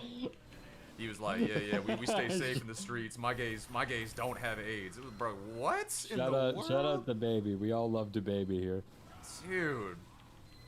I mean, I haven't listened to the baby since I was like 21. Dude, well, he was like, I remember like, he was like, for a brief moment there, people were like, yo, he's the GOAT of rap right now. And then like, pretty soon after that statement, people were like, yo, actually, I hate the baby. The baby's corny. The baby's music all sounds the same. And it was like, jeez, dude, no one forced you to say that. It wasn't even like, it wasn't topical. It wasn't like in context. It was just out of nowhere. Yo, my gays don't have AIDS. Okay. All right, dude. So random. I'm in the game. What's up, Syndicate? I think the only reason I know the baby is because of Meat Canyon. What did Meat Canyon say about him? I've only seen. Maybe he really likes the baby. Alright, hold on. Nothing wrong with the baby. Cool Guy says you wear mad goofy fits when you go to Subway. Is this true? Can you confirm? I don't know. I usually just like put on a pair of shorts. Half the time has like a cum stain on it. Okay. Is that goofy? Yeah, that's pretty. You should probably wash that. Yeah. That's funny. Yeah. Well, I don't know. I'm going to. I was gonna make an Indian joke. I can't do that. Anyways. Wait. Here we go. Let's figure it out. I'm gonna wait. Go. You're 6 in list for mine, so it's gonna be the very last thing. we see. Yeah. Mine too. Okay. Good. Hold your breath, boys. I think I got the pan. I think I got it. Boys, hold your breath. Hold your breath. Here we go. It would really suck if I went 6 and 2, but that's not gonna happen because I got the pan. Here we go. Yo, the Gerb's got the special light bulb. Oh my god. Oh, right. The light bulb. All right, here we go. Wait, you're ahead of me. God, Don't only react. 2. Don't react. Wait, no, you reacted. Fuck.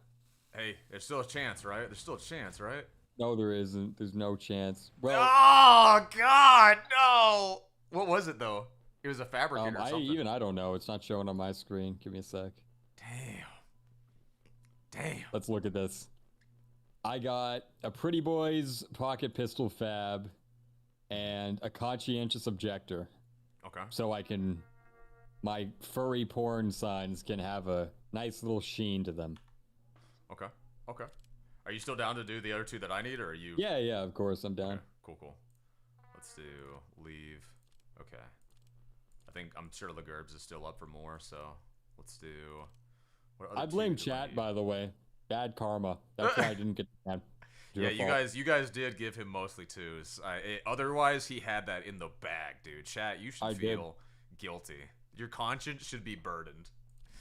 This could have been Wheezy's big moment, bro. I mean, one of many, but this could have been his next big moment. Oh, I got way too many big moments in the chamber. God. Let's see. I like when people say, "Oh, Wheezy, you're like." I get the criticism, okay? Because like Zesty was playing MVM the other day. Yeah. And there was one guy in like the potato.tf Discord who like really fucking hates me. The rest of them are pretty chill in there, but there's one guy in there that doesn't like me. And they say Wheezy fell off. He only speaks in clip farms now. And straight up my reaction to that was my biggest problem as a streamer is I let the degeneracy and schizophrenia linger for way too long that no one can clip it. Yeah. Damn. It goes on for too long that no one, you think you're only gonna get 1 minute of it? Fuck no, dude. Not happening. I'm gonna go heavy for this one just because I'm feeling it. I've gone too far without playing heavy so far in this MVM streak here. Cool Guy, if you meet me at Subway, if you're like, are you Wheezy? Just if you do that, I'm completely down, man. I have never in my life had somebody come up to me and say, "Are you Big Joey?" I remember one time I was on one of those like sites where the camera are like, I think now it's like Monkey. Before it was like Omegle, stuff like that. Yeah. I was on one of those sites and I remember somebody said Big Joey and I was like, what? And I closed out immediately. I was like, no way somebody recognized me. But other than that, like one of my like only experiences like where somebody learned who I was and it was even notable was I was in Best Buy and I was looking for like a better microphone. So I'm trying to talk to the Best Buy employee about it.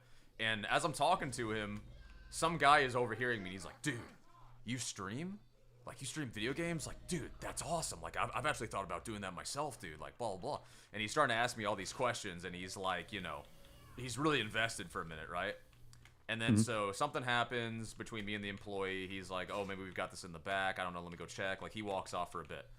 So dude's like, okay, I can start talking to this guy again. He goes, so like, what's your YouTube channel, dude? And I'm like, yeah, my YouTube channel is Big Joey Slapnuts. And this guy just goes dead quiet and slowly scoots backwards, and I never see this guy again. He just completely vanished as soon as I said my name. So I don't know. It kind of sounds like a humongous bit. You know, what's your name? No, my name is Big Joey Slapnuts. So yeah, sure, buddy. And I'm huge ass. Yeah, no, he didn't ask me any follow-up questions. He didn't like ask me like what type of content. He didn't ask me like, he just walked away. He was just like, yeah, okay. That was it. That was it. Maybe he thought you were faking genuinely. Somebody said that's called. It's like no one's name on YouTube is Big Joey Slapnuts.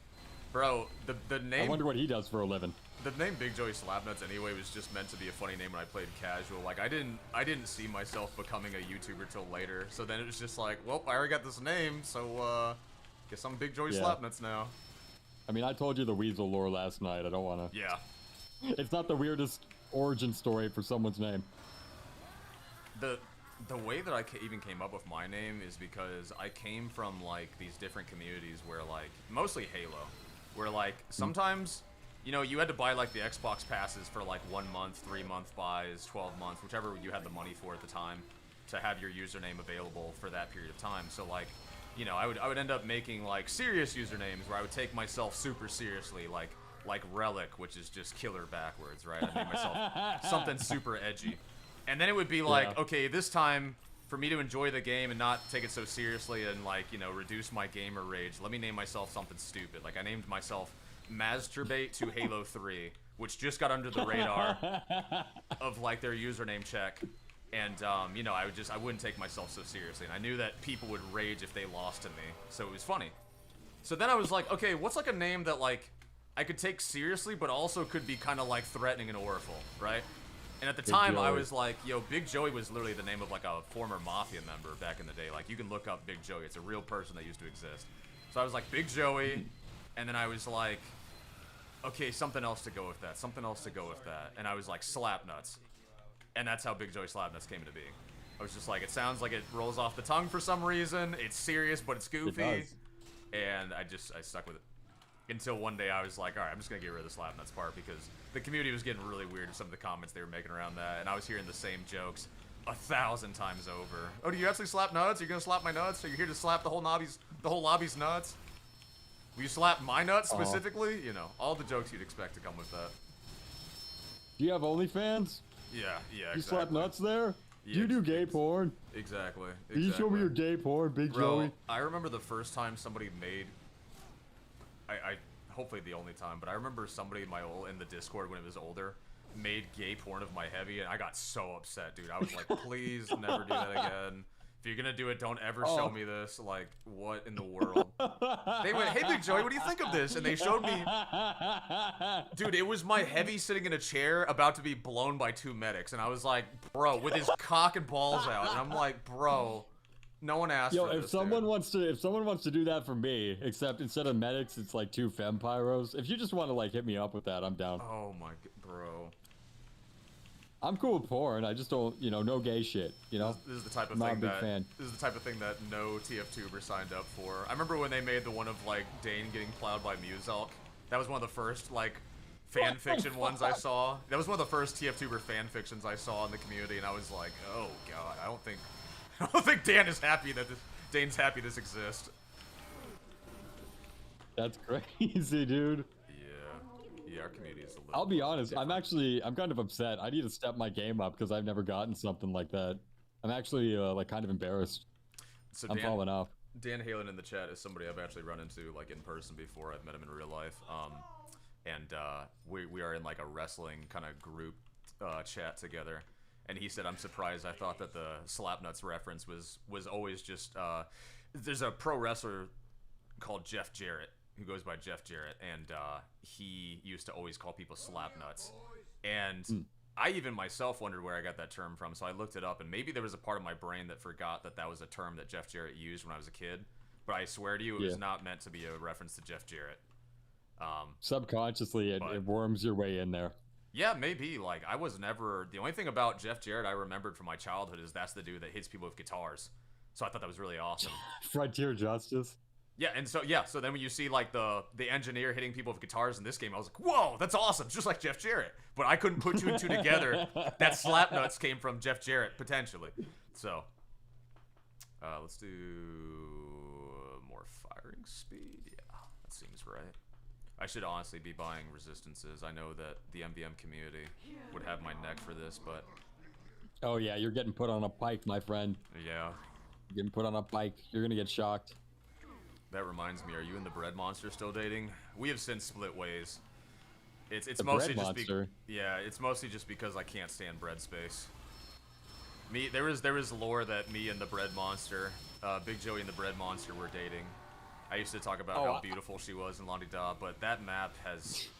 I couldn't stand where she wanted to meet me. You know, we always had to meet on bread space, and I just couldn't do it anymore. That map is genuinely thought this was a nickname for your girlfriend. Yeah, like bread space. Bread Monster. I nicknamed my girlfriend after the worst map I could think of for TF2, bro. The bread, she keeps eating all my fucking French toast, that bitch. Yeah, no. Yeah, the next girlfriend I meet, I'm actually gonna nickname Whatville for the same reasons. Like, you were just the absolute worst. That's why I nicknamed you that. Man. Why not, why not something more pleasant, you know? Like, people say, like, oh, the old ball and chain for their wife. Why not, I don't know, why not, like, the old good game of Upward? I think there's something terrible when it comes to, like, the whole phrase of, like, settling down. To me, that's always sounded so depressing. It's like, don't you want, like, realistically, don't you want a girl that you feel like, yo, like, this is the upgrade to my life, right? Like this is, I'm taking that next step, Like, settling down really does sound like the dude that he just wanted to keep, you know, plowing through different women for the rest of his life, and he's like, jeez, but, you know, it's... god damn it. I'm getting a little bit older, it's getting a bit harder. Down. Yeah, it's getting a bit harder to pull these broads, and this one settled for me the other night, so I might as well. She seems good enough. Yeah, it's just so enough. depressing. That's like sounding. Good enough is the best way to describe that phrase. Yeah, no, for real. Yeah, you're good enough. I hope I never use that phrase. If I use settling down, bro, I'm dead inside. If I'm like, yeah, finally settled down with this broad, it's like, yeah, I'm clearly like in my 50s, and I'm just like, yeah, might as well. God. Wait, get him out of here. Get him out of here. I got the Sentry Buster pinned to the wall. There we go. He's good. Ooh, come on, don't kill me. Fuck. God damn it. I'm out of ammo. Whoops. She wasn't in the right bread space for the relationship anyway. That's... Wow. I just realized, is that like an intentional pun on the part of the people who made the map? On the part of the map, probably, maybe. I never even realized that. Like, did they neither. actually name it bread space, but like it's like a reference to headspace? It could be. I never would have put that together either, to be honest. That commenter in the chat might have just opened our eyes. I'm stealing that joke, by the way. Oh, like, my God. In 2 months from now, you're going to hear me mention that in a YouTube video, and I'm not gonna credit you, but you can let me know in the comments that I stole that joke. No, you have to credit Orbis Way, and you have to put their Steam profile. You have to be like, this joke is brought to you by Orbis Way. Be like, I could never have come up with this joke, but this genius right here, boom. Right after a sponsor for McDonald's. Completely sold out by this point. Yeah, I'll get there one day. I'm a bit embarrassed by like my shilling potential. I gotta up the stakes. Why not? Honestly. Look, I already took the...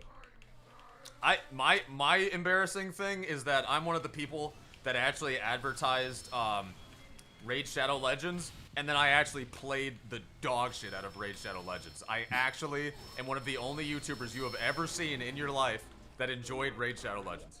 I didn't just play it and get on a team and then go, yeah, guys, if you join my team now, you'll get this, like, cool coupon code, blah, blah, blah, blah. Like, I was actually balls deep in that game for a hot minute because I worked at this place where like I was bored. I was doing the same monotonous things all the time, and so that game was perfect. It plays by itself. Like, you can put it on auto mode and it will auto farm for you. So I did that and I played that game and I got like really cool characters and I got like all this advanced stuff. And then the only thing that made me stop was that they just kept updating the game so much that it got too complicated and I was like, I can't keep playing this, dude. This is too much. I was like, there's just too much going on in this game. So I stopped. But until that day, I was like genuinely playing that game. I was genuinely enjoying it. Someone said, Joey, since you actually enjoyed Raid Shadow Legends, I have to unsubscribe. Like, honestly, a respectable opinion to have, bro.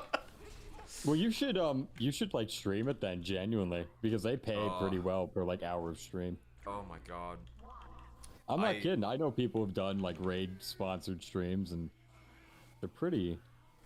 It's a pretty penny, you know. It's like a solid minimum wage job. I think that company hates me now because I did like the worst ad you could do for them. I've mentioned it before, but I did like a 6-minute video and like probably a third of that video, if not more, was me doing the Raid Shadow ad. Oh geez, wait, what one is this? I want to go look at old Joey. It was the video of me doing, I was talking about the glitch, or if you want to even call it that, maybe it's intentional, but the, when you're using the Fist of Steel, if the medic has their beam on you, it heals you faster than like, it heals you to the speed of like the scout hitting himself with the bat. I remember. You were on a snow map. I still remember that video. Yep. Yeah. Yep. There were so many deleted comments because I was trying to keep up good face for that company.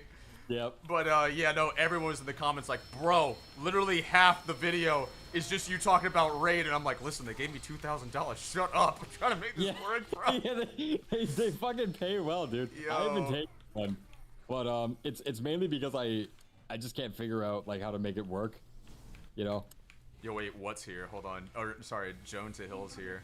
I literally made a video less than a week ago where I dunk on it. Yeah, dude. Jonto is like a principled man. Yeah. For me, it's just, I understand Jonto doesn't do, like, Jonto's a better man than me. Because I'm just going to keep it real. As a YouTuber, sponsors, like, Jonto needs to, the world needs to understand what Jonto is giving up. He's giving up literally, I would guess, minimum 60 grand a year. Minimum. Yeah, maybe. I think, but like, because Jonto gets like he gets like over $1 million a month in viewership. So even sponsoring like a quarter of that is 60 grand a year extra. Yeah, I mean, the thing is, for John to Hill's point, like that is one of the only sponsors I've ever done, and I did fully play the game. I did completely like buy into the hype, you know. So it was like it felt more genuine when companies hit me up like NordVPN that like I can be like, oh yeah, you should totally use it for this, but I knew I was never gonna use that. So like the deal never went through. I kind of really wasn't interested. I got hit up by a few other companies and brands. I got hit up by a lot of brands back in the day on the Big Joey channel that I just didn't go through with. So I mean, I don't. What's the word? I don't misunderstand why you wouldn't want to like get involved in those things if you don't actually believe in the product you're selling. That feels very disingenuous. It feels deceitful, etc. If I did like that new, if I took like that new deal for that one tank game that everyone's doing right now, you know what I'm talking about? Oh, War Thunder? Yeah.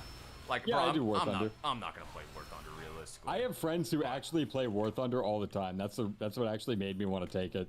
It's like, okay, I always see my friends online. I check my friend's profile. He had like 555 hours on it. I'm like, okay, sure. If it's good enough for my friend to play it this long, it's probably all right. Yeah. And that being said, like, to one of Joan DeHill's points when he was talking about it, because I watched the video he was talking about and how he was like, yo, Raid Shadow Legends just looks like a terrible game. One of the points that he made was that, why would I want to have a game that autoplays? And I just gave you the reasons why. It's like, if you're busy doing something and you don't want to spend the time auto farming, or you're too busy to farm the necessity things that you need, then it's perfect. Or you have it open while you're working on things, stuff like that. Yeah, dude. I used literally all the time. I'd have my phone open, auto farming, killing these enemies that I needed to kill so I could get like certain pieces to build up certain things with my team in the game, and it was awesome. But it is very much, just to give everybody the disclaimer of why you should not get into Raid Shadow Legends, or if you do, you just better have a good wallet ready. That game is very much pay to win, bro. That game is very much like, you can do the grind, but it's one of those games where it's like, listen, you could take forever and grind this out and be where you want to be, or you could just buy it right now. And that temptation gets bigger and bigger and bigger, to the point where you're just like, fuck it, I'll just drop 30 bucks, bro. What's 30 bucks? And you're just this one time I'll drop like 60 bucks. I'm not playing any other big games. Why not? And then it's like, oh god, you get too deep into it. Mm-hmm. So yeah, well, that's how they get you. That's what they're trying to do. And as long as people have fun, you know, that's always been my thing. Like the way I look at it is, if you don't like TF2 sponsors, I mean, or sorry, like the one thing I won't do is I will never do a gambling site. If I ever wanted to do a gambling site, I would just make my own and then chill the fuck out of it. Yeah, genuinely. I won't do the gambling sites either. They offered me a deal where I could literally just have like the icon in the top right of my video, and I was like, nah. Nope. I don't believe in what y'all are doing. Well, it's not even that for me personally. Is maybe this is a hot take. I actually don't mind gambling, like as a concept. Like I think, you know, duh, MVM guy. Yeah. But even, you know, like for me personally, I'm worried. I have a very addictive personality, so I've never gone to a casino. My friends actually in Ontario. So the way Canada works is the drinking and gambling age in Ontario is 19. But in Quebec, which borders us, it is 18. And so a tradition between all of my friends would be, whenever everyone turned 18, they would go up to Quebec and then just like gamble and drink and party hard. And I never went with them because straight up, my reason was I do not want to get addicted to gambling. That's it. Same thing with lottery tickets. I've never bought a lottery ticket in my life, and I hopefully never will. Yeah, one of the best phrases I've heard about the lottery that sticks true to me is it's the dumb person's tax. And I believe that because not enough people win the lottery. Yeah, so it's just like, and you know, I have a bit of guilt saying that because my dad used to buy those tickets every now and then, and he did win a little bit of money, but there was way more times where I just saw my dad buying those and getting nothing, and it's just like, it's a pipe dream. It is like me playing MVM now until like the end of my days, hoping that I get like the gold pan to like a multiplier of that, because at least you can be guaranteed the gold pan eventually, you know, maybe with enough time. Yeah, well, like, this is exactly where I disagree, or not disagree, but rather where I think it's different. The reason why I do not like TF2 gambling sites specifically is because they are entirely unregulated. Right. And let me give you some lore, okay? So I lost as a kid. I lost. Did I tell you about the tic-tac-toe story where I scammed like $500 out of people playing tic-tac-toe? No. Okay, fuck. I'll have to tell you that. Yeah, but all of those unusuals I won, I ended up losing them on this gambling site. Oh my god. And, and here's the thing. The admin, I lost them all to one guy. His name was Mad, and he was an admin. And later on, after he cleared me, after he stole my entire backpack, and keep in mind, this was like not a scammy, like a hyper, this didn't look like a scammy site. It looked like, you know, TF2 Hunt or whatever, right? Like, or what, TF2 Easy or whatever the ones going today are. It looked exactly like those sites. And the admin straight up told me, yeah, I can see all of the numbers before they happen. I can see all of the seeds for what the next rolls are going to be. They're queued up. Yep. Okay, they're queued up before they actually go out to the public. So if the seed is like 77.258972, you know, like long ass number, then you know it's going to be like a high roll, and then someone who puts their items in last will they essentially buy that number, and then they automatically get it without getting into the nuance. It is entirely a scam. People behind the scenes always know what the numbers are, and you know, you have to rely on the goodwill of these admins to not abuse that privilege. Good fucking luck. Yeah, because to me, I'm just sitting there thinking, like, what's stopping these admins from entering in on these and then just winning these big things themselves? And then I watch NLST there, who, you know, like, I've done a video or two with him. I sent him a video that he put on his channel, like, play with NSLT or play with Sin.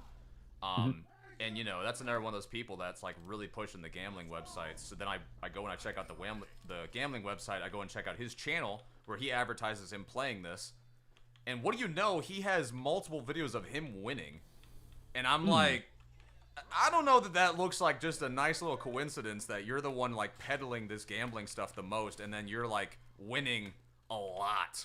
Smells like a bit of T. Martin and Pro Syndicate behavior. If you and then he even leaves it in his videos where people in the comments are saying like, yeah, we all knew he was gonna win. Yeah, of course he wins. And I'm like, bro, listen, if this was like a 1 or 2 time thing, that's cute. But when it's like all the time, yo, I don't trust that at all.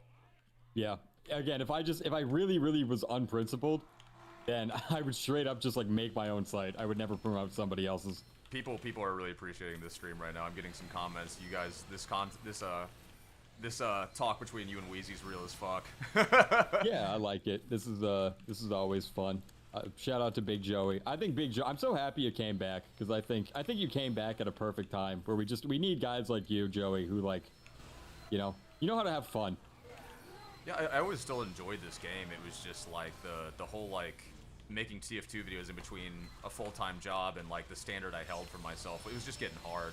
On top of when I put myself into such a niche where I was like, not only am I playing a niche game that doesn't get updates anymore, but I put myself in I'm the heavy main category. Yep. So like it just got hard, you know. But this is more fun. I've always like thought for a long time now, for like not always, but like a couple years, where I was like, dude, where are all the big names in the streaming community? And that was the thing that was irking me the most in our community, is it's like all it feels like we have left is Banny and Zesty. And Stabby a bit. But besides that, it's like, who else? Where is our Dane, our Soundsmith, our Lazy Purple, our Solar Light, our like, I'm just thinking of big names off the top of the dome. The big headed, well, I mean, Solar Light's still around. Yeah, but I don't ever see him stream. I saw you in that chat. I don't ever see him in the stream, you know? Like, that's what I'm saying. Like, I don't see a lot of these big names that you see in the YouTube scene doing the streaming thing. And so when you go to like say Twitch right now, it's a bunch of people with like 4 and 5, you know, 4 and 5 people watching, and they're like brand new streamers, and it's like you don't have like popping off. Yeah, you want like these big name streamers that you can watch and how they actually play in the game instead of just getting these little glimpses through their videos. So I was like, well, why is no one doing that? A little while later, I see Dane talking about like, yeah, this isn't really the game to stream. It's not as exciting. There's not as much blah blah blah. And I totally disagreed. So I was like, oh, I agree. I totally am on board with that. I agree with the exact same thing. Yeah, I agree with Dane. The reason on why most is things, but not that. yeah, that's one where I think Dane's pulling from his own personal experiences there, and I also think it's relative to how he views YouTube as well. And I do think TF2 YouTube is better than TF2 streaming. That much I will agree with. But that doesn't mean TF2 isn't a bad stream game. I think there's a lot you can do with it. Hold on real quick. John DeHill says, my TF2 streams are very much not regular gameplay. What is your gameplay when you stream, John DeHill? I'm curious. Yeah, but there's a lot of things you can, like, what Jonto's saying is 100% right. It's like, there's so many ways you can mod TF2. Yes. Make it in, like, Shunik, that's what Shunik does as well. Where he's like, right now he's doing, like, every class has every weapon or something. Like, every class can use any weapon in any loadout slot. It's something like that. You know the thing, that's like, cool. You can make a case too, like, okay, you don't have to have, like, everything perfect to stream either. So you can be hilarious, and people come to your streams like that. Shonik, to me, is a great example of, like, I've never gone to a Shonik video or stream and think, like, this guy's gonna make me bust out laughing. This is, like, the most charismatic guy. Shonik has some of the most entertaining content available in TF2 right now because of what he covers and how in-depth he is. Like, he's one of my favorite TF2 YouTubers at the moment, for sure. I think everybody likes Shunik. I've never met a guy who's like, fuck Shunik, we hate that guy. No, what he does for the community and what he covers is so good, dude. Like, legit. Let me buy some bullet resistance, because I think I just died to that. We're on, like, the last 2 waves anyway. Fucking flown around the map by crit rockets everywhere. John DeHill says the type of content he does is goes on 64-player servers and paste IP and pin message, chaos ensues. Okay. Yeah, exactly. Okay, that's one way to do it, yeah. Oh, I just took a crit. Whoopsies. I want to get into a TF2 YouTube content creation, but, like, where do I even start when everything has already been talked about? See, I used to have, like, a similar mindset to that, and then people made me realize that it's just your lack of creativity.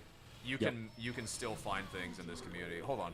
Shanister, thank you for the 300 bits. With how TF2 is one of my most loved games, it's always worth to support any type of content with it, whether it be streams, videos, or SFM animation. Thank you. Shanister, thank you. I genuinely appreciate that. I think... Oh, sorry, go ahead. But what I was going to say is there were people, like, for me, like Teal Opal, where I would be like, man, I've already done everything I need to do for, like, the heavy. And then, like, Teal Opal would have these super creative ideas on his heavy main channel. And I'm like, son of a... Like, I just need to be more creative. And then it would be like, okay, well, Teal Opal's gone now, and it kind of feels like he's doing stuff separate from Heavy. What else even out there? Well, then look at El Maxo. El Maxo took off his channel within like a year, like skyrocketed, and it was because his ideas were so well edited and they were so different. And it's like it was legitimately things that people just hadn't thought to do yet with the TF2 content.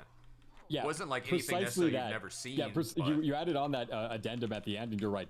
With the TF2 content, the thing about 100 days of like 100 days of Spy or any of these challenges, this has been done before in Minecraft, but El Maxo just is like, okay, well, it's been done in Minecraft, it hasn't been done in TF2, so I'm gonna take it and then I'm gonna put a TF2 spin on it, and then people fucking loved it. So he took a working formula from another community and he added it to TF2. And there you go. Now everything's good. Like, that's what I do with my half of my videos are like, they're either ripped from other TF2 YouTubers, but added within MVM at the end. That's what it is. Like, Joey, whenever you make a subclass video, just know I'm going to take it. I'm going to steal it. And then I'm going to do Big Joey's new subclass in MVM. Totally fine. No, I mean, like, just know. The other thing is, too, like, you see, like, a lot of the big ideas being stolen all over the place. We even have Dane in one of his videos saying, like, it's not like you can't do that. There's no one stopping you. Yeah, fucking steal. We don't have copyright over these things. I have taken so many of Dane's ideas personally. Like, and he had great ideas, and I just took them and did the heavy version of it. Or I did ideas that I thought he did really well, and either he wasn't doing them anymore, or, like, you know, it's just, like, there was such good content that I was like, surely people would want to see more of this. Like his MVM idea with other YouTubers, I was like, bro, people would want to see more YouTubers do this. Why not? Yeah. You know? He was the one that originally I hope we get that again. I hope we do have that for the MVM update when it happens. Yeah. Yeah, and he was the one also that was doing I remember he did the loadout videos way back in the day, and then he stopped doing it because he was like, oh, these are lame now. And to me, I was like, bro, I want to see that. Wait, well, hold on. Like, I'm not seeing anybody else doing these. I want to do loadout videos now. Yeah. So. Well, TF2 has always been about the customization and the hats. That's what the game's known for at this point.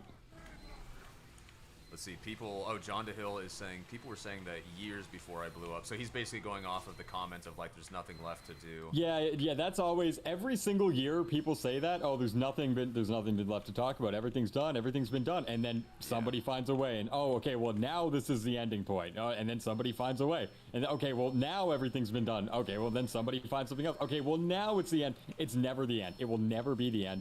I don't know if you know this, Lord Joey. I have a idea document, and I think it has like 320 different video ideas. Almost all of them are completely original and have not been done in the TF2 community yet. I think 320. Yeah. So, trust me when I say it's just people not being creative. There's absolutely so much more you can do. Yeah, like even like Raw's Truman Show video, that was like very creative. That was a Minecraft video, and he like adopted the concept, did it to troll his friend, and then it fuck, how many views does that video have now? Like millions. A million? Yeah. 1.2 million in like 3 weeks?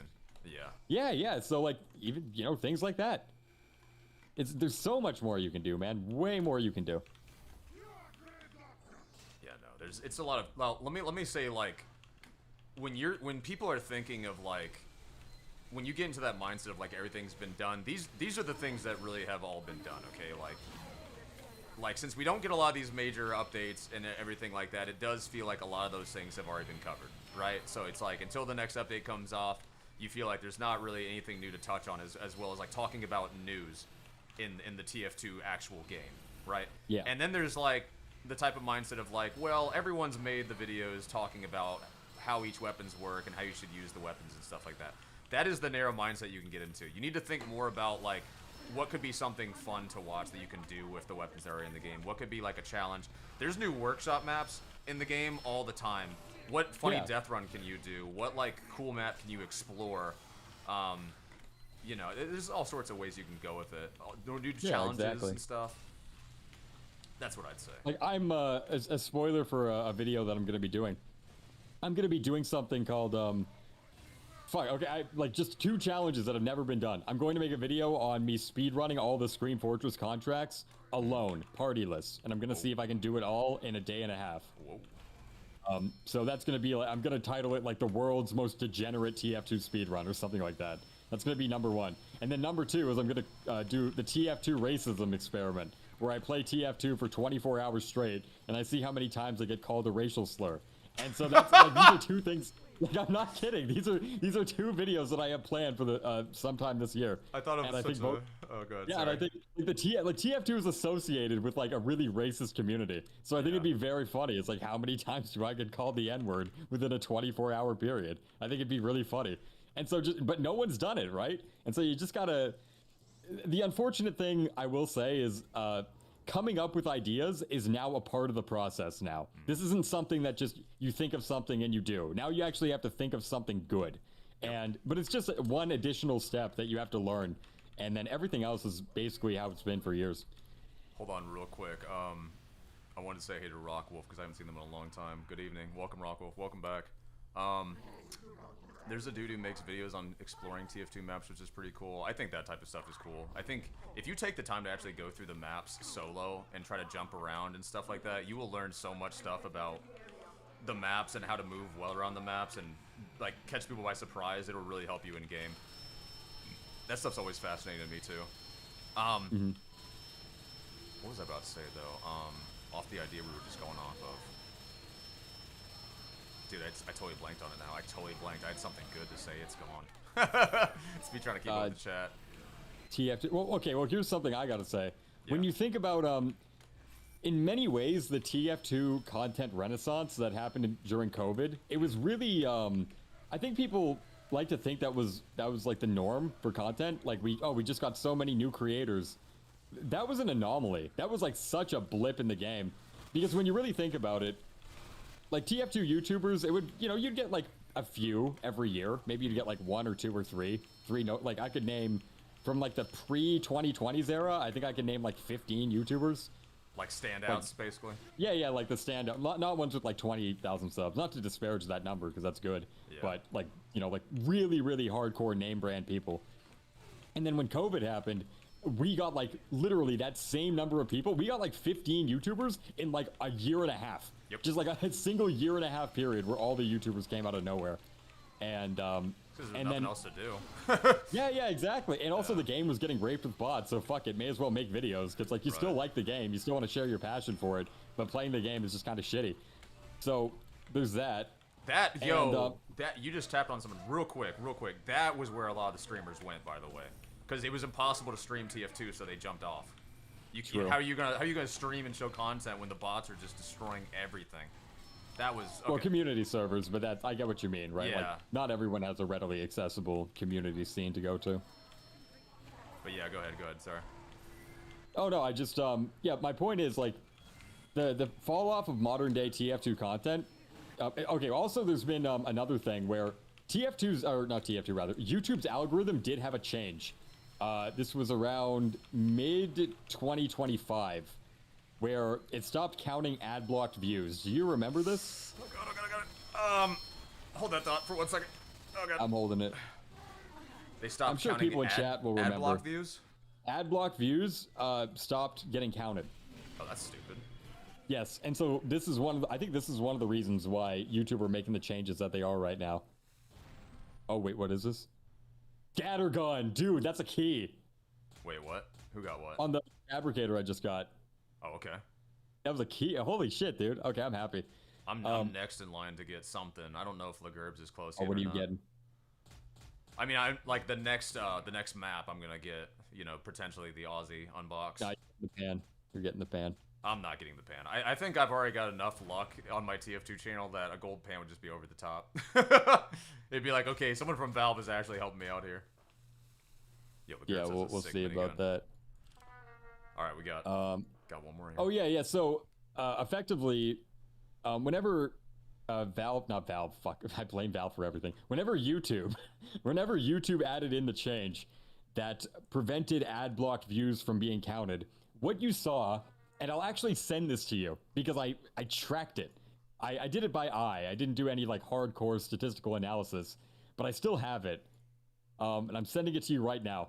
This is like the top 30 YouTubers and what happened to all of their analytics in 1 quarter. Like 1 90-day period. Oh my god. Yep. It's just like almost a mountain of red. It is a mountain of red. And not only is it red, it is like 20, 30, 40% drops in a 90-day quarter. If you guys can see that, you see all the negatives and Yeah. red on screen? That's crazy. Yep. So that's what happened. That is what happened. And this is me eyeballing it. It's not crazy, but it was bad. So Lagurbs told me to take a quick break for a second. Oh, yeah, no, Lagurbs no is about to. Oh, Lagurbs. Oh. He's got something for us. We're about to get a trade. Oh, what? What the fuck? Yeah, I think Lagurbs is about to give us another drop. Babbleshop says the YouTube algorithm has been actual booty cakes for me. It shows me the same stuff I've already watched, and it gives me stuff from people I do watch late.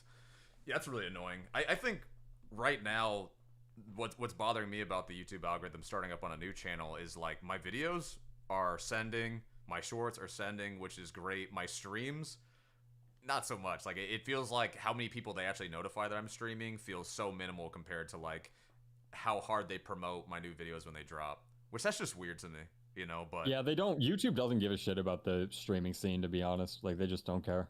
Yeah, so, like, I'm hoping that over time, the more people that watch the streams on YouTube... Like, right now, I think the crowd watching me on YouTube might be bigger than my crowd on Twitch, which that's cool. Like, we're actually... Yeah, but you have a larger pool to pull from in that regard, so it's always going to be that case. I think for every single YouTuber with a large following, you're always going to get more views on YouTube than you will on a secondary Twitch channel. Well, on this second channel at first, it was originally me having more of my Twitch people. Like, if it was like 50 people on Twitch, it was going to be like 20, 30 off of YouTube. And now, I think it's kind of evening out a little bit. And then hopefully, you know, I assume that the YouTube's going to take over the Twitch, but I'll still keep that Twitch crowd around. Because I like both. I want to grow both, so... Yeah, so that's but yeah, that's just the TF2 YouTube thing. Is there was an artificial bump with COVID, and then an artificial trough with this new algorithm change that happened in 2025. And so when you look at it, you think, oh, TF2 YouTube is in this horrible, awful, cataclysmic place. In actuality, this is like, in many ways, this was like through artificial circumstances. Like COVID artificially boosted everybody's channels. Everyone had nothing to do, so everyone was just making videos. If you remove COVID from the equation, I don't think the early 2020s era is nearly as prosperous as it ended up being. And then also, I do not think that the decline in the modern content would be as big as it is if not for these mid-2025 ad block changes. So put both of these together, it's a giant ramp downwards, but in many ways, they're both highly artificial. Uh-oh. As you finish that, we just got a trade offer. Did you get one from Lagurbs? Me? What? I just got one. City's got something for us, so let me see. I'm assuming that this is, what is it? It's a war paints, or is it, what is it? No, I think I'm assuming here, but he might be doing the split he did with us last time. So I've got 10 all-class crates, and I think you're about to get 10 all-class crates. Am I? Oh boy. I mean, no, don't put him on the spot. Don't. If I don't get the all-class crates, I'm completely fine with it, Gerby, okay? I'm okay. By the way, can I call you Gerby now that we're friends? Gerby. Wait, what was the ad block thing in 2025? Yeah. When they ended up blocking ad block views. Jonto, what you're seeing on screen right now is me comparing the like the 3-month period before and after that change took effect with every top YouTuber in the community.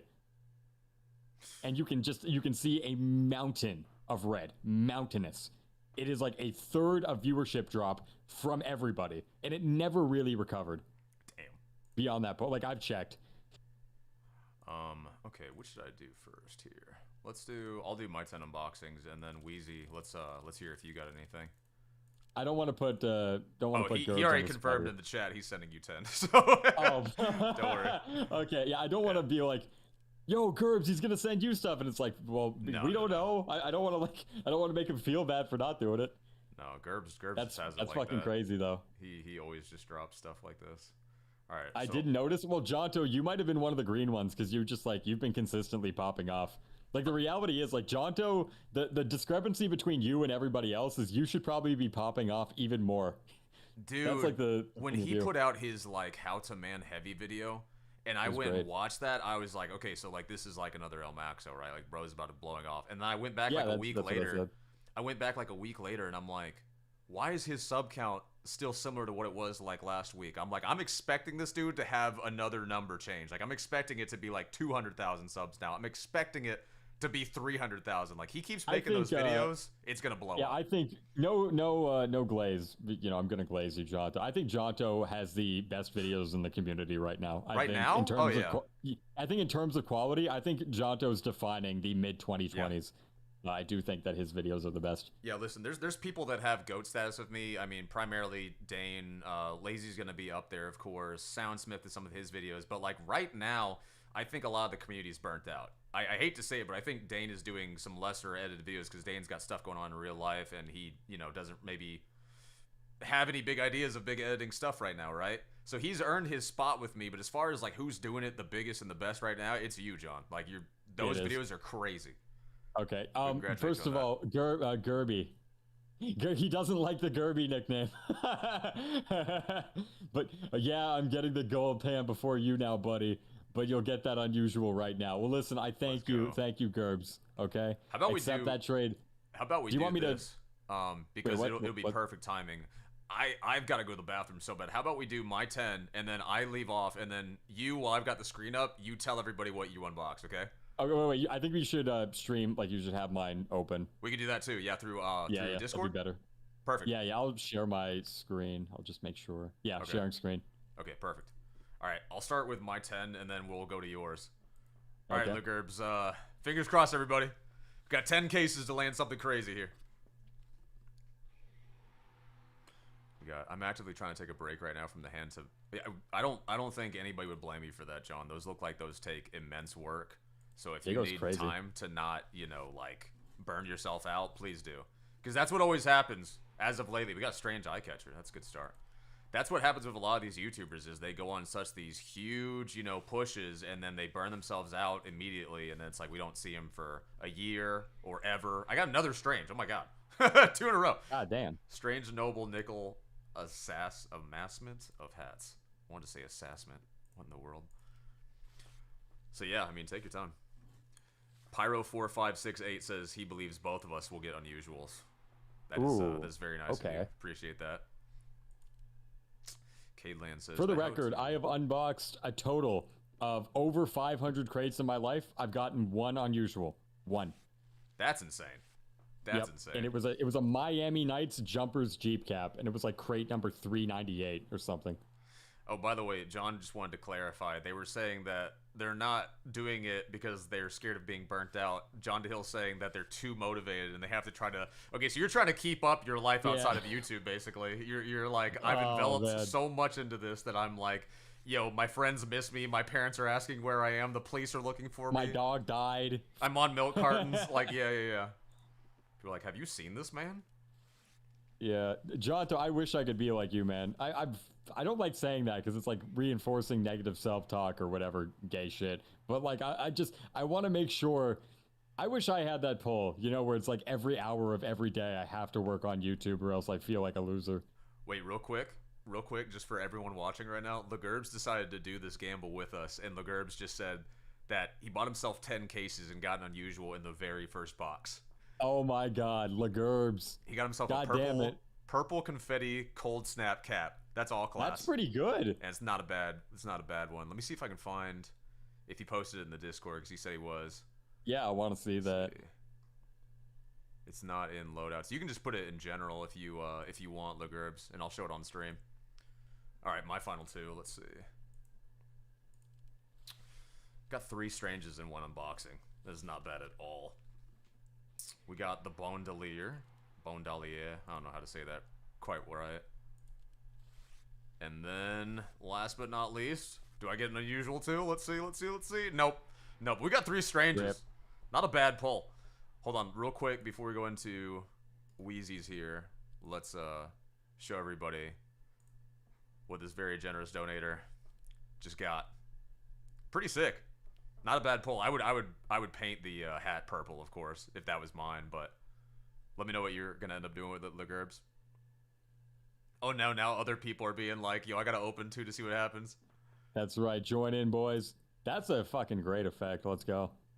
All right. So, do you want to stream your end, right? Okay. Yeah, stream my end. see if we can pull this. Put me on there. Um, Beam me up. I want to do full screen mode. Hold on. How do I bring this over without? Can you not just like put my Discord on screen? Yeah. Hold on. Let me see. Okay. Let's just do that and then full screen. Okay. How do I?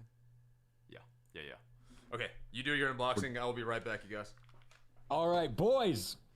Today we have 10 crates in front of me. 10 unlocked cosmetic multi-class crates.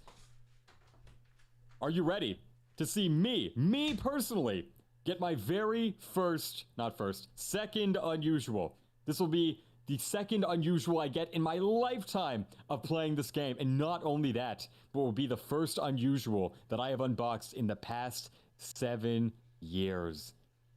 7 years. Gentlemen, today is the day that we finally see some perps. Let's make it happen. Wait, fuck, I wish I could like blare rock music, but Joey's gone. So, I don't know, just imagine a really cool, hype, rocky theme in your head right now as we unbox all of these. Here we go, all right? Crate number one.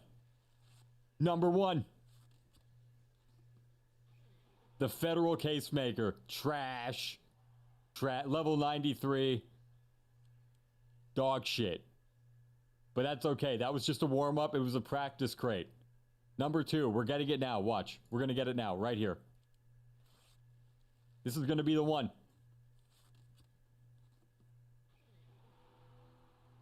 Dog shit. Even more dog shit. A modest metal pile of scrap. I wipe my ass with this. Not good. But you know what? That's okay. Number three. This is going to be the one. Lucky number three. Third one is a charm. 3 is the lucky number. Rule of threes. Okay, not quite. Not quite. But that's okay. We're going to be okay. Number 4. Here. You guys know it. It's number 4. We got it. Antlers. Antlers. You know, if this one was unusual, this would have been a 10K unbox, no matter the effect. Very unfortunate, but you know what? That's okay. That's fine. It doesn't matter, because we're going for number 5. Did you guys know that Big Joey, it takes him approximately 5 case unboxings to finish going to the bathroom? Can you guys believe this?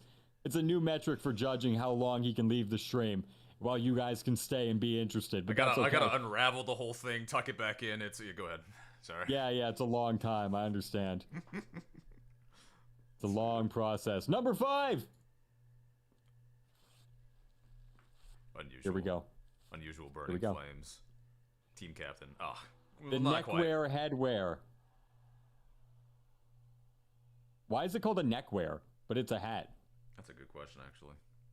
It's a neckwear because it's a scarf, and it's a scarf on the... Okay, I get it. I get it now. That makes sense. That's okay. Number 6. Here we go. Number 6. The photo badge. So I can put Nikocato's avocado's asshole on my chest. You know, the funny thing is somebody's gonna like get really close to you in a game because they're like, what is that? And by the time they figure it out, it's too late. They're like, oh! They're face first. They're nose deep in his ass. It's fine though, okay? Because listen, number 6, you know what comes after 6? Number 7. Oh my god. Burning flames. Number 7. Burning flames. Here we go. Another one. Okay, what? So I can have 2 assholes. I can have both cheeks on separate badges. Think about that, Joey. I already consider this a win, but you know what? That's fine. Listen, 6 might not have done it. 7 might not have done it. But you know what? Why was 6 afraid of 7? Because of 8. Crate number 8. That's something like that's how it goes, right? That's how the joke lands, right? Yeah, that's how it goes. The Brotherhood of Arms. Oof. That's the one I've gotten the unusuals with. It gives me PTSD when I see that. No, it's okay. Look. Every time. We have 2 left. We have 2 left, but it's okay. My household just heard Nikocado Avocado's asshole. Suzuki had their volume like almost on full He was blast. blasting it full speaker. Bro. They bust out the door. What are you listening to? Look at my favorite YouTubers. Look at what they're doing today. It's like, yeah, so we could have his asshole on both badges, guys. Oh my lord. Okay, number 9. Number 9. The mighty number 9. The mercs. Not quite. Not a bad one. Not quite there. But that's okay. That's crate. okay. Listen. I've been preparing my whole fucking life for this moment. Crate number 10. The last crate. The beautiful, amazing, luxurious final crate. And you know what? This is going to be the one, Joey. Do you feel it? Burning Flames Potassium Bonnet. 1000%. It's in this I feel case. it. It's in this crate. Here we go. Let's see it. Let's go. Father Heavy, what's up?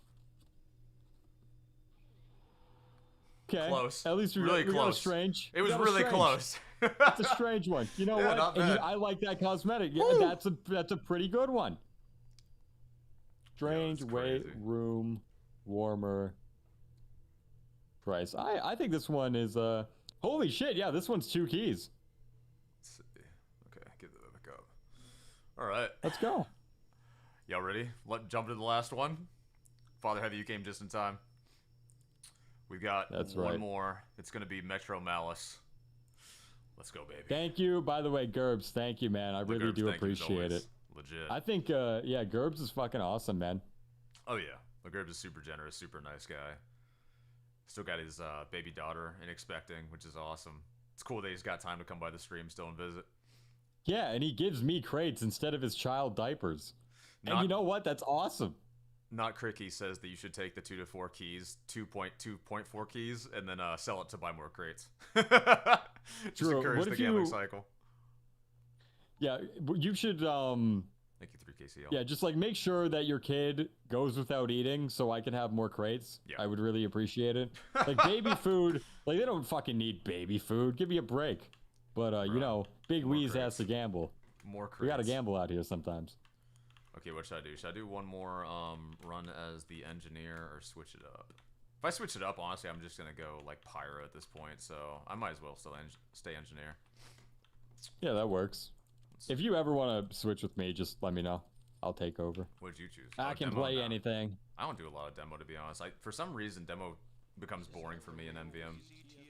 No, I don't blame you. I play demo because nobody else knows how to deal with medics, and so I just play it as a way to make sure that everything goes smoothly.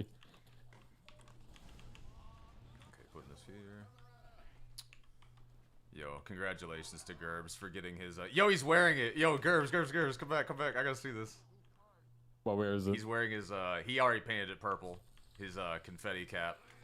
His new unusual. Oh, shit. He just had that on lock. It was like, in case I get a purple confetti Yo. unusual, I gotta make sure it's there.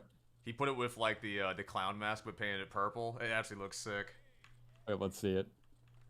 Yo. He's up here with me, playing the bongo drums. He's got an unusual effect with, skulls coming out. Oh, over there. I guess you'll see it if he comes around, yeah. Yeah, I want to see this shit. Look at that. Okay, putting this over here. That's actually, yeah, that's very good. Putting this over here. The clown mask is awful, though. I hate the clown. Really? Yeah, I don't, or I like it, but not on Scout. You know, I like the clown mask on Pyro, like the nose candy or whatever it's called. Yeah. I love that one. I use that one. But on Scout, it's a little bit, you know. I don't like the Scout being the Joker. Because the Joker's, like, menacing, and the Scout's just kind of a bitch. Who would the Scout be most like of all, like, the Marvel DCU villains? Probably Spider-Man. That's, like, a boring answer. That's true, though, actually. Yeah, yeah, it is Spider-Man, but it's, like, it's a boring one. That or, like, Deadpool, I could see that. I feel like Deadpool is more serious, though. It probably is the closest Merc to Deadpool, but, like, realistically, you know. Yeah, more realistically, like Spider-Man. Like, would Ryan Reynolds ever play Scout in a movie? I can't see it. I can see Tom Holland doing it. Like, voicing Scout in the fucking Adult Swim TV show. Yeah.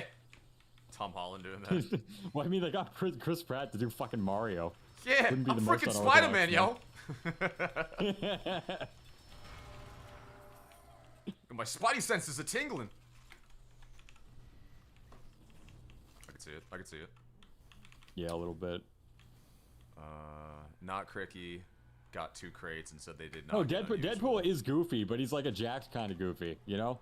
Like, he's not Scout goofy. Like, Spider-Man is, like, it's not a goofiness built on naivety. You know, it's a goofiness based on, like, playing with his food. Mm-hmm. Yeah, no, Deadpool's, like, too talented. To the point where it's just, like, he's just bored, and he's just playing around with everybody for the most part. Yeah. Whereas, like, Spider-Man is just, like, genuinely, you know, he just, like, fucks up. That's right. more like Scout's character. Right, exactly. The only time you, like, get to see Scout, like, competently do anything is when he's beating the hell out of the Heavy in the Meet the Scout video. The Heavy just can't track I him. like that observation in chat. It's, he's more like Sokka from Last Airbender. I never realized that, but that's kind of true. This wave is blowing by already. Let's go, let's go. I didn't even realize Mr. Daddy's in the same lobby with us right now, too. With Lagurbs, let's go. Mr. Daddy. Yeah, that dude visits my So streams Big all the Joey time. has a guy named Mr. Daddy in his community? Yes. At first, he used to just go up against me all the time, and I kind of hated it because he's, like, legit good. But now he also helps me, like, kick this, the one guy that follows around all the YouTubers trying to, like, get us in trouble know the guy. posting slurs. Yeah, that guy. So Yep. he'll go on the other team, kick that guy. He'll be on my team. He's really good. He'll be against me, and it's kind of more fun for competition. So, like, yeah. He's also, I think he's maybe donated me 1 or 2 things, too. He's a chill guy. Nice guy, nice guy. Got a lot of nice guys in my community. Yeah, it's a you have a very friendly community. Shout out to Joey's Give it time. Joey's people. Yeah, give it time. Give it time. I don't think so. I think you are kind of what you attract as a streamer. Like, you know, I don't think that I don't think you do you know who Lily Pichu is? Sounds really, really familiar. Yeah, just like a wholesome Chungus Asian girl who like plays piano and has like a, you know, cute little anime voice or whatever. Right? Like there's a reason why, you know, there's a reason why she has a different fan base compared to like, I don't know, like a political streamer, you know? Yeah. So you are what you attract in that sense. When you were saying the Lily Pichu thing, I thought you were talking about that goth chick that Drake's dating now for a second. No, that was Pink Chew. There's a difference. Yeah. There's I a was difference. like, oh jeez, I hope we're not talking about her being wholesome. No. Yeah. She gives me such, like, pick-me vibes. Bought her face, her body, la-di-da. Yeah, a little bit. But, you know. Back up, back up. Uh-oh, I'm being Doesn't chased really by, like, matter. 5 spies. Oh my god. Sorry, Lagurbs, I had to kill the spy version of you. There we go. Oh, there's the spy version of WEEZY. Dead. A spy version of me? Yeah, to be fair, I was already shooting that before I realized it was a spy. Does he have hairier underarms? Is he just me, but hairier? No. We can all wish, though. Let's see. Oh, No, this it's isn't true. working. I am kind of a twink in real life, just a bit. That's fine. Let's talk about thing. I'm just getting timed out. No. I didn't realize you were getting timed out for that, Bapple. Bapple used to come in and say chalky milk years ago, and I used to be like, oh my god, stop saying that. It's cringe. And then I didn't realize people were actually timing you out for that, though. I never told mods to do that, by the way, so that's just funny that was happening. I'll do sentry firing speed, disposable sentry, and 2-way teleportation, because y'all will probably appreciate that more. Alright. Yeah, I'll play some Pyro this wave, because we have no more Uber medics, so we don't have to worry about that. Let's do streams. Alright, here we go. Get this one up. I'm ready.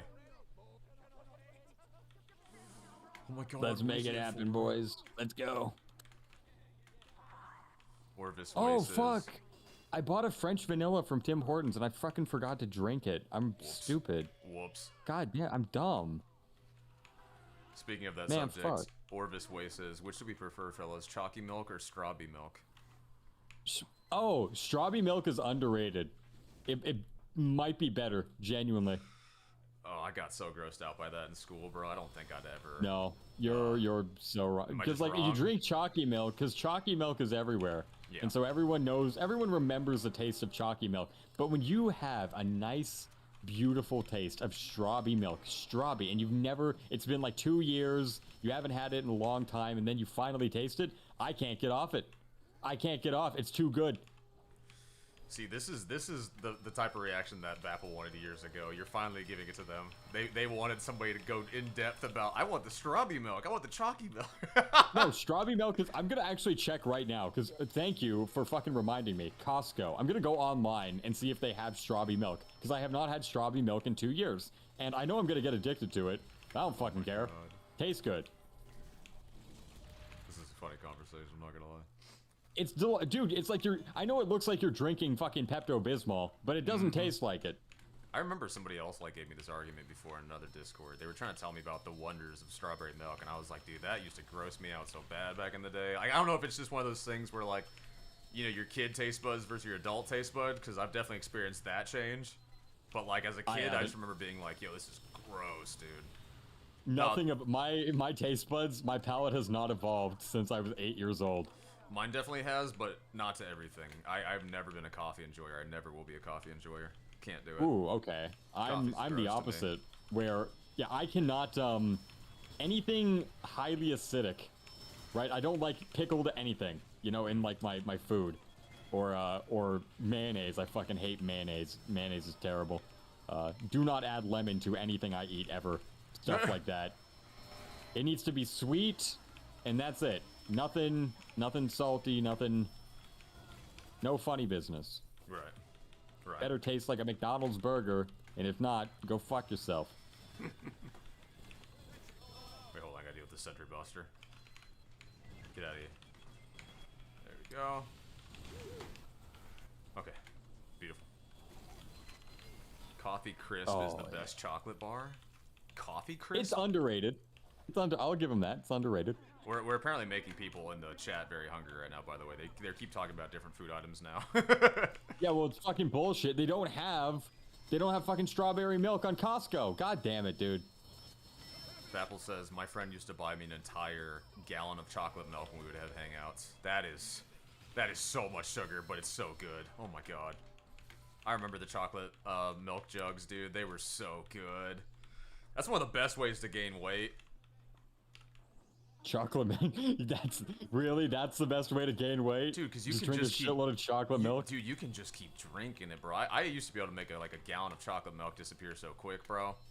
I'm not saying it would happen within like, you know, an hour, maybe like, you know, a couple days, but still, like, I would down that stuff. It always felt like I couldn't have enough chocolate milk.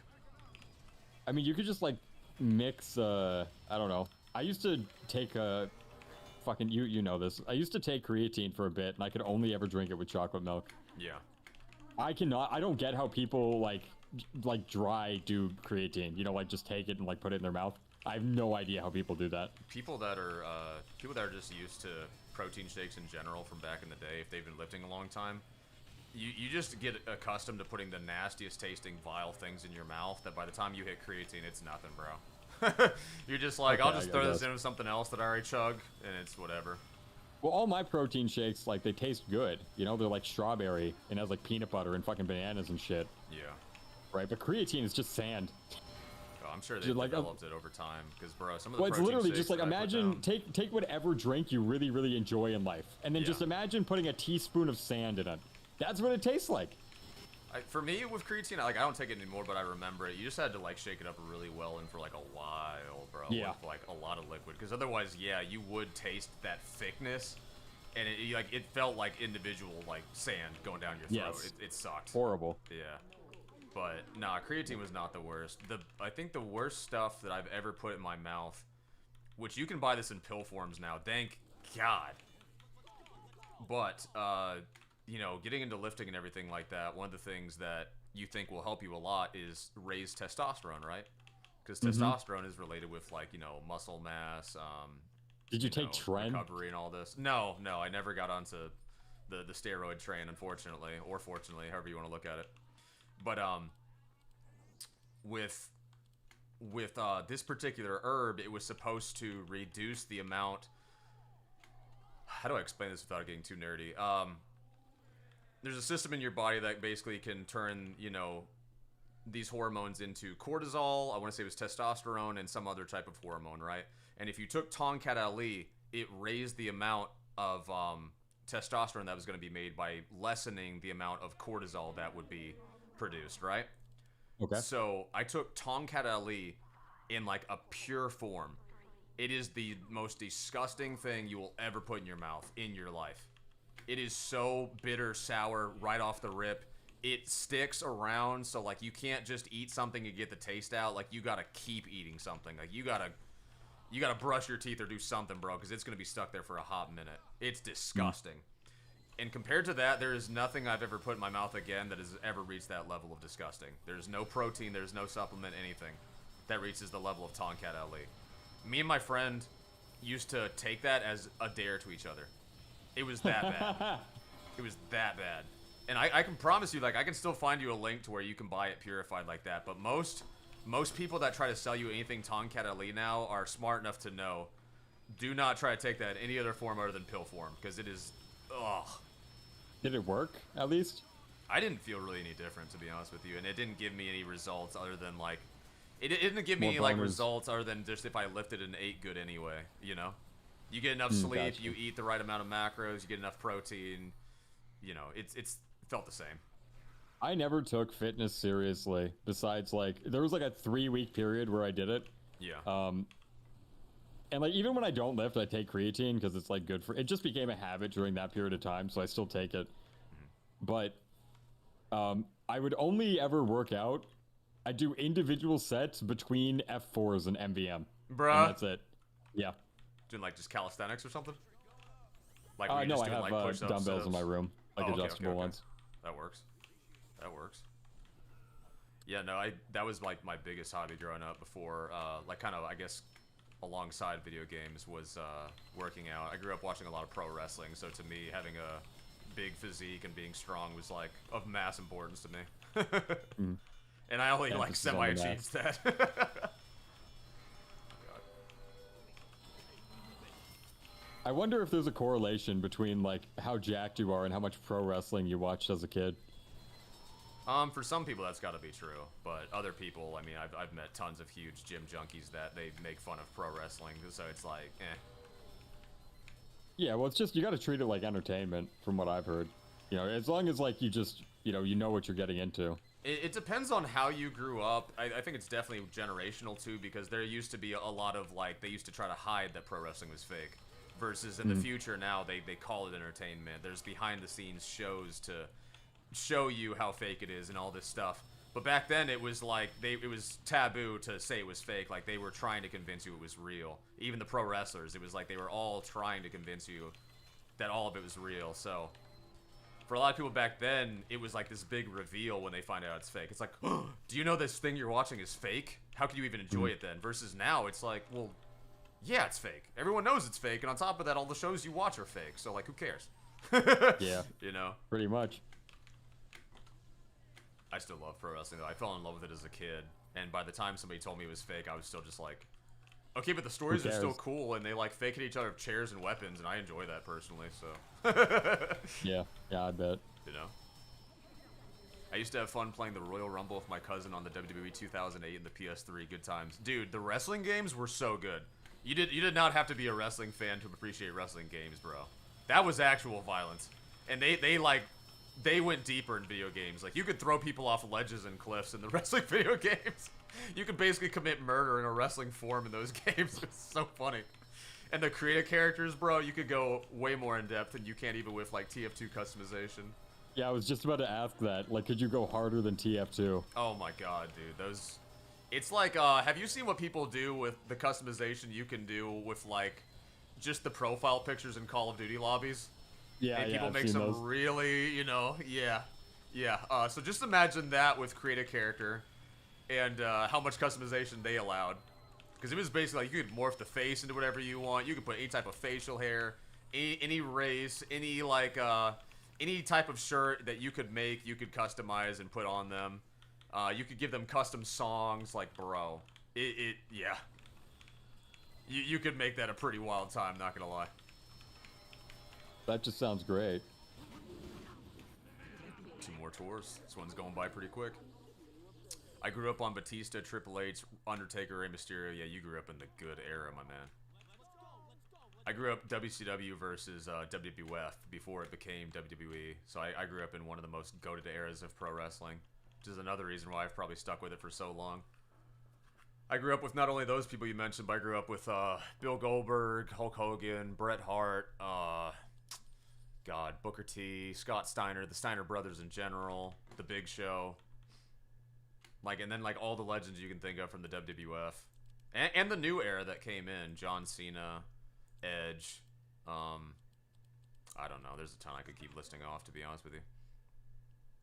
All right, what do I want for this? Got the whole Rolodex.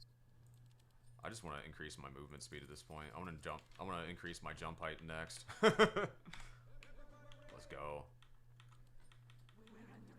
Let's see. I don't know, bro. I just want the gold sniper. The gold sniper is pretty cool. I got that, and I enjoy looking at it, even though I never play sniper.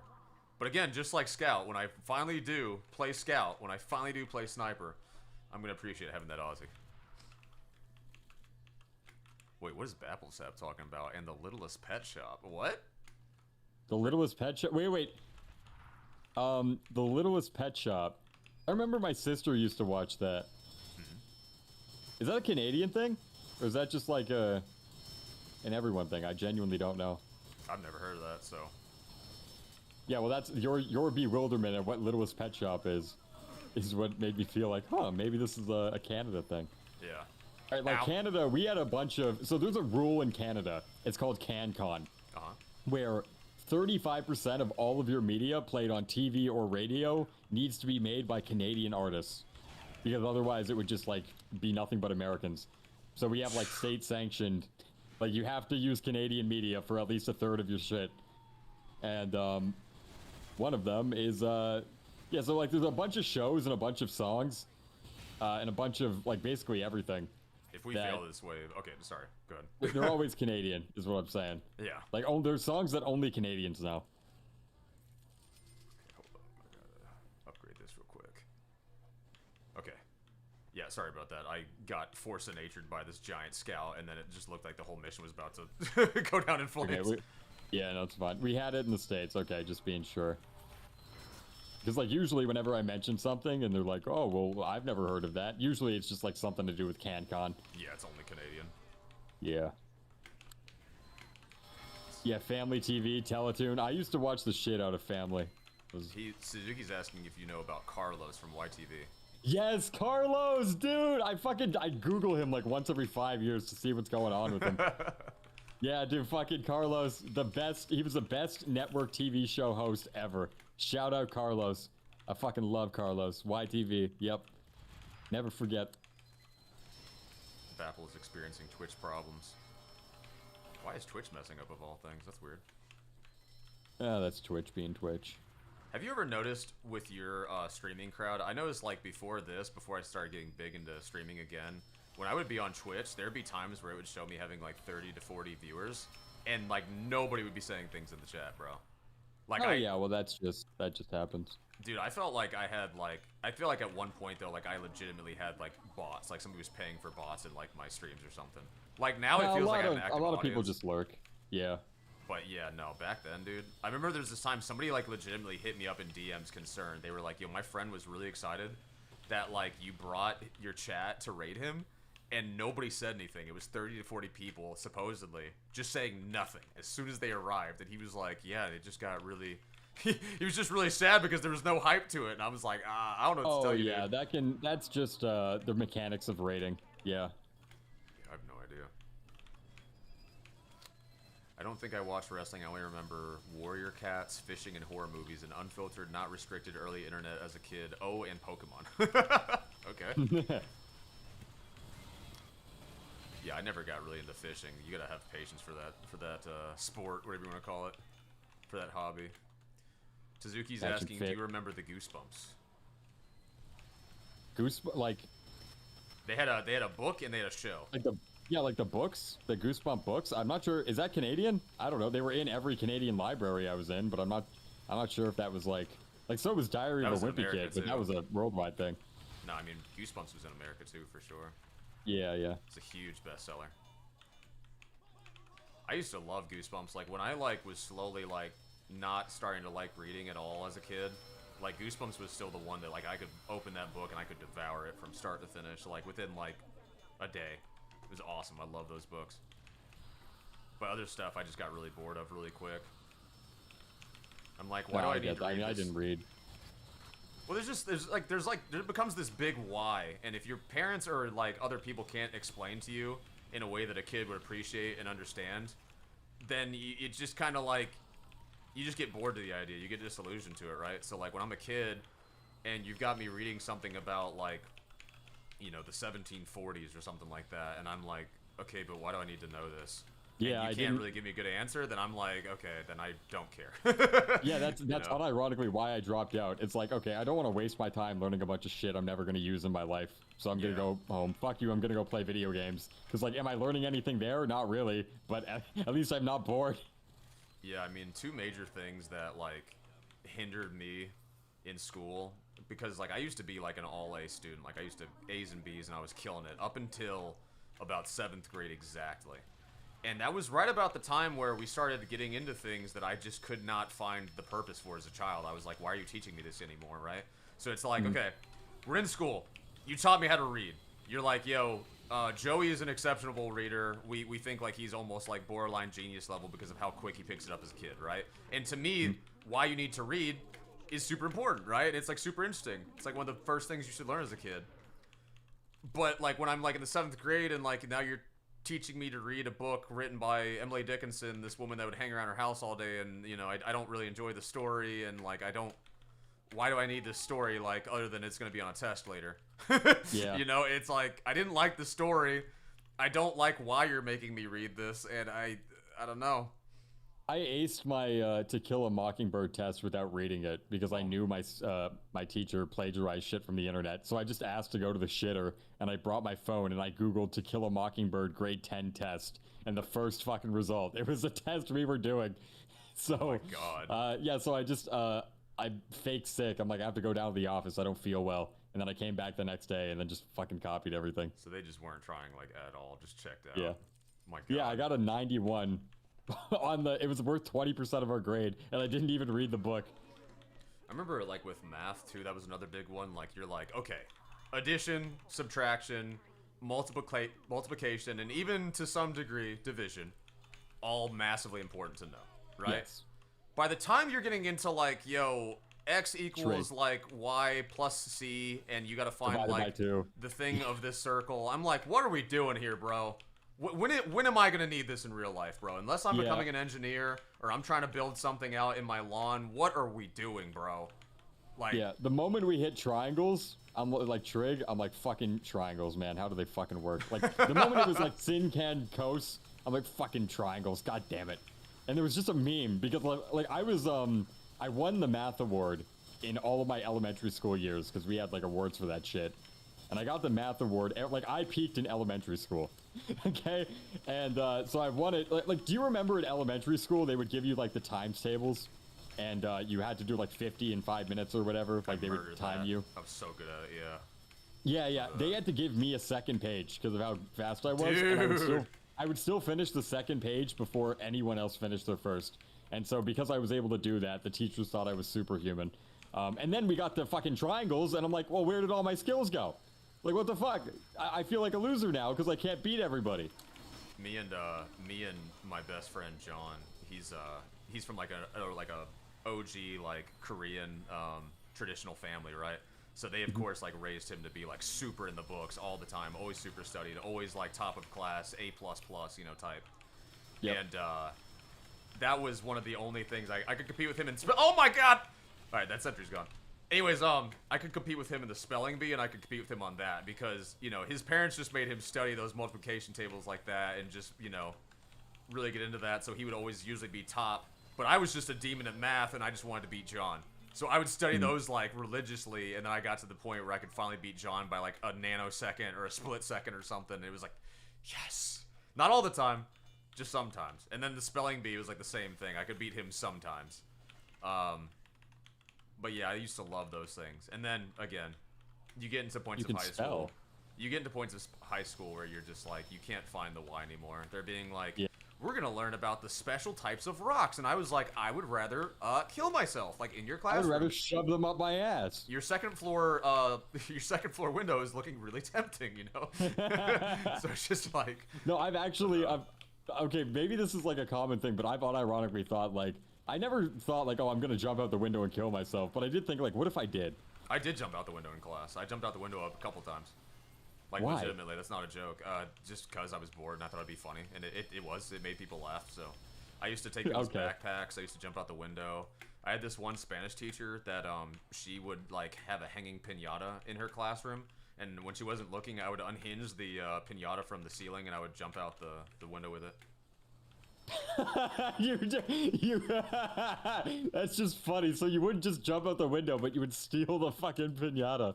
Yeah, the worst time that I was in the principal's office, I say the worst just because, like, the principal could not contain herself. She was, like, in tears. Which, like, you know, she's supposed to be bringing justice and, like, raising me, and she was like, dude, this kid is unhinged. I basically took the piñata off the ceiling. I jumped out the window, and this is, like, the third or fourth time during this year that I've done it, so the whole class is over it. Like, they just expect it at this point. They just, whatever. But I take her piñata, I jump out the window, I loop back around somewhere in the school. I find a Spanish teacher that didn't have, like, a class that period. She's just chilling in her room, probably, like, making up the new test or, like, grading people's papers. And as she's doing that, I walk in, and she's got, like, 3 piñatas. And I'm like, yo, hey. I walk in just really slyly, and I'm like, hey, could I trade you, like, this piñata I've got for one of your piñatas? And at first, like, she's down. She's like, yeah, sure. And I walk in, and she's like, wait, are you in this woman's class right now? And I was like, yeah. So she grabs me, she brings me back to my teacher's class, and she's like, I just found your student. He walked up to me and tried to trade me this piñata and blah, blah, blah. And, like, everyone in the room's, like, either laughing or, like, shaking their head type energy. They're just like, that's just Joey. Oh, my God. And, that's just Joey. So then they send me to the principal's office. And the principal, like, the teacher tries to briefly explain what happened, but the principal's asking me questions about what just unraveled. And as I am explaining to the principal, she is busting down laughing in between, like, every sentence. She's like, you did what? And you jumped out the window with it, and then you went to another teacher and tried to do a piñata exchange. Bro, she was dying. So as she's, like, practically in tears laughing, she wrote me, like, 3 detentions, and I was like, okay, fine. Worth. Yeah. Totally worth. It was awesome. 3 detentions, 1 for every piñata in the room. I used to get kicked out of class a lot. I just got way too bored. Like I said, once I hit high school, I couldn't find the why, so then it was like, well, hey, might as well do something to make the time go by. May as well fun. Yeah. Yeah, I get that. Speaking of which, we are about to be in the last wave. Let's go. So we just said epic. Right. I never ever got kicked out, but I would find creative ways to kick myself out. So, for example, in real life, I'm very pale. I'm like the whitest motherfucker. Like, my nickname in high school was Albino Rhino. That's how pale I am. And so whenever we would get a substitute teacher, I would go up to them and I'd be like, I'm having trouble breathing. I can't really feel my throat. Like, it really hurts and it's like blocking up. And they would always go like, oh my God, yeah, holy shit, you're so pale. Oh yeah, go to the office. Yeah, go get help. And I would just fucking moonwalk the fuck out of there, dude. I would be in class with my friends, and whenever we got a substitute teacher, I would give them the look. And they're like, are you gonna do it? I'm like, I'm gonna do it. It became like a fucking, like, everybody in the class at a certain point knew that I was just going to abuse the fact that no one had any idea I was faking shit. You're like, I'm lacking blood, as you can tell by my super pale skin. Yeah, like, I'm lacking oxygen. Believable. That's yeah, the best part is like, oh my God, you look so fucked up. Yeah, go to the principal's office. Bruh.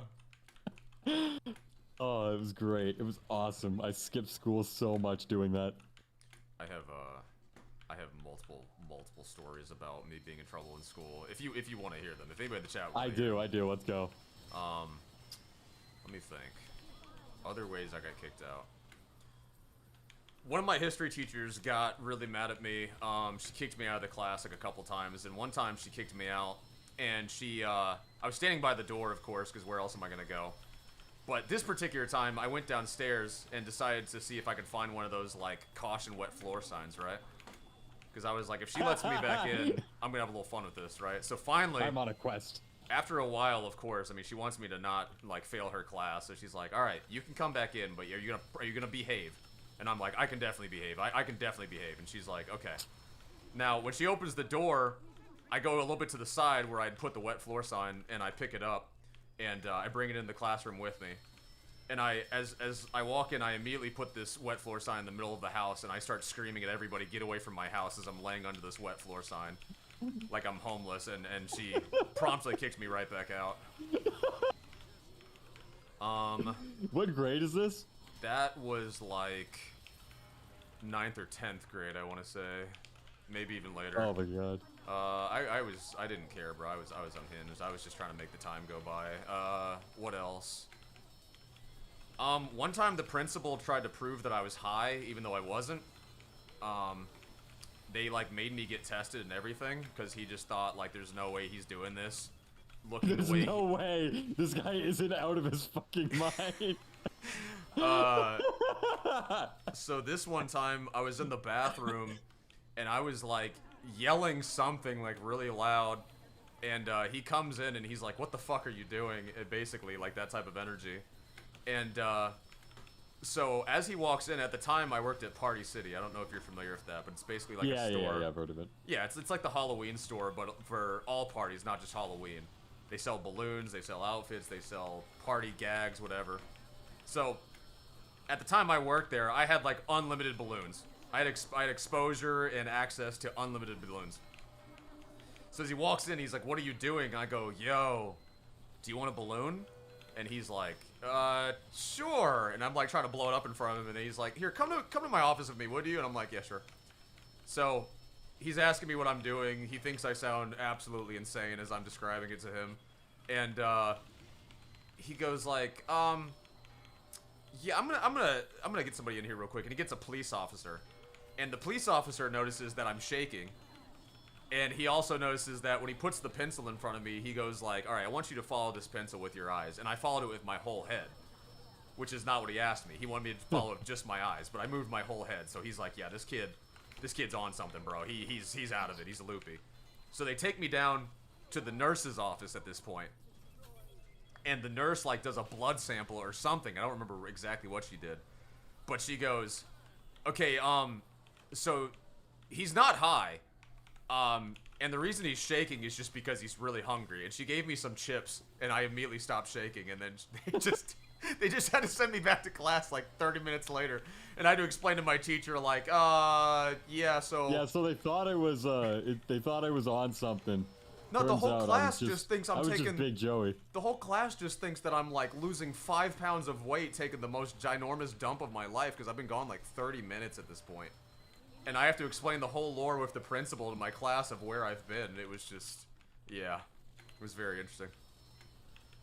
Yeah, I had a lot of fun in school. Oh. One of my biggest regrets leaving high school was that I didn't try to do more things like that. Yeah, no, I totally get it.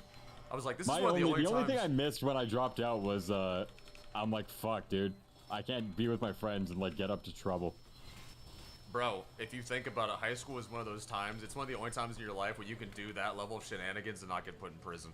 Yeah, exactly. It's great. A lot of the time. Oh my god, you could throw rocks at birds and they'd go, you know, those little kids, those little rascals.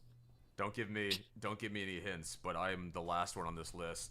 Everybody cross your fingers. Guys, 1 or 2 in the chat. 1 if we're getting Australian. 2 if we're not. 1 or 2 in the chat right now, as quick as you can. Oh my god. Has WEEZY improved his living space since the last time he what's embarrassing about it? What are we talking about here? Oh god. Everybody's saying if anything, it's gotten worse. What if the 1-2? The 1-2 is the reason I'm not getting the Aussie now. It's gotta be. Rip. I got a specialized kill streak shooting star fabricator. That's kind of cool. Man, that's brutal. And what else do we get? A kill streak Persian persuader kit. Not so much on that one. I never use that thing, the Persian persuader. Yeah, it's dog shit. Dog shit. Hello, Mr. Daddy. I'm off into By the the way, nether. I hate that engineer. I hate that Loadout? tattoo. Really? No, I don't hate the monocle, but I hate the arm because you can see how it's modeling over the engineer's existing. Like, you can see it. I don't pay attention enough to that. I like that it How gives like the him. glove is off.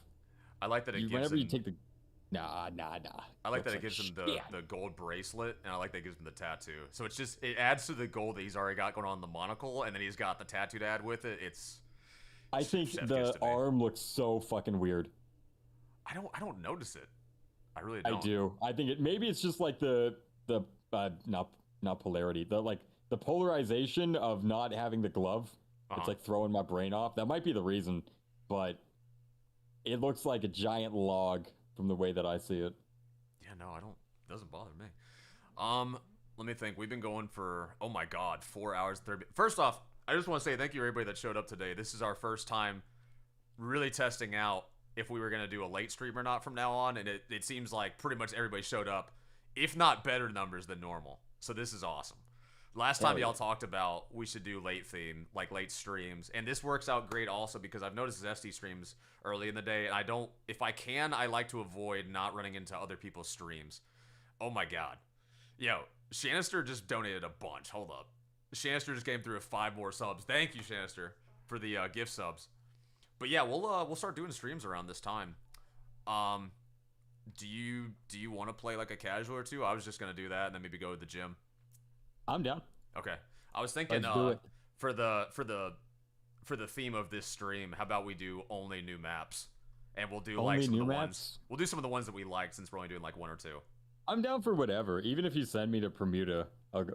Okay, wait. The plastic cutlery, the canned potatoes, cleaning your devices, rice in a bag, and taking out the trash. Right? Okay, I wanted to take out the trash, but the trash is outside of my house were full. Don't blame me. There was a guy who moved in downstairs who fucked up everything, so I was stuck with the bag of broccoli. That one was not my fault. The rest of them, okay, plastic cutlery, you never have to do dishes ever. So that's great, okay? You never, like, I don't, you have to do dishes, I don't. Don't judge me, okay? You're the one being dumb. What else? Okay, canned potatoes, they taste good. What do you want me to say? They're in, and the problem with potatoes, I bought the fresh ones, and those ones rotted away too. Oh my Why? God. Because I don't want potatoes every day, and I don't want to cook them and peel them, and oh my god, no. Dude. It just comes in a can, you dump it in a Dude. bucket, you put it in the fucking air fryer, it's done, and it stays that way for 2 years. You can eat it at any point in time. Canned potatoes are great. Cleaning your devices, no, you don't have to clean your devices. You should just stop licking them. And I stopped licking my phone, so I don't have to do that anymore. Rice in a bag is fucking OP.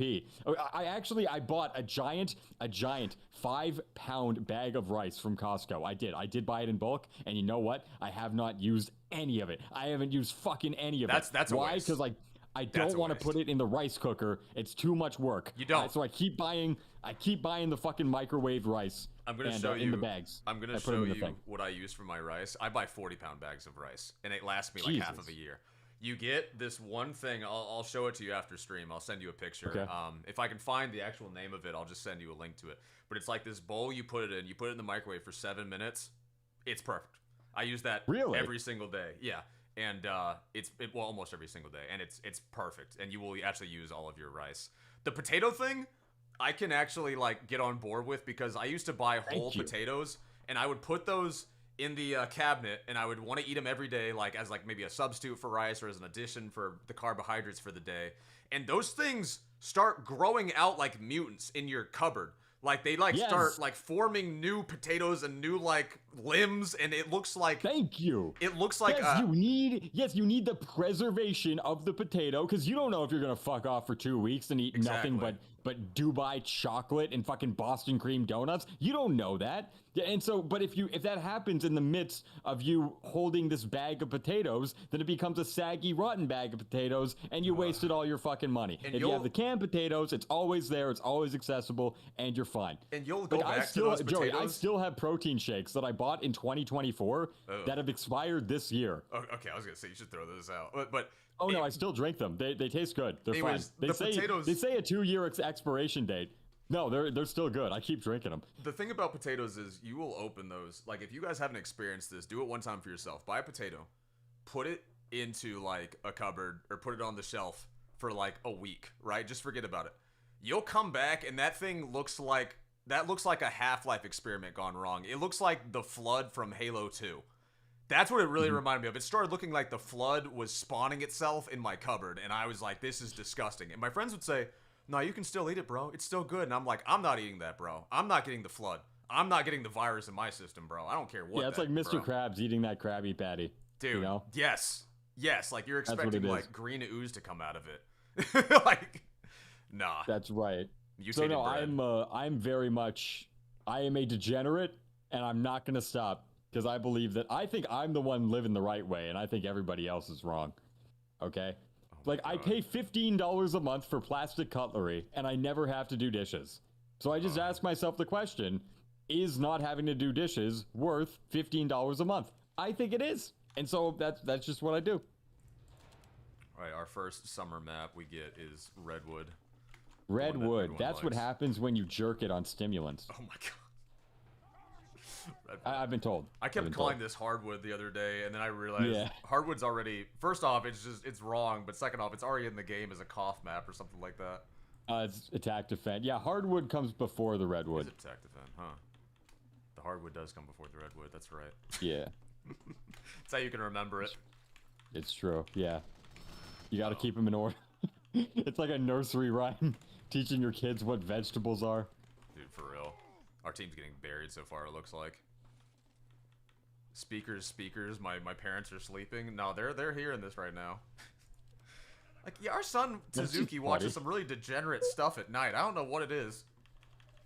The other day, he was blasting something about hardwood and redwood, and some guy named WEEZY was talking about something else really loud. Gee, I don't know. You need to watch this clip, but it's long. I'll send it in general. Oh my god, is that like the WEEZY diet clip? I have a whole video on my alt channel. Oh my lord. I don't know, people really enjoyed it. I have to do more clip compilations like that. But again, like, because I can't, people say I speak in clips, but I don't, because the rants go on way too long for it to be clipped. So I guess I have to make second channel videos on all of my weird habits. Somebody is telling me right now, they're saying it's that clip. It is that clip. Whatever you're afraid of, they're trying to show it to me. I don't know what clip it is. Like, I've said way worse shit. Big Joey, did you enjoy the meme intro I made of you? Suzuki, that was a good video for, like, you said, like, you're kind of like a starter, as you called it, a baby channel. That's like a really good start, dude. And yeah, I thought the intro was creative. It was fun. You kind of have no filter. You have no filter. Dude, the whole point of being a streamer is that you're unfiltered, because if you're filtered, you have no content. You just become like Pokimane. Oh, wow, everything is great. Everything's awesome. Wow, yummy cupcakes. I love cupcakes, guys, and ponies. Wow, ponies. You guys like... Joey, do you like ponies? No. Oh, okay. Right. Do you go the route also where you have everyone's opinions? Do you, like, pull, like... They say this about Moist Critical, and I don't know if it's true or not, but they basically you say, wait like, for an opinion to be safe until you say it. Yeah, you wait for it to be formed. Like, the general consensus, and then you're like, yeah, this is actually what I believe about that. Yeah, I do notice that, and sometimes something so ubiquitous that just, like, everyone has the same opinion. Mm-hmm. But I don't, and that gets me in trouble. The people that come out and say something like it's brave, like it's brand new. Guys, I don't like racism. Like, oh my god. Guys, I think data centers should not be built near me. Oh my god, WEEZY is so brave. I knew I was following the right guy. I knew I was following the right TF2 YouTuber. That's right, the banana is the North Star. Exactly. It's the guiding light. The moral like compass. The thing that, like, I went to Catholic school. It's like the star that, like, made, like, Jesus and, like, Moses and, like, some sheep or something. It guided them, like, through a bush or whatever. I don't know. I didn't pay attention. I was just sitting there, like, enjoying my life while all the girls got molested by the priest. Oh my. Oh yeah, all my women friends are like, yeah, by the way, a priest touched me. Oh, so that was just real. That's not like just a joke you were making. No, that's not even a meme. Like, there's a massive problem, like, the Catholic priest pedophilia issue. Yeah. I've had, like, all of my female friends go, like, yeah, I got touched by a priest. It's like, me too, twinsies. Oh my, wow. Yeah, it's just a problem, you know? That's crazy. Oh, Suzuki said, yeah, I used to have a 20K sub channel, but it got banned, so I'm trying to revamp as a TF2 tuber now. And I thought I'd appreciate you saying it was good first video. Oh yeah, definitely. It was cool. Dude, I'm not gonna lie, dude. I'm spaced out because I want to eat. We've been going for almost 5 hours. I honestly think I should end it. You want to end it? I'm down. Yeah, just because I'm like I'm completely zoning out. But thanks for coming. Thanks for doing the MVM stream. And Of course. you're definitely welcome on any other time. You know. Yeah, just let me know and I'll make time because I always need to record footage anyway, so I may as well just do it while having fun. Exactly. Look, Gerbs definitely likes having you around. The chat loves having you Gerbs around. is sick. I love Gerbs. Shout out to Gerbs. Oh yeah. Bapplesap, thank you. I know you've pretty much given subs to the point where it's like maxed out now on my end. You were the reason, by the way, that when I got to check my YouTube channel, Large Joseph, for the first time, and like how it was like how the monetization was doing, there's just this huge spike because it should have only been like $7 or $8, but because of your donations, it went to like 100 something, and I was like, oh yeah, that's Bapplesap right there. So I really appreciate the generosity through either subs or through YouTube. Speaking of, Shaboom just donated 510 bits. Thank you, Shaboom327. Was not expecting that. Wait, do you have Discord linked on your YouTube?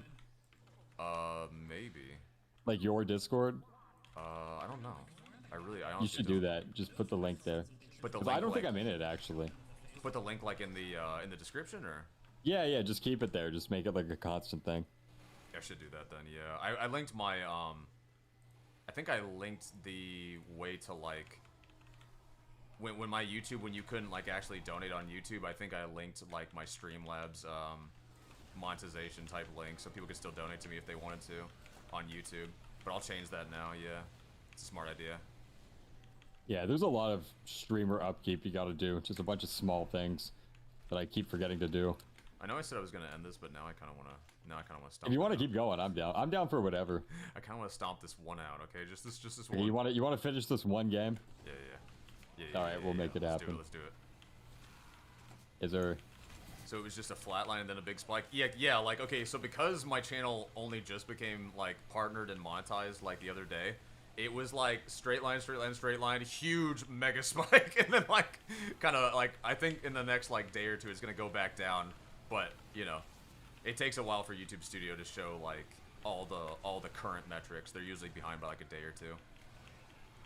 But I'm gonna put out a video, one of the stream videos this weekend, so that should go back up again. I'm looking forward to it. If you don't know, like WEEZY, since I'm doing this like full time now, like this and next month are gonna be like the big test to see like if I actually do this like full time again. Because if it's like profitable enough, like not only am I gonna like do this like full time, but I'm gonna make the moves to make things better. Like I'm actually gonna buy like a new PC. I'm actually gonna like get way more in depth with like I'll probably buy new equipment, so like if I do like piano streams again or something like that, that's quality. Because right now I really appreciate that some of you guys remember that I played piano and I did like video game covers, but like I can only make up so much. Like it'll sound okay, I guess, because like if I'm playing the song accurately, but then because of the mic and because of like how I don't have the right equipment is what I'm trying to say. I always get somebody complaining about how the sound doesn't come out right, and it's like disruptive to them and their experience. So I would actually get a better mic and stuff like that and try to improve things. Mm-hmm. No, I totally get that. I'm gonna be with you actually, because I feel like TF2 streaming, and I know you've noticed this as well. It's like very untapped. Yes, it's yeah, just, and so I was it's Left 4 Dead. I was actually, yeah, this is why like I was so happy to see you make this channel. It's like, oh, someone else notices the exact thing, the exact fucking thing that I'm realizing. And the way I look at it is like people treat like streaming like competition. This is the worst. This is like it's not even bad on like a personal front. It's just the most awful wrong view of any stream ever. There's a reason why every single streamer ever collaborates with each other, like mainstream ones. It's because a rising tide lifts all boats. Like that is just like demonstrably true. Oh god. And so whenever I see you stream, and then I see Zesty stream, and I see me stream, it feels like everything is just, the whole sector is getting more juice, and I think it's been long overdue. Bapple's asking me, you said no to gym streams because those viewers, right? No, I mean, I've been already thinking about, like, I just wanted to get my strength up a little bit before I started posting, like, gym vids, but I'm gonna post gym shorts probably first, and then I'm thinking about doing some sort of, like, gym type related videos. And then, yeah, I mean, I could try streaming. The biggest thing about me streaming in the gym is, Like, I'm not in one of these, like, big LA areas where, like, people, you know, like, encourage streaming and everybody in there's got, like, a cam and everything. Like, I'm in a chill part of, like, the southeast, right? In this little, like, almost, like, neck of the woods area that's been growing. So, I would have to, like, my gym streams would be, like, middle of the night, hopefully with not enough people there to even care, if I ever did that. Because my concern would be that I'm going to start, like, streaming, and there's going to be, like, people there that are going to be like, yo, I'm not trying to be on camera. But luckily, I do go at times when usually no one's there. I'm going at, like, 2 and 3 in the morning. I don't know. I'm down to see some Joey ass. Yo. Yeah, Bapple was saying... some squats from behind. Yeah, see, that's what Bapple was saying, like... Bapple was like, you're not going to do the gym streams because you're going to bring that type of crowd, right? And then, like, you're, like, laying into that, like, yeah, I'm trying to see Joey's deep I'm trying to see Joey's big ass booty. Yeah, well, luckily, from behind. I want to see like I want to see the actual large Joseph. You know what I'm saying? Yeah, well, luckily I never do the. Luckily I don't do squats because I hate squats. I do deadlifts. Deadlift wouldn't okay. I've done a deadlift once and then I was told you have a high chance of injury. Don't do them, and then I never did them again. Oh wow. Someone just said I called them the... Did you see what somebody wrote in the chat? They said, I'll never forget the day you called me the hard R N-word for buying MVM upgrades in an unconventional order. That just straight up never happened, bro. Wait, is he talking about me? No, me. He put Big Joey. Oh, okay, because I'm like... I'm not kidding. That is something I would have done at age 17. Yeah. I'm like, I've never done not that. even... I wasn't even... like, it didn't even cross my mind. Like, oh, he's memeing and trolling. I remember one like, time... Were we friends in 2018? Jesus. That is one of the weirdest things about, like, doing YouTube that you'll discover in time is, like, people do just make shit up about you sometimes. And whether it's important enough to you that you feel like you have to go and, like, solve it, like, resolve it or not is up to you. But, like, bro, I remember this one time I went into a video and they were saying, like, something about, like, this guy was talking about his real experience running into me in the game. And, like, he had a bad time because I didn't think his jokes were funny. I did a fake laugh, and it really upset him, right? He made, like, this whole video about it. A lot of people know what I'm talking about when I mention this. And in that video, bro, in the comments, I'm reading through them, and, bro, somebody just straight up put, like, yeah, I remember I ran into Joey, and he, like, was so racist, and he said all this. I'm like, that has never happened. I've never gone into TF2 and started saying racial slurs. Never in my life, bro. Even...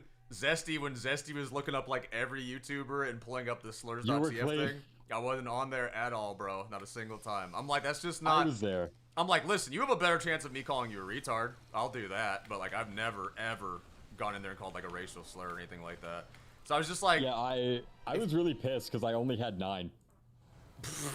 I should have had way more.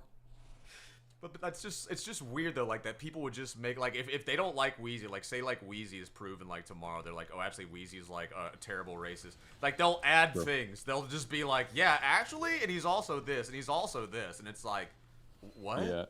Well, the way I did it, the one time someone was actually trying to blow up a bunch of false accusations, it was Basil. Do you remember this? Basil. Did you ever watch that video? I made like it has like over 1 million views. It's called MVM's Most Insane Player, and he just like made a document shit-talking me and saying a bunch of things about me that weren't true. And I just made a whole video going over it and calling him a dumbass. And I remember that. And also I sponsored it with War Thunder. And that video collectively that video was made, I think, $15,000. So Dang. One guy, he makes a hit piece on me, a bunch of false accusations. I fuck him back and I make 15 grand. So I'll be honest, you treat that as like a negative of the job. I treat it as a positive. Keep bringing false accusations my way, because if I'm gonna get paid like that to knock them down, goddamn, that is a blessing in disguise.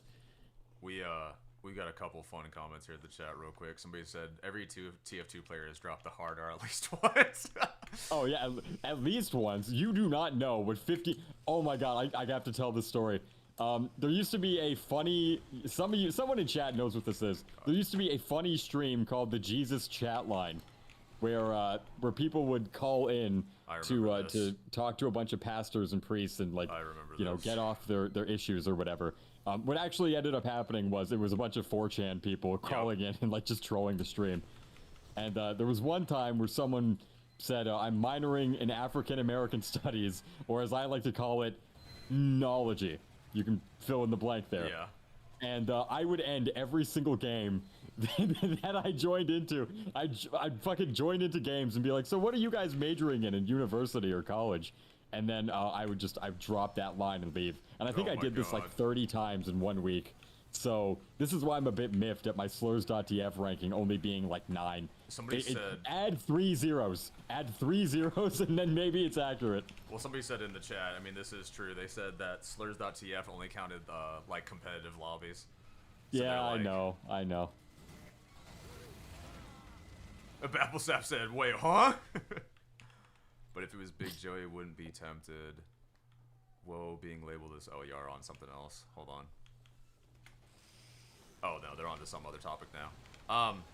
But yeah, no, I forgot my line of thought right now. I just got a beautiful crit on a heavy pocket pair, and that was awesome. Not gonna lie. Took them both out in one hit. Oh, back up.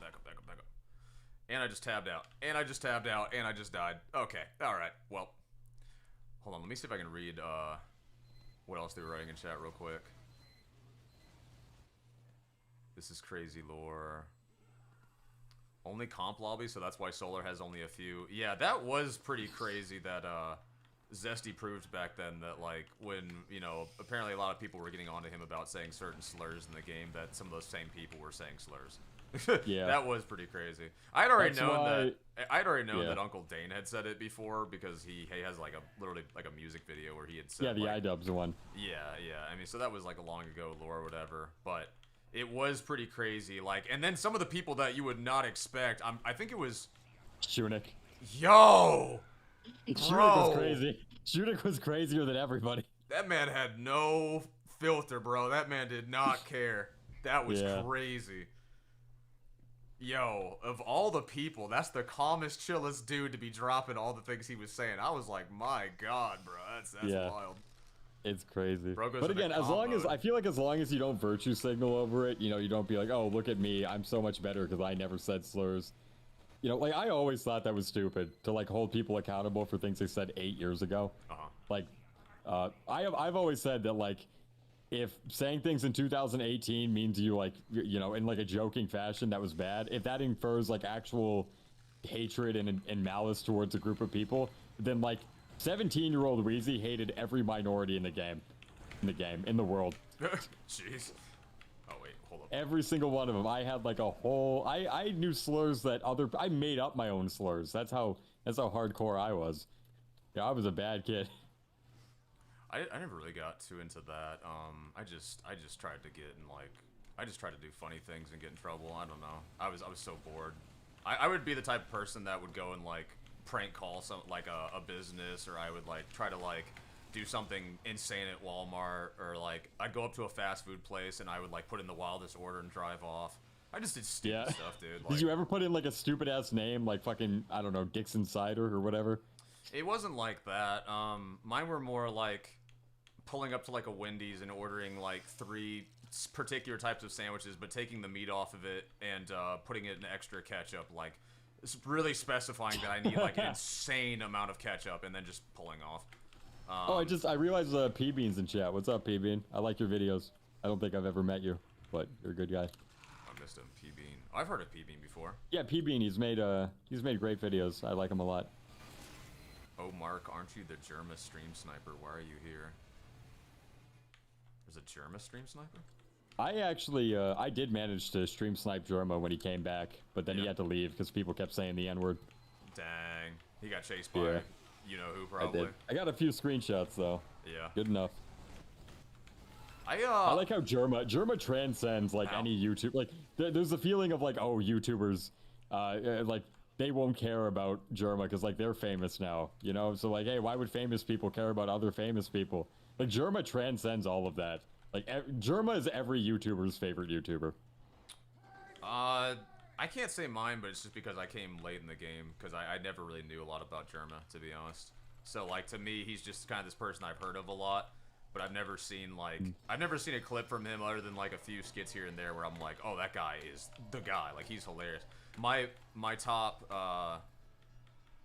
probably the most nervous I've been, or, like, excited to meet somebody was Dane back in the day, and then, after that, when I got to meet Muselk, I was like, no way I'm meeting Muselk right now. It felt insane, you know? Because at this point, he's been gone so long from the TF2 community, and it was like this big project he wanted to get everybody involved in, so like, I got to meet like a ton of like TF2 YouTubers I hadn't met or done stuff with in a while. It was like, the project he wanted to work on, it was like me, Lazy, Dane, it was like Solar Light. Yeah, I've heard about this one. Yeah, and he just completely abandoned the project, but I was just so happy to meet Muselk that like I sent him a friend request. It's still sitting in my Discord lobby to this day. He has not accepted the friend request. I don't know if he even saw it because he's probably got just a mountain in there, but I was like, man, that's so cool. I got to meet him. The big one for me was Emp Lemon. I got to talk to Emp Lemon, and every single time I have, I've been the most like autistic, retarded spurg on the planet, and I feel I'm so cringy. It's like never meet your heroes.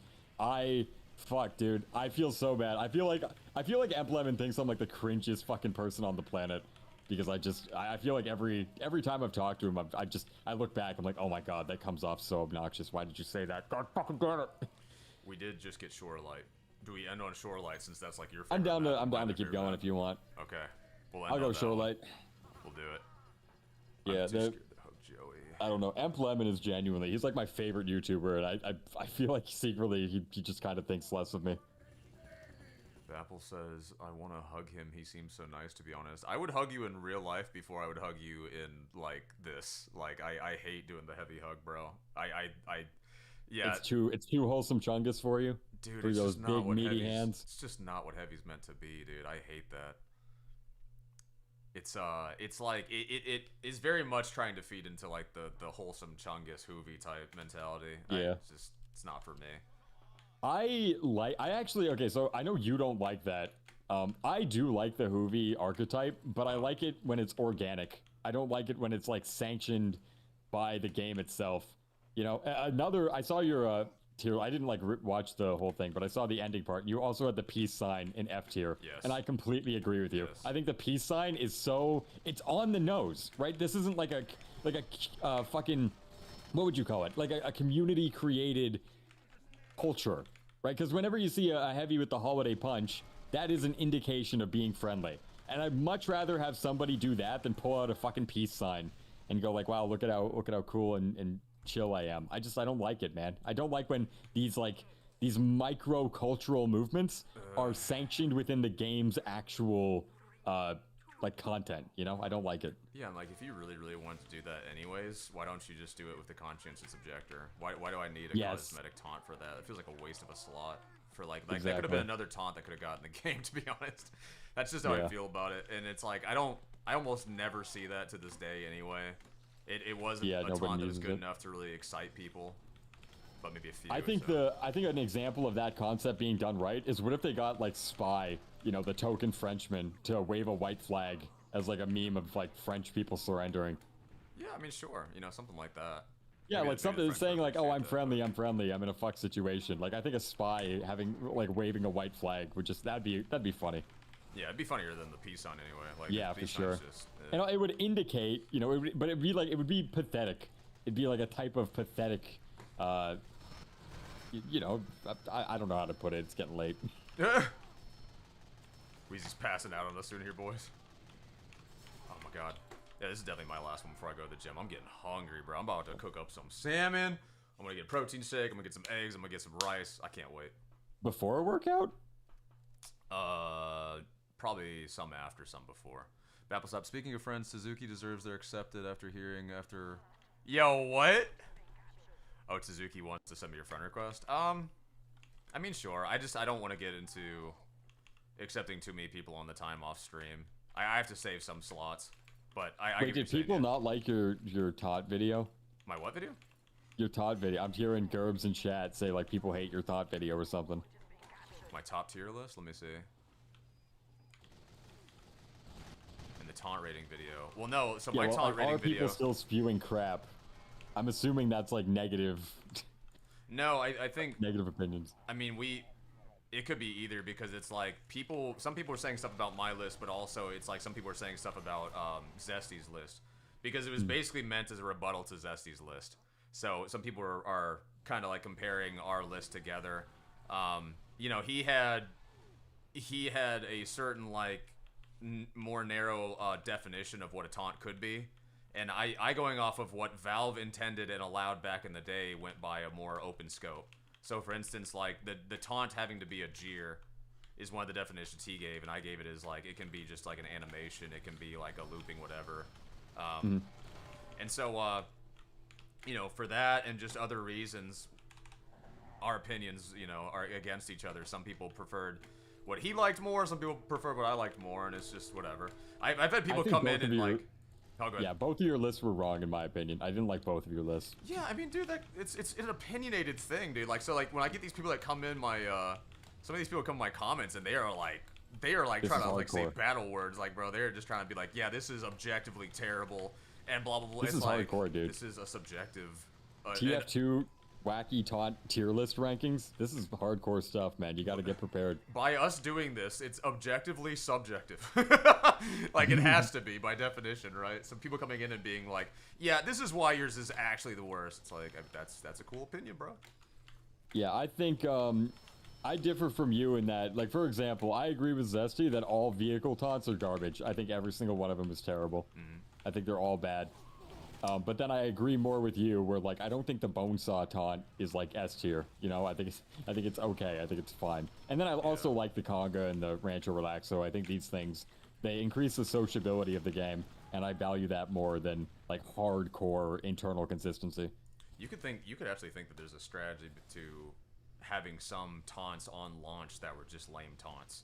Because here's the thing: if you want people to buy things, and you start them all off with a lame taunt, and then you make a really good taunt, what are they going to want to do?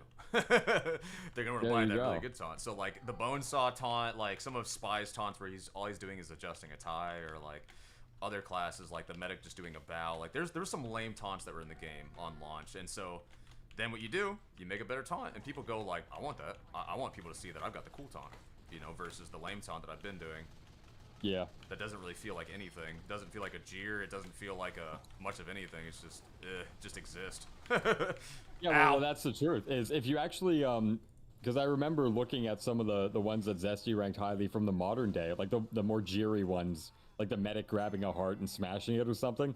And then I actually went and I checked how many people bought that medic heart smashing taunt. You know how many it was? How many? 1,500. Basically nobody, right? Like literally 1,500 people. If you go look at the, like, I don't know, the soldier hammock, I don't know what that. Let me look that up actually. Biv, how do you? Why did they make a weird fucking name? Like Bavuyiek? What? I've never heard this referred to ever in my life. Maybe it's because I don't go outside. But. Like TF2 soldier hammock taunt. Like that's what it's called. Hold on. I'm trying to look around. Okay. Yeah, I want to find out how many people have bought this taunt already. I love that. And keep in mind, this has been it's been like 1 month. I love that since this was added. It's dope. Yeah, I like it. Oh, Legerbs just wrote me, dude. Some dude wrote like a 4-paragraph comment yapping about how you're fundamentally wrong. I was like, brother, this is opinion. Yeah, I saw some of those. I've had a couple of those already, like, because I did the opinionated piece too on how I was saying, like, I don't think that TF2 has really, like, derived from its original, its original vision. Yeah, deviated is where I'm good for. I don't feel like it's truly, like, deviated that far from its, like, original, vision. Especially because a lot of the TF2 original devs were there to decide where they wanted this to go and what they wanted in the game, and, like, they also, some of the things that people complain about were started by that same team. You know, it's only just continued on, essentially, over time. So, I did that video, and I got, like, one person that sent me, like, the longest reply, and they're like, I'm a long-time viewer, and this is the final straw for me. Like, I'm unsubbing, and I'm like, okay, dude. Like, it wasn't even that serious to me, bro. Not for me to read, like, a 5-paragraph, you know, like, I'm leaving your channel type thing. Sub Joey and WEEZY. Quick question to WEEZY. What's your reaction and opinion on the massive MVM cheater bans? Ooh. Well, you'll know in a couple of days. You'll know my full opinions. But people are getting it wrong. It was not Valve going after Maribot. They did not purposely target Mari. They targeted Dari.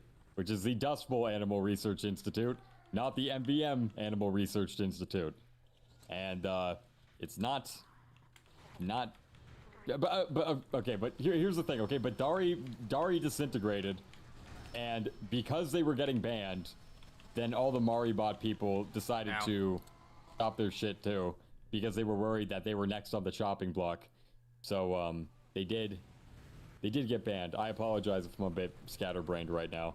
What are my thoughts? I mean, I think it's good, but there's a lot of misinformation out there right now about what actually happened, and so I'm going to correct the record in a couple of days, but I'll make sure things are good. John DeHill just wrote in the chat that they had someone call him a Jew the other day for putting the Doom theme in his video. I don't understand that at all. That's weird. There's probably a correlation somewhere. Yeah, I don't understand. I don't know. I laugh at all this. I think it's funny. Yeah. As long as you don't take any of this too seriously, then, you know, just laugh it off. I'm just reading. That's always been my mentality. I remember somebody, I remember knowing a YouTuber that used to really, like, take the comments too seriously.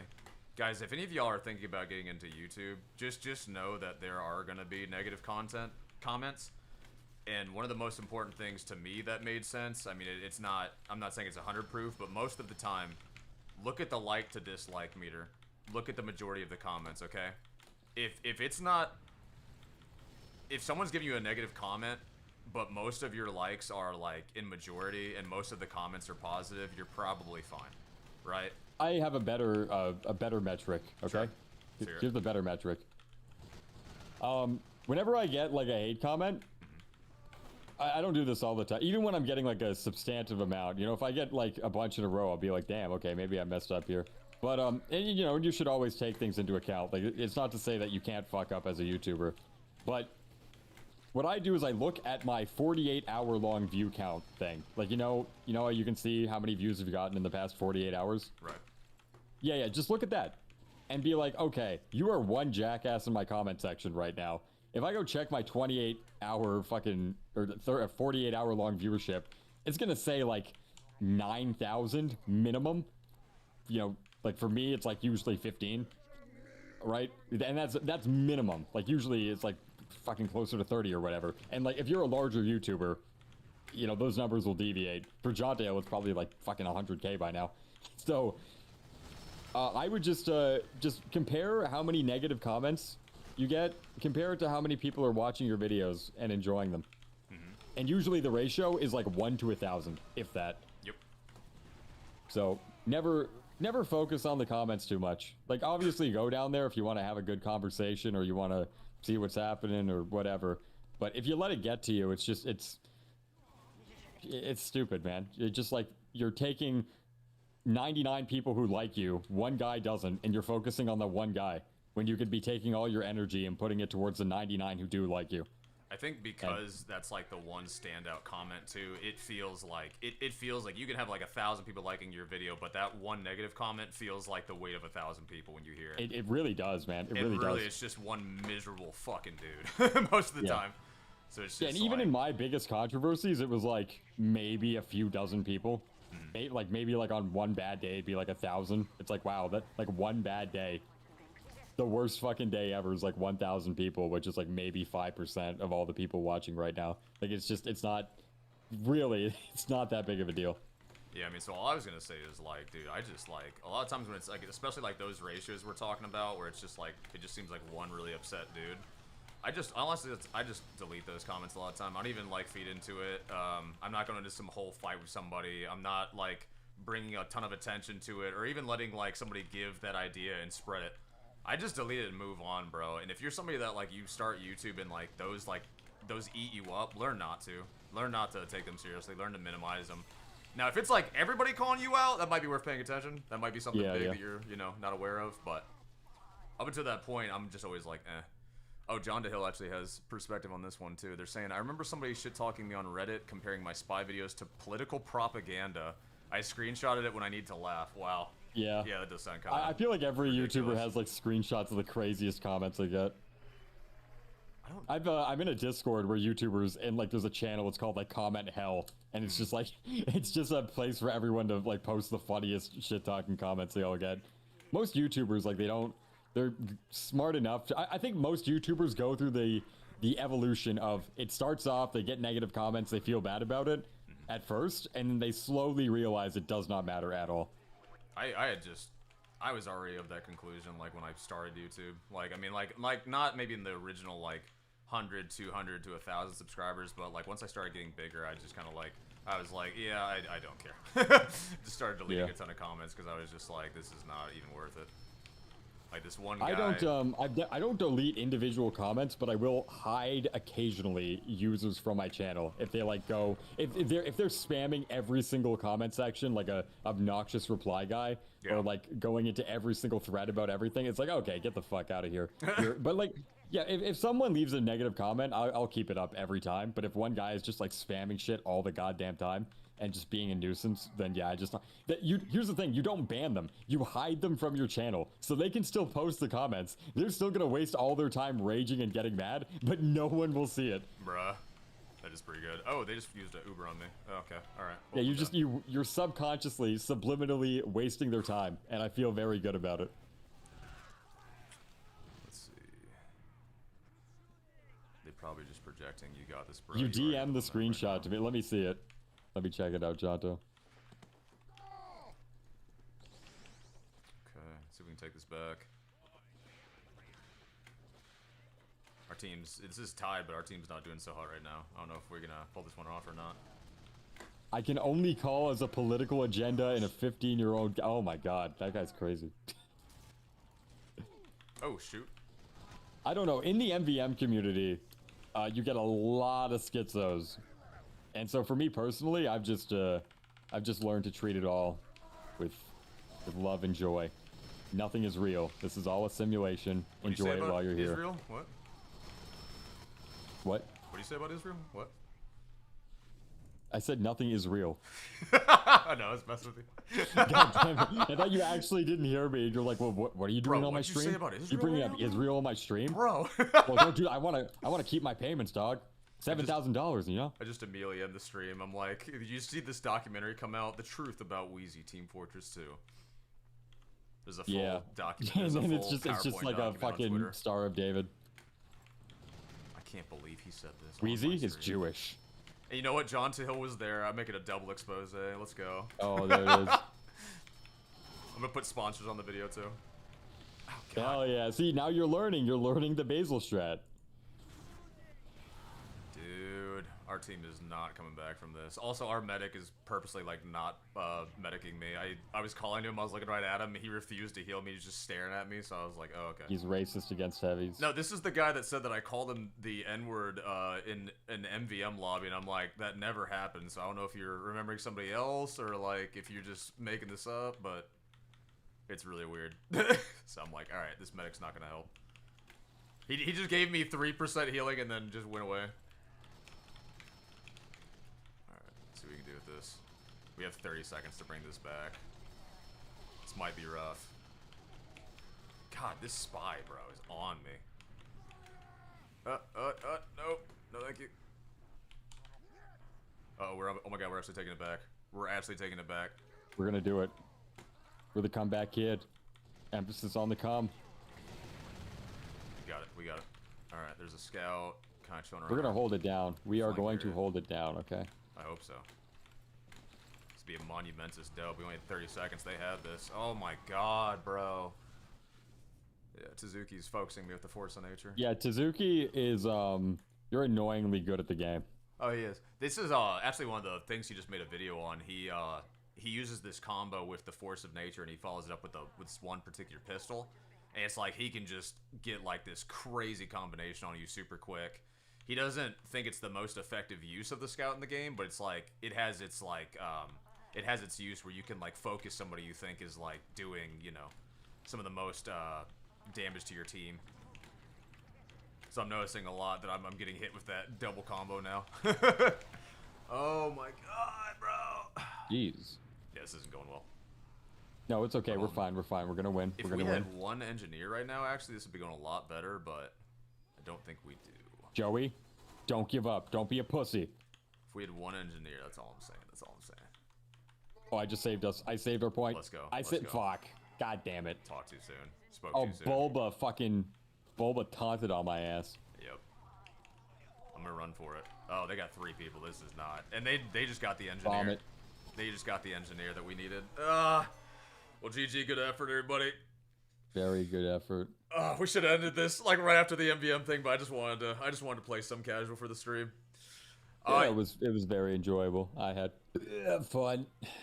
You guys look for a video to drop this weekend. I'll just be posting I'll be posting that video I just did. I'll be posting my ranking of the summer update, and then I'll probably put out like 1 or 2 shorts as well.